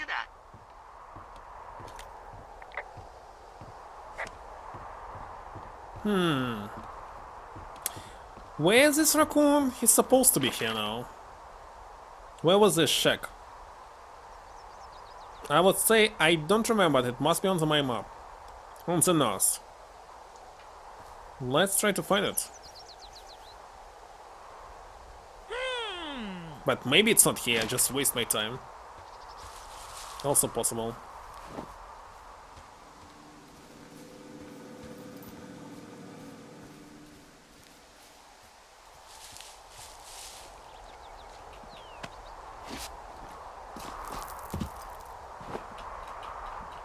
Cool down already. Damn it. Yeah, it's already 10 p.m. And just unlatch my goal. I wanted to just listen to every single audio tape. But now we're trying to chase this raccoon. It's possible. Maybe it's not. Where am I going? Well, it's nearby. He could simply take these planks from there.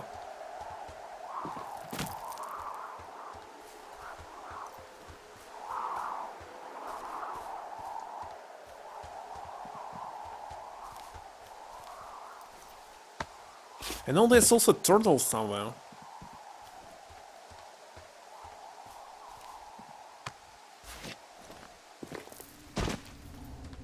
No, it's really dark here. Before it wasn't so dark. Kinda strange. Intercept deal. Just raccoon. So I'm going north and to the right.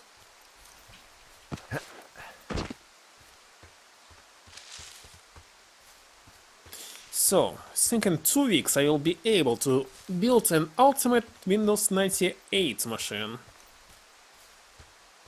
With all, well, not latest. 32-bit Pentium 4.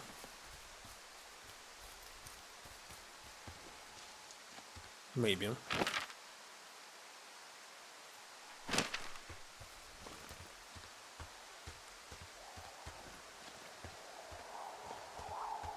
.06 gigahertz 7.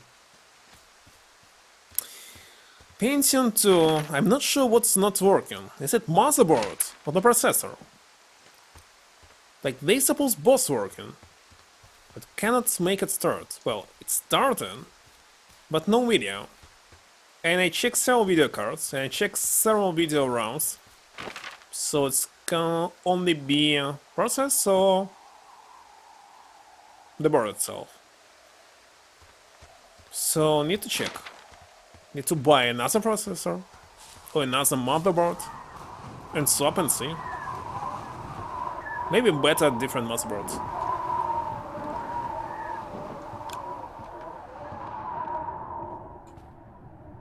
So where the raccoon here? Here it is.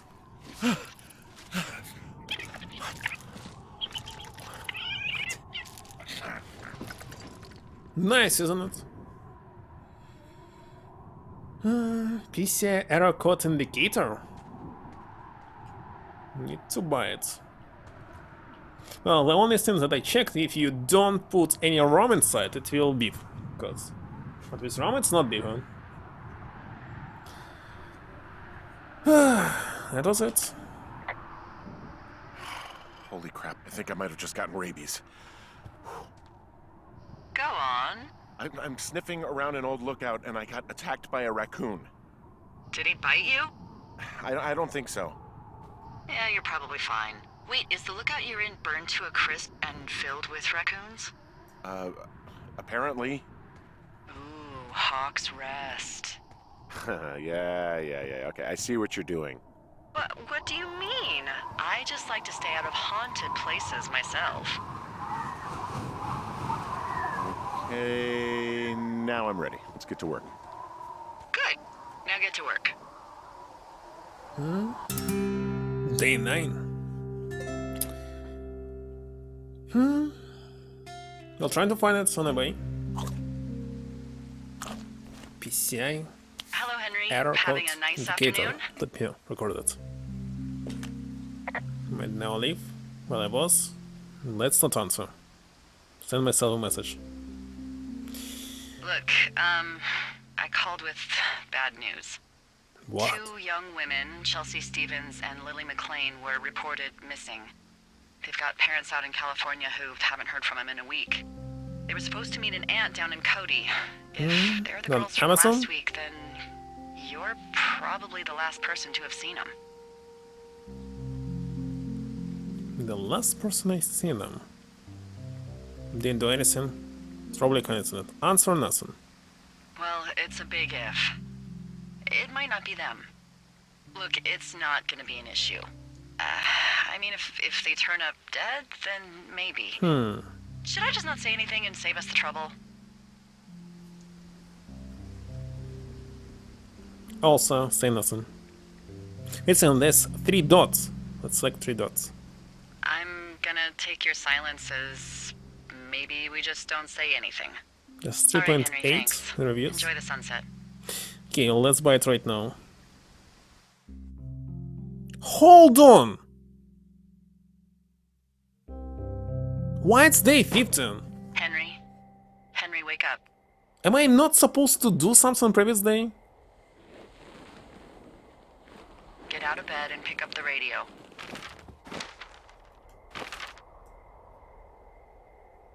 Day 9. There was something day 9. We are loading. Where did I save? This one? Hold on, when did I save? It was pretty far away. Holy shit, why did there was something and switch to day 15? It's stupid. I can't believe this shit. Can you believe it? I can't.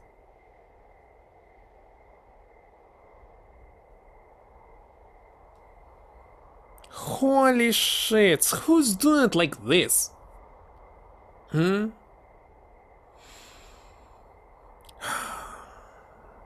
How should I put it in my... Hold on. Let's open it here. Here it is. Sadly, it's not Prime. So it will arrive only tomorrow. Usually evening. Anyway, my question was... How the heck I supposed to do something on day 9 when it's simply finished? Let's load. I'll skip everything I did here. But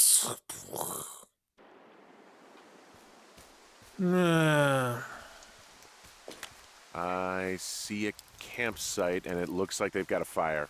Is it them? No, it seems like it. I swear, they must have dragged 4 Doing cases of beer out fast. here. Track them down and don't let them see you. Ah, found my sheets! I have entered the teen zone. Well, I found some dangerous hunks. What on earth are you... It's another one of those magazines. Huh, pants are back. I'm sorry, pants are back? Well, according to the experts at Teen Zone magazine. It's unclear where they've been. I don't get why the hunks have to be so dangerous. Well, you're clearly then not also gonna they can have a speak woman. about this several Girls should times. want nice hunks. Ugh, boring. Some of their clothes are all torn up. That's not good. You know, maybe I should take one of their sleeping bags as payback. At this stage, take whatever you want. Their tent looks like it's been through the shredder, which would explain that scrap I found. What could have done that? Oh, they're gone for sure. Wait a second. How can you tell? Well, the girls left someone, me. Forgot to check the last. Doing it one more time. I like this shit. Can't believe we're doing something. How suppose I should stay in this day number 9?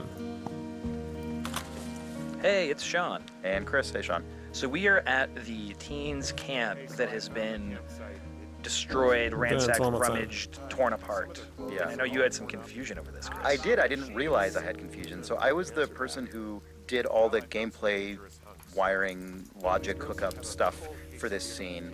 And the entire time I was doing it, I, for some reason, was under the mistaken impression that it was a bear that destroyed this game. I, for some reason, had convinced myself that, oh, Goodwin was sort of involved in framing Henry for teen stuff, but also, just separately and coincidentally, a bear just like blasted through here and tore up the tent. And I think I didn't realize until the game was almost done that that was not the case. And I think that's one of the challenges of making a game like this, and where we're telling a story that doesn't explicitly call out why everything is happening. I think me personally, and I think you agree with me, Chris, because we talk about movies and stories a lot, is I really find it obnoxious when a story goes out of its way to explain everything and handhold you through the plot of the story. Ultimately, you, the player, may have thought it doesn't really matter to you whether it was Goodwin or a bear, because it's doing all the things on an emotional level that it needs to do as a scene, which is stress you out, realize there's danger, and create the fact that the teens feel like it was you. Like, you just know it's not you, so that's what works here. Like, or as you may have correctly intuited what happened, and that's also good. Yeah, Goodwin sets out to cause you distress and frame you for acts of violence such as this. By inflaming the already existing tension between you and these teens. Exactly right. Because he just wants you out of here. You entered that cave on your first day, and he knows what's in the bottom of it, and they keep so doesn't want you to. Yeah, trips a trigger for him. But yeah, all right. I need to save here to listen to all this shit.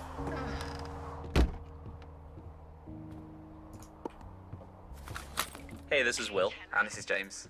We actually spent a lot of time trying to get the physicality of Firewatch nailed down, and one of the big parts of that was getting objects in your hand, like feeling like you could touch them. It turned out to be quite a bit of work, though, you know, nothing that was like... And I already listened to all of this. It was just a matter of getting...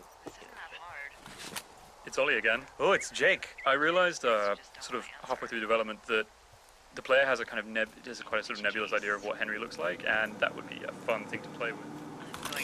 But somehow must trigger and we are this right tape. by the outhouse.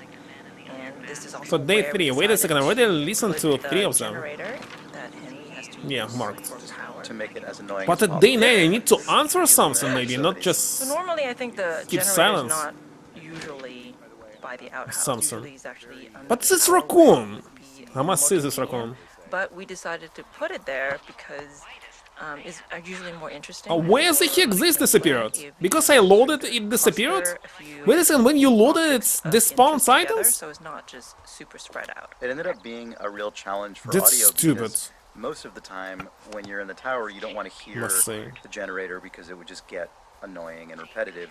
But there were certain times, like when you first arrive at the tower and you flip the power switch on and the generator goes on, you want the player to hear the generator, so it needs to be much louder, but then you don't want them to like walk down the stairs and the generator's incredibly loud. So I had to do all this weird cheating basically to cheat the level of the generator audio volume depending on what the game needs it to be. Yeah. Also, funny story about the generator. So you found this like classic generator model. I think it's called a Genero. Generis, generator. I think.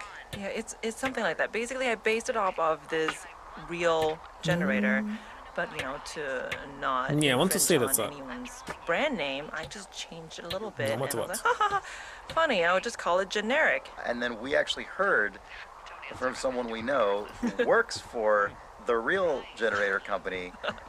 He was telling us that when he saw that in the game, it cracked him up because at that actual company, when they're like frustrated at their own product, if something is like not doing its job, they actually call it generic generator.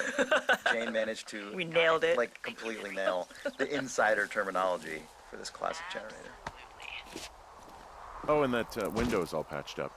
So what should I do now? What's next? What's next? What do you think is next? Well, you've been the one giving me tasks for 2 days straight. What's next is you sit in that room until September 1st and call me at the first sign of smoke. Oh, yeah. Why don't you let me know when you're mentally prepared for that task and I'll give it to you. super fast.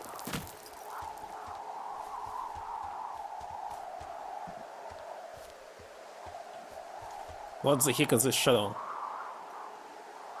Another glitch? One of them were in original. Maybe it's different direct X. And that's why it's so buggy. How should I know?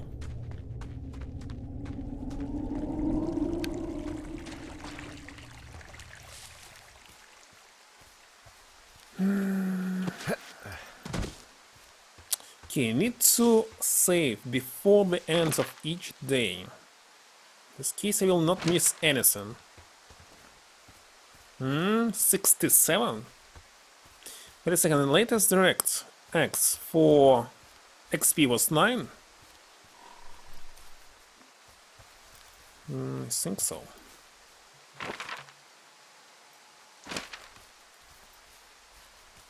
Then was for the next one.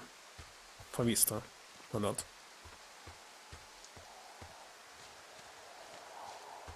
Maybe 7? 8.1?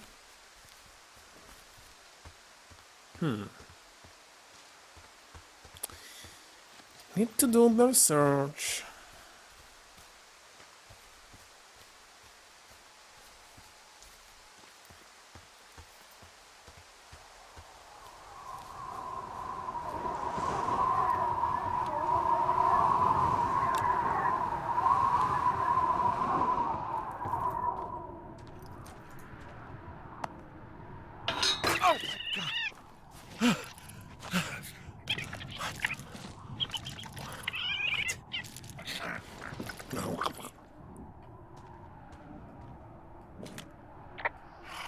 Holy crap, I think I might have just gotten rabies. Go on. I'm sniffing around an old... Okay, save manually. That's why you must save manually. Lookout, and I got attacked by a raccoon. Did he bite you? I don't think so. Yeah, you're probably fine. Wait, is the lookout you're in burned to a crisp and filled with raccoons? Apparently. Ooh, Hawk's Rest. Yeah. Okay, I see what you're doing. What do you mean? I just like to stay out of haunted places myself.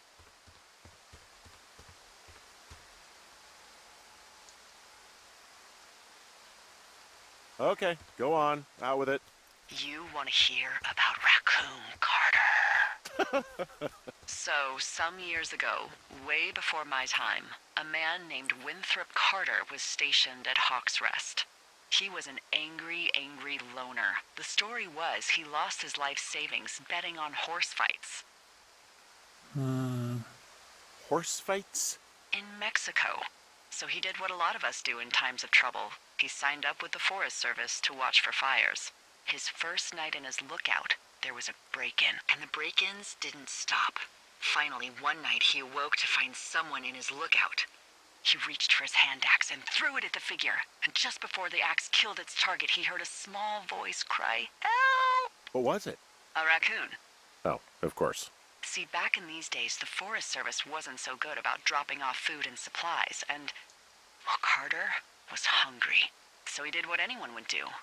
He skinned and ate it. Eventually, Carter didn't want to eat anything else. It was raccoons or nothing. But one night, as he sharpened his raccoon blade, there was a scratching at the door.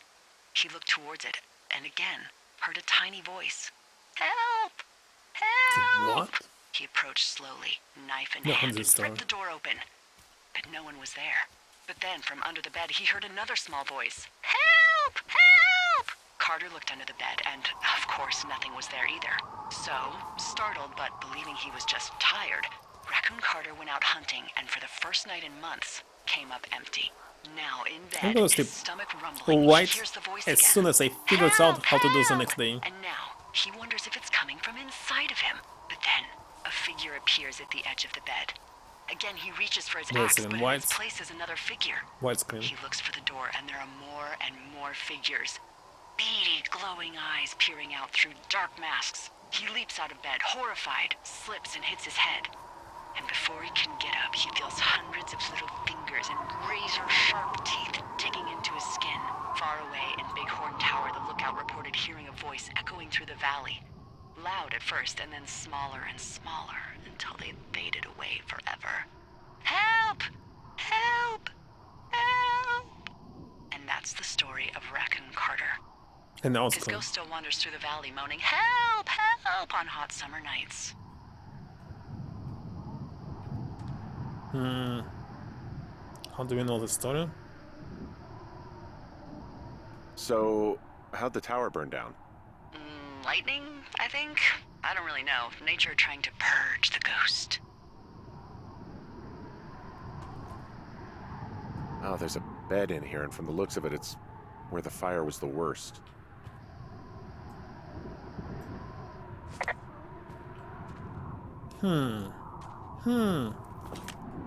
Okay, saving right now. Loading the next day. And good night. Okay, I think I am ready to tackle my long-term commitment of keeping this national forest safe from total destruction. I am glad to hear you've really thought this through. Looks like he was just smoking a bit.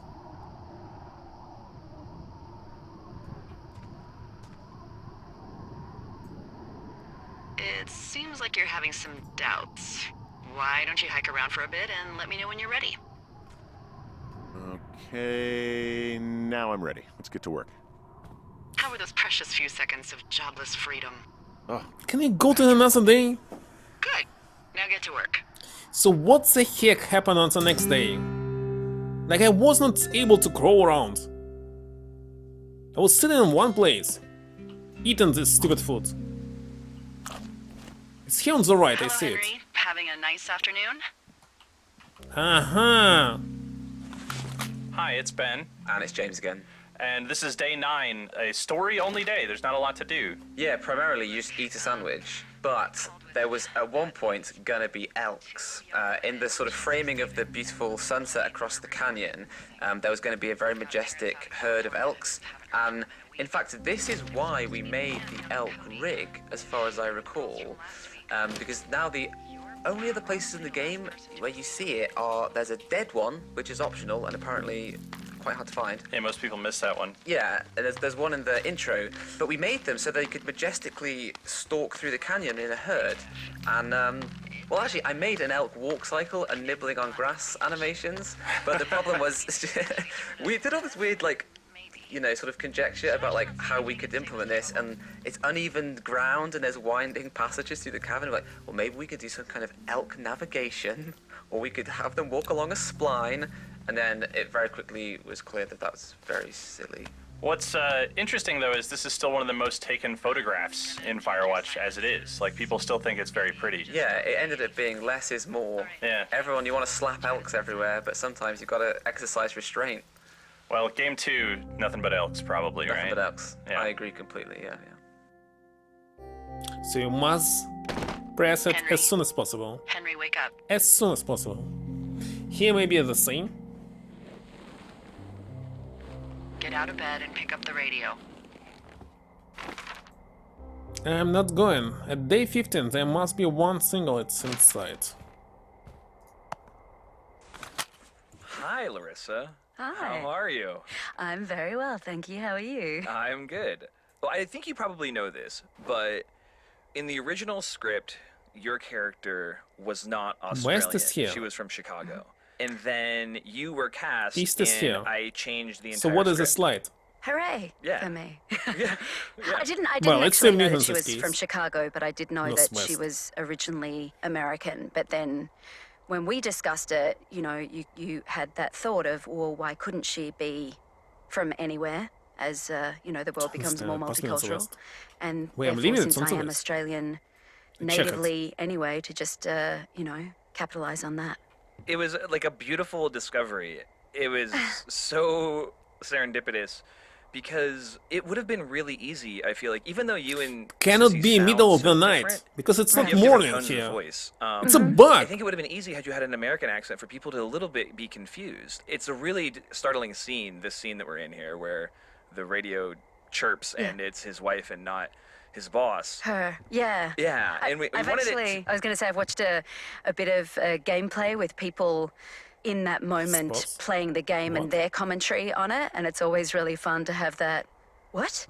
Yeah. Who is that? Who is that? Is that, it's kind of like having that moment of going so unfamiliar to kind of jut in with this would different never sound think when about everyone's expecting it to be sissy. So Yeah, and kind of fun. I really don't believe he would have gotten that with such a potent like pop had it not been the accent. And to the point where I think had you had an American accent, fire, maybe? I would have asked you to do one. Had I had, I would It's have a had the sound. idea It's impossible. had I not been presented with you Not as an this time. actor. To do that. Yeah, it never even just stop. occurred to me for that to be the case until it was like, well, she's the best woman for the job, and oh, she also happens to be Australian. Oh wait, why isn't Julia Australian? Wait, that's so much better across the board. Why wasn't she Australian to begin with? I am bad at my job. Julie is Australian, eh? Why? What? What do you want? Hey, you big dumb idiot.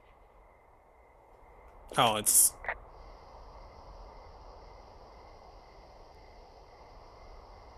It's his hallucination. Answer nothing. I'm sorry to wake you up. Are you having a nice time?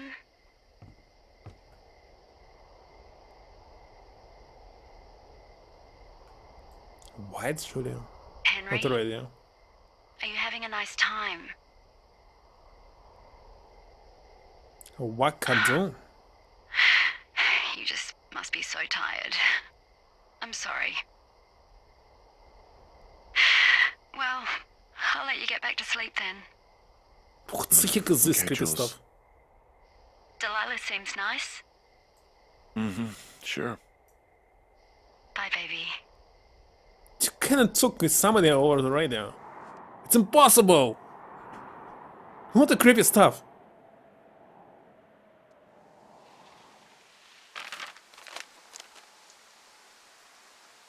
Why the map is uncharted? Is it too much of a pain in the ass to bring supplies all the way up to our towers? Well, I get my stuff hand-delivered. Oh, how's that work? It's the perks of a decade of service. You're Why out start on the hiking in hand, 90-degree heat, and I get to do crosswords. Isn't life miserably unfair? Anyway, when you find the supply drop, remember it's not just for you, okay? Other lookouts, biologists, a few people get their food there, and I don't want to have to call in for more. There should be loads of good stuff, though. Beans, prunes, jerky. Prunes? You know, my sister eats 6 prunes a day. 6. She's, like, really precise Why about so it. small? She'd be great at this job if she didn't need wheelbarrows full of marijuana to function. I know that for some people prunes are... Hey, so... That's this magnesium or who's something. Jules? Good. I mean, I assume it's your ex. I don't mean to pry. It's just, Ah, because he said about it. I tried to keep silent. Well, you called me in the middle of the night a couple of weeks ago, and, I really only heard the name Jules, so, figured I'd ask. I called? Well, look, I'm just going to assume she's the reason you're out here. It's an age-old story. And whatever happened, I'm glad because we get to pal around together for a few months. And I'm happy about that. Creepy stuff.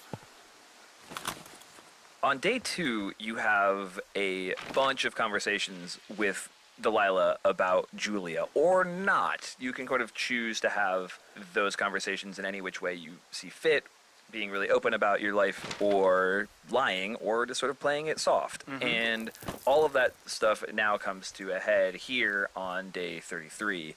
And all it's of the not. choices you make, there's something like 30 lines of inquiry, but you Something? can experience 4. I think there's like 33 maybe.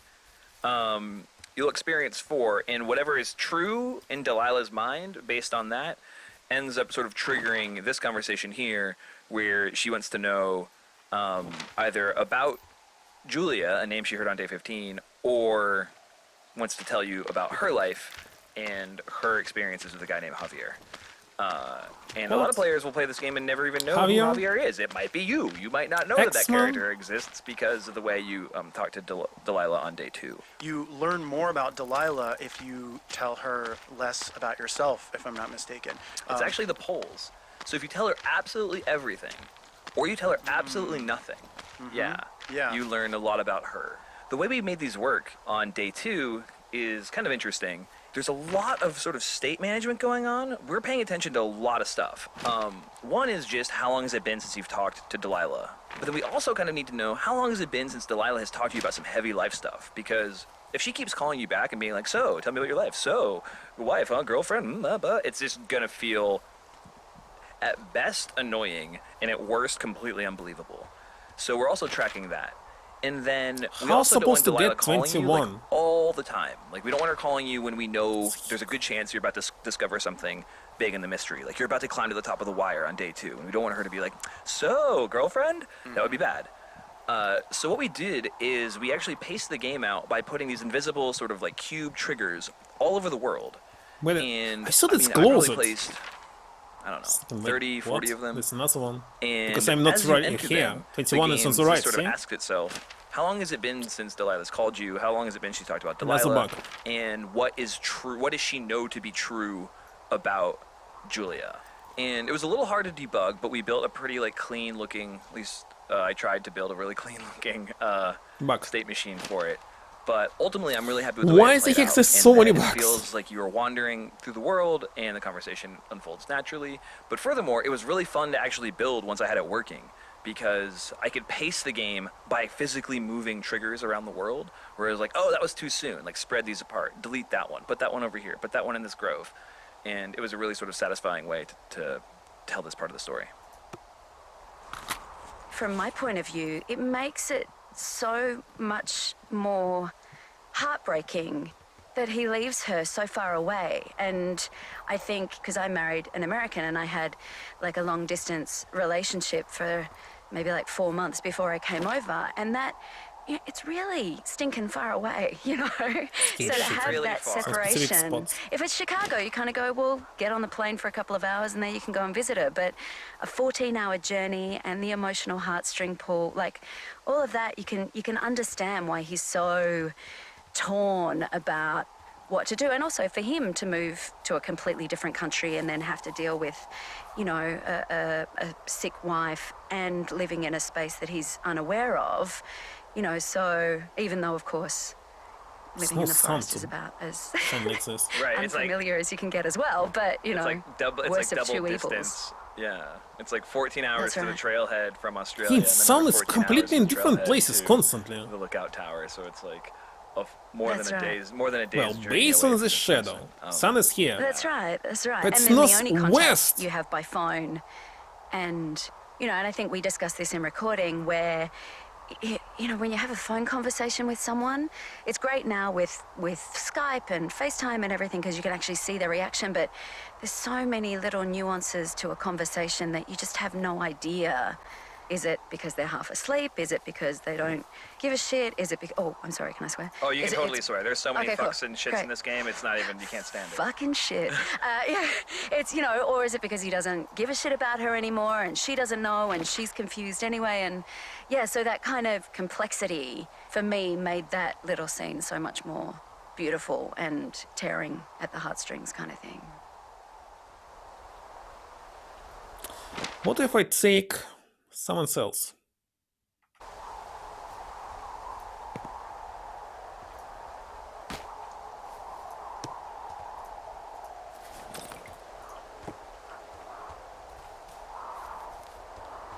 And throw it away.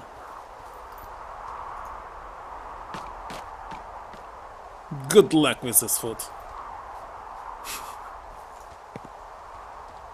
What if I will be playing as evil characters in every single RPG game where it's possible to play the role? That would be nasty. Still, people usually not doing this.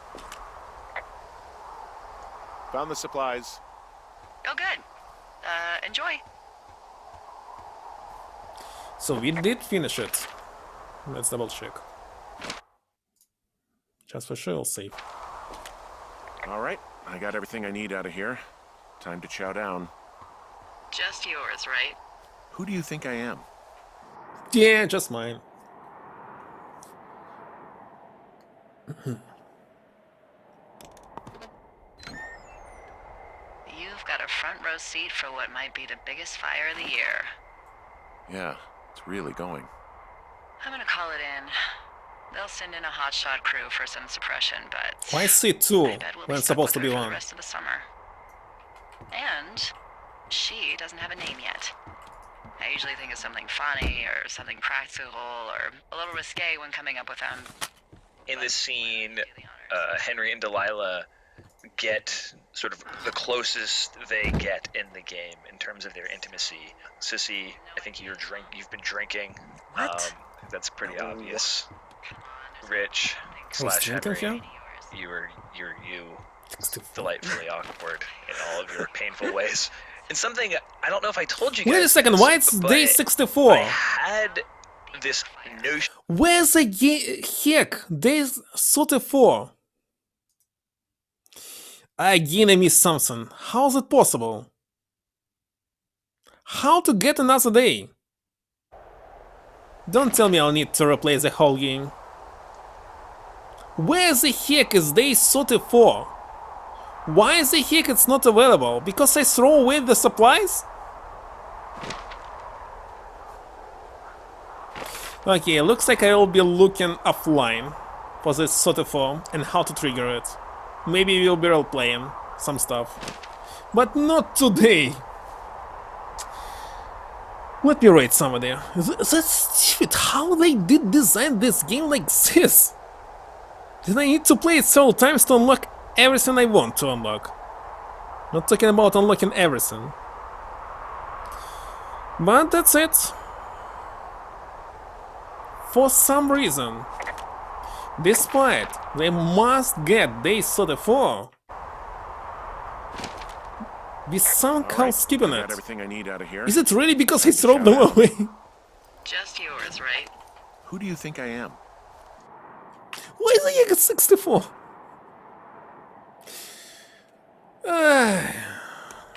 That's so bad. You've got a front row. That's so bad. You can't believe it. You need to do different saves in different slots. There's only 4 slots, sadly.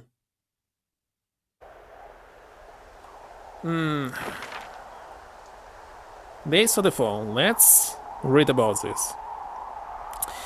Firewatch. Where is day 64?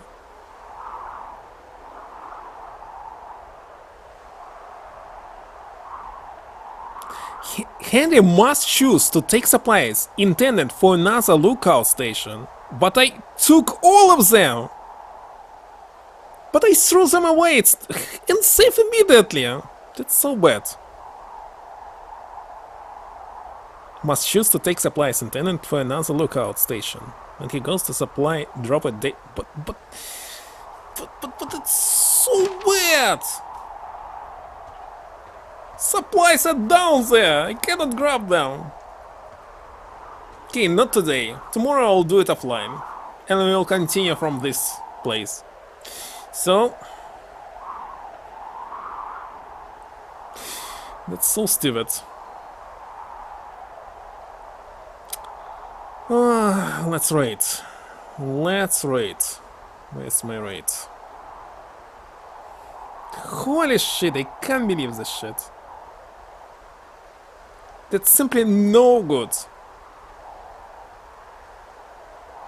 Vaban started playing the remake of Clock Tower. Let's see what it is. But I'm going to sleep. Tomorrow I need to spend like sometimes, maybe 1 hour to replaying all this stuff. God damn it. So, thank you for stopping by. Rich Cat, Cube, Shaki, everyone else. Tiger, Zeno. Tomorrow maybe I'll finish it, maybe not. Who knows? Bye, good night.